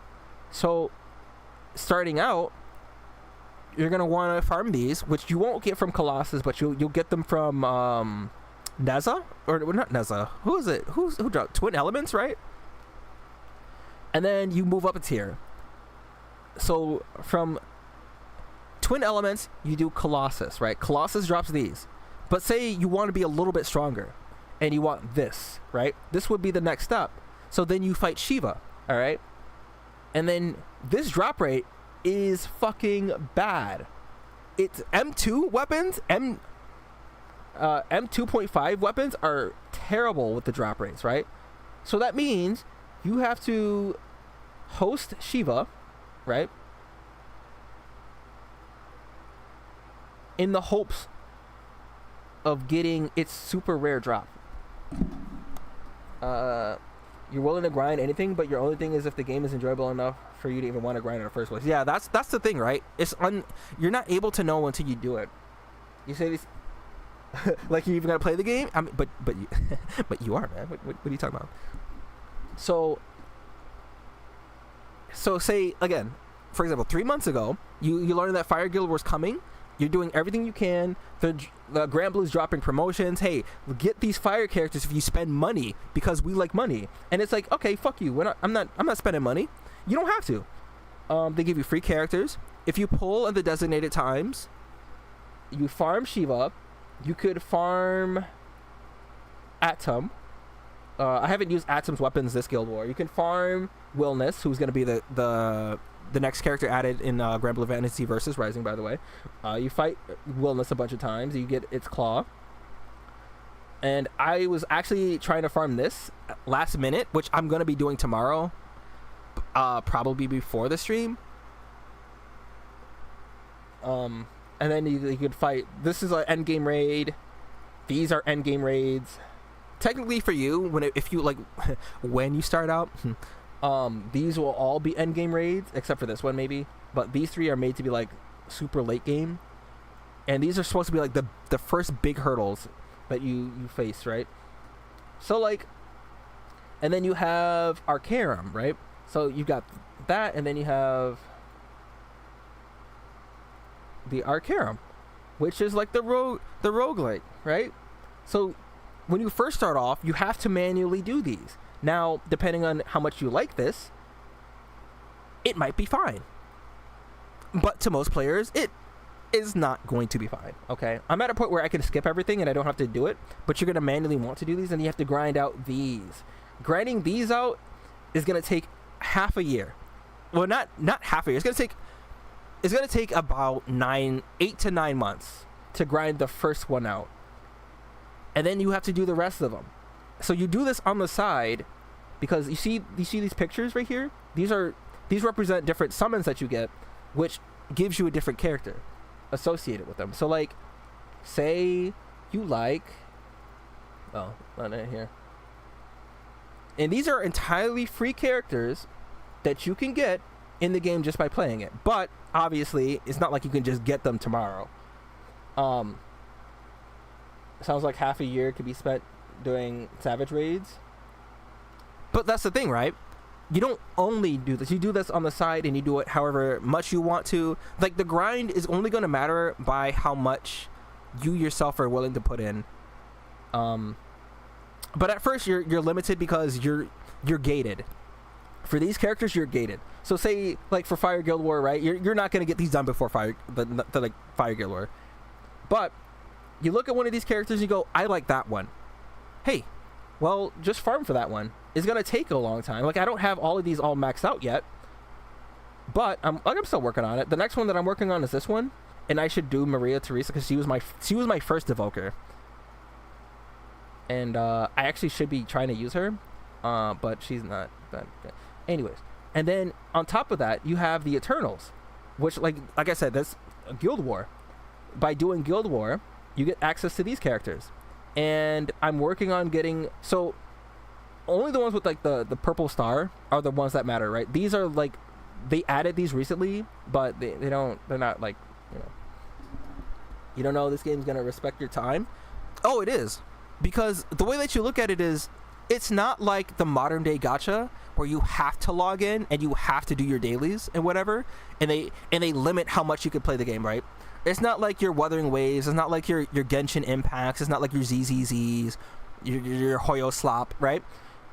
It's a game, like, it's a classic gacha game, right? Like the archaic gacha system where they give you more than enough stamina to play the game however much you want to. Like, the only way you're limited in playing this game is by you yourself. But you're not, like, hindered by not playing the game, right? You can just choose not to play the game. If you don't have time to play it, and you straight up don't want to play it, you don't have to play it, right? Obviously, you're missing out on, like, daily hosts, but it doesn't mean anything because you can join other people who are doing these raids, and you can set it to, like if you were looking for a specific map from a specific drop from a certain enemy, you set it to where people are only sending help for these raids, and you will only get people who are like doing them, right? Like, this guy probably needs help, and you know what? Why not help him? Why not help this guy? I'm gonna come in because I'm looking for a chance to get a Monotura, right? There's another drop that I'm trying to get, and I don't lose. I'm helping this player out. This is Guild War, so people aren't going to be helping people do this stuff, right? Starting to sound like chores? That's up to you, right? If you look at it as a chore, then yeah, it's going to be one. Oops, who did I use this on? Oh my god. Well, I just fucked up.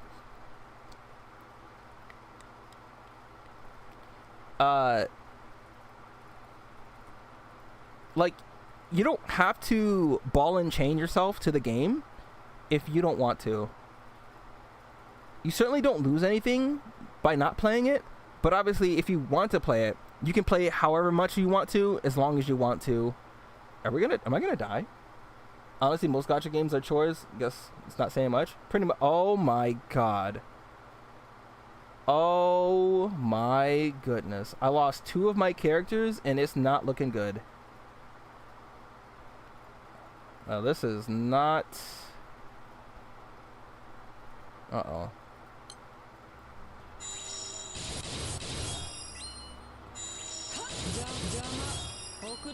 Even Brave Frontier was, and that's an older game than this? Yeah, pretty much, yeah. I'm probably gonna die here.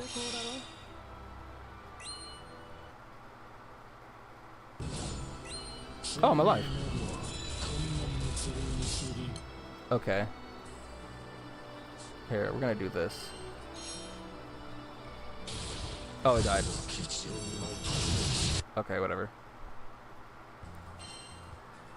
So I didn't get it, but you need these mats anyways, right? So like, and then you have random, so like, that'll show a bunch of raids that you can just join. And then you always have an event. So as soon as Guild War is over, we'll have whatever story event is happening here. So I'm gonna go back to this. So like, yeah, the thing about Grand Blue, and that's why I love it, because I'm not gated. I'm allowed to play as long as I have internet, pretty much. As long as I have free time and internet, I'm always, you're pretty much, anytime you play, you can always accomplish something, right? You can have many goals, and every time you complete a goal, there's always the next best thing, right? There's always more. I said after this, I'd end the stream, but I kind of, got started talking about Guild War and stuff. What do we have? What other arcades do we have? Let me see about... what are the things we got?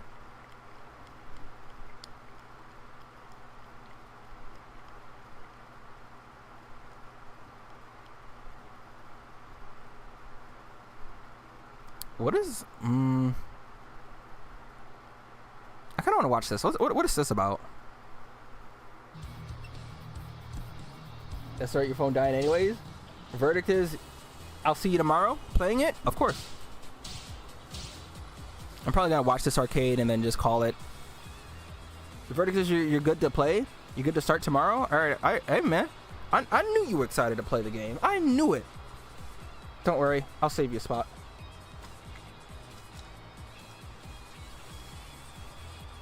And that goes for everyone else watching too. If you're interested in the game, have questions, ideas. I mean, look at the characters that exist in Grand Blue. Grand Blue has a bunch of characters. The art is phenomenal, right? The IP is insane.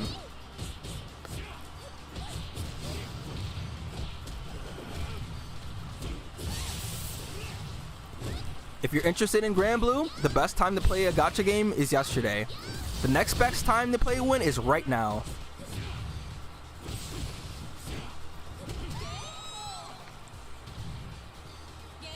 Only if I start Expedition tomorrow? I could do that. You know what? I could start that right on stream.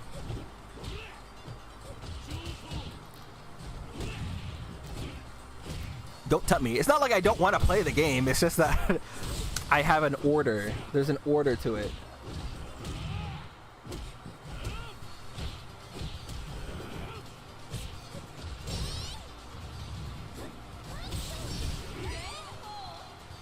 But if you ever wanted to start Grand Blue, do ask, because there are good times to do it.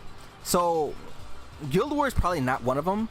The other thing is, you want to start in the middle of the month and the end of the month when we have Flash Fest and Legend Fest respectively, because that's when you have the increased chance to get an SSR. So the next, like, Legend Fest is next, and Legend Fest will be the last day of the month. That will always be the last day of the month. Flash will be any time between the 15th and the 22nd of every month. So that one's you won't know if it's going on. Like, you have to check the wiki. Which, hey, speaking of, we can check the wiki right now.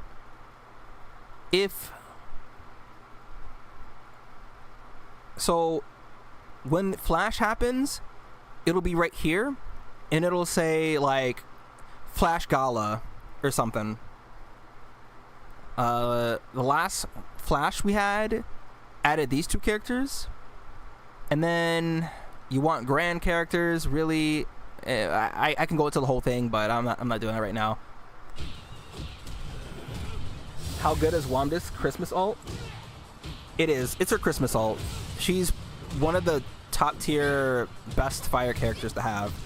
Unfortunately, I don't have her, but I don't very much care for Womdis in general. And while she would make it so that my times would be much faster, it's not like it's not like everything sucks without her.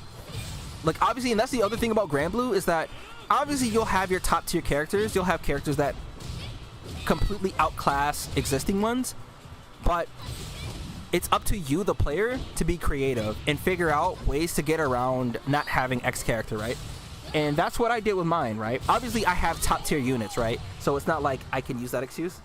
Like, not having Womdis does air quote suck, but for me, it's far from the end of the world. I have so many other premium units that it doesn't even matter.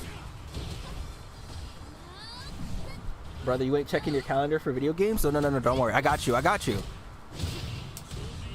Because the thing is, when you start Grand Blue, you get free draws for 7 days. That's why ideally you start on Flash or Legend Fest, so that for 4 of those days you'll be able to get higher rate SSRs and grand characters. Grand characters are like the top tier characters, air quotes, and you gotta put an asterisk next to that. Those are the sought out characters that you want, but they only appear during Flash or Legend Fest, which is why you want to start during those. Because not only do you have an improved chance of an SSR, but you have a chance to get a grand character. Some will actually make the game so easy for you, and will definitely be helpful for you once you start to reach those endgame raids. And then some of them may be niche, and some of them may suck, but some of them, Grand Blue always buffs a new character every month. Every month, a character gets an uncap or a rebalance. Or sometimes it's both. Most of the times it's both. That's the other thing, right? If you're someone who's only played Hoyoverse games, do not buy into the whole, China won't let you buff or nerf characters because there's laws. There are no laws against that. Every gacha game buffs characters. It's really just Hoyoverse games, and they're doing it with HSR now, right? Because even Honkai Impact 3rd didn't buff characters directly. They buffed them via like the gear and stuff, like the weapons. But yeah, Grand Blue will buff characters every month. So if you get a character that sucks, maybe they'll won't suck in the future. Good night, girl. You'll see me tomorrow, my bad.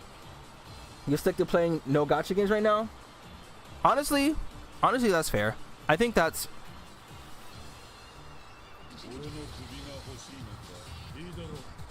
understandable, really.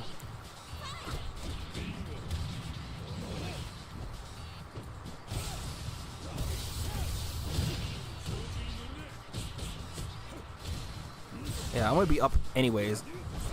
I'm gonna watch Doki Bird play the Mimic.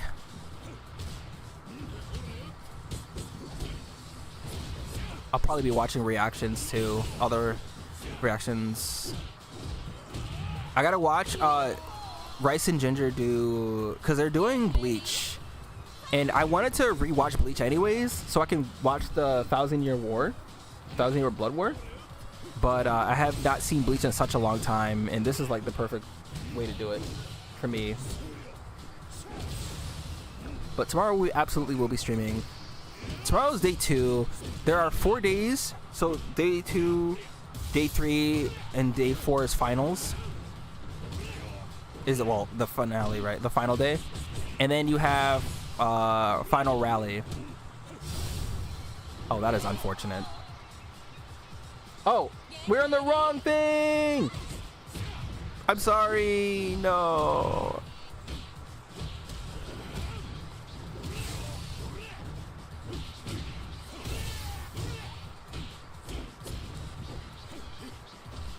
Good. You guys didn't see what happened there. Good.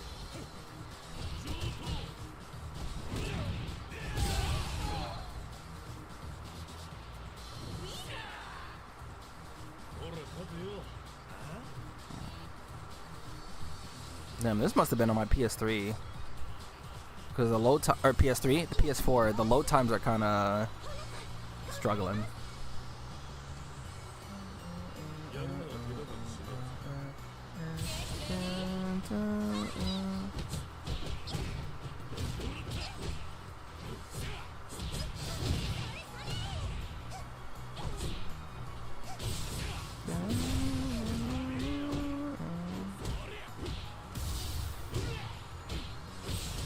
Oh, look, we get a free combo.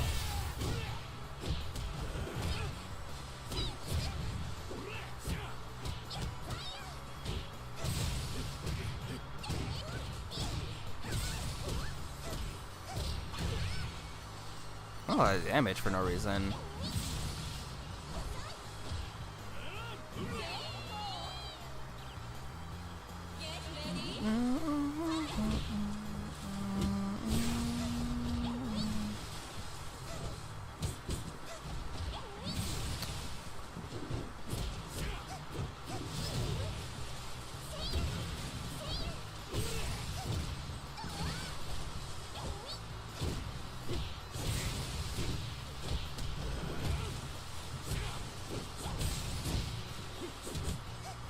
What are those actually plus?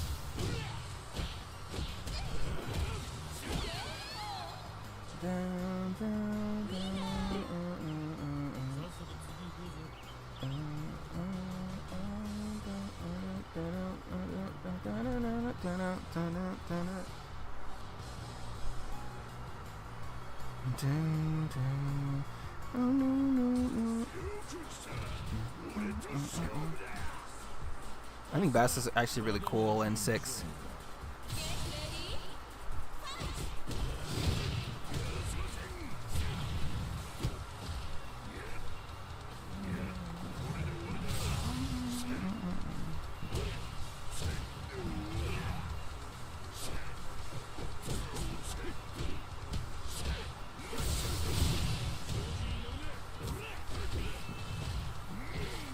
Damn, didn't break it. Unfortunate. Ah.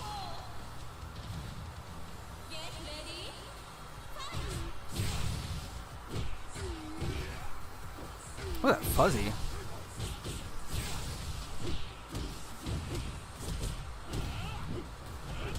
Unfortunate.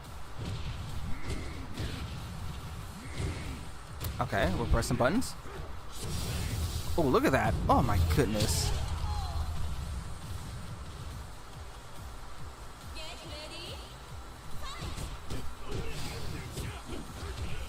Oh, will we break it this time?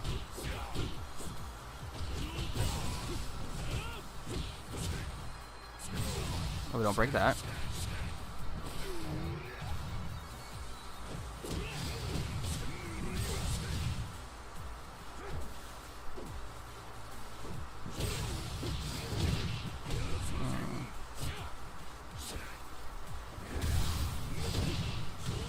That one didn't even hit.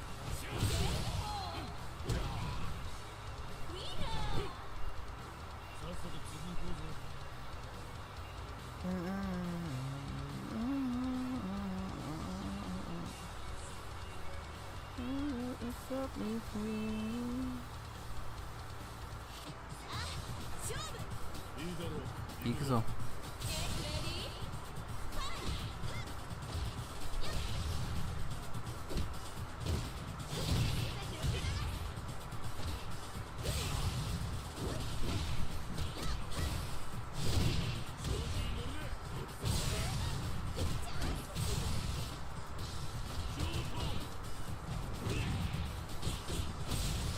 I forgot he had that in this game.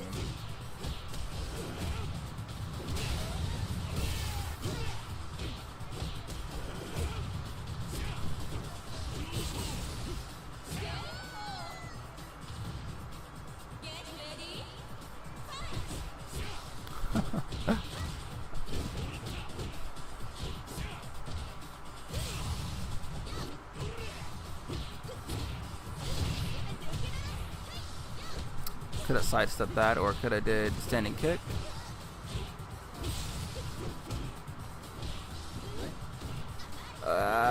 Forward throw. Oh yeah.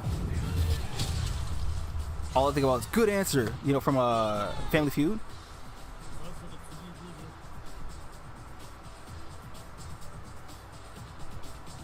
I like that response there, actually.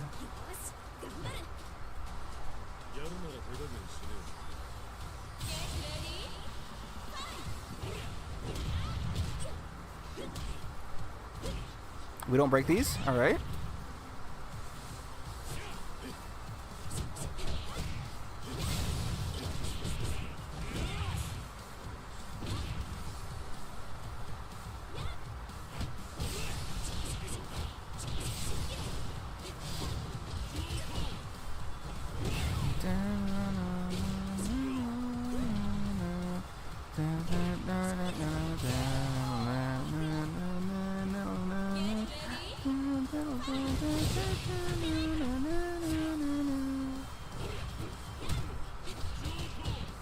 That's an interesting idea. I'm negative. Let me throw you. Why did I do that?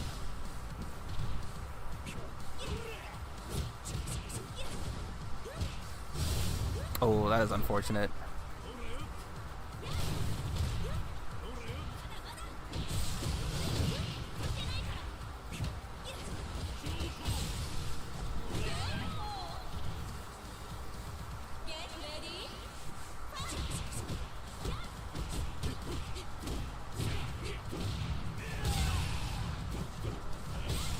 You can't be doing that from that far early.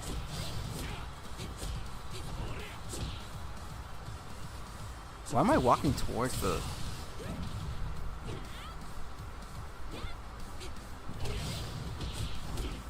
Well, at least what I'll be doing also is watching TNS while I do Grand Blue.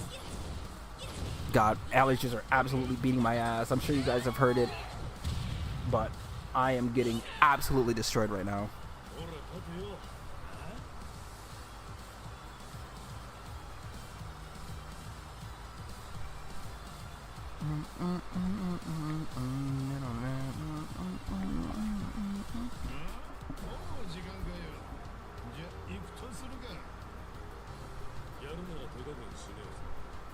Damn, that's great. I used how many meat? 4K? It's actually about to be more than 4K in a second.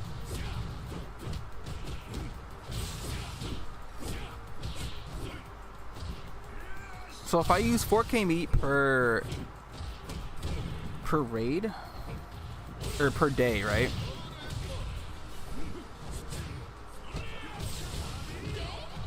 I mean, I'm about to hit 5K for this one. I doubt I'll be able to hit as many for tomorrow.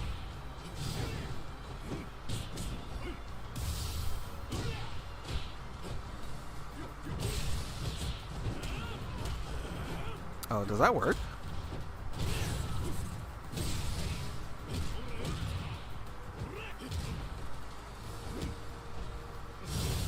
Oh.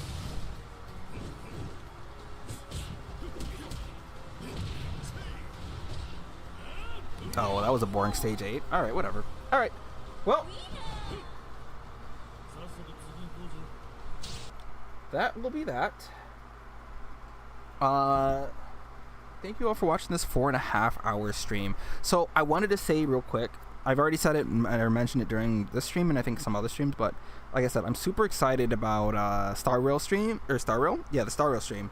That'll be happening next Tuesday at 11 p.m. EST. So, because Finon comes out, right? The characters that I've had are going to be reworked, so it's going to feel like I'm getting new characters anyways. I am saving my end game for when I get those characters. So I'm excited to get them and then use them. I farmed all the things I need for them except for Finon's gear. So I'm going to start doing that probably tomorrow, the day after, I don't know.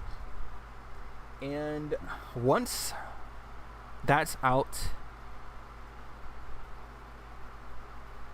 yeah, that's the next biggest thing for what I can think of right now. Because like Jufufu's today, or no, Jufufu's tomorrow. Not really interested in her. Nikkei's not doing anything for me, I don't think. Summer starts way after Guild War. But I guess it'll be like meat prepping for Guild War. So anyways, thank you all for watching. Stay safe out there. Watch your toes. Drink plenty of water. Take care of yourselves. And we will be back today. Later today, since it's 3 a.m. About to be 4 a.m. Jesus, man. Hopefully this isn't... hopefully this stream isn't in an awkward time for some of y'all. But we'll be back.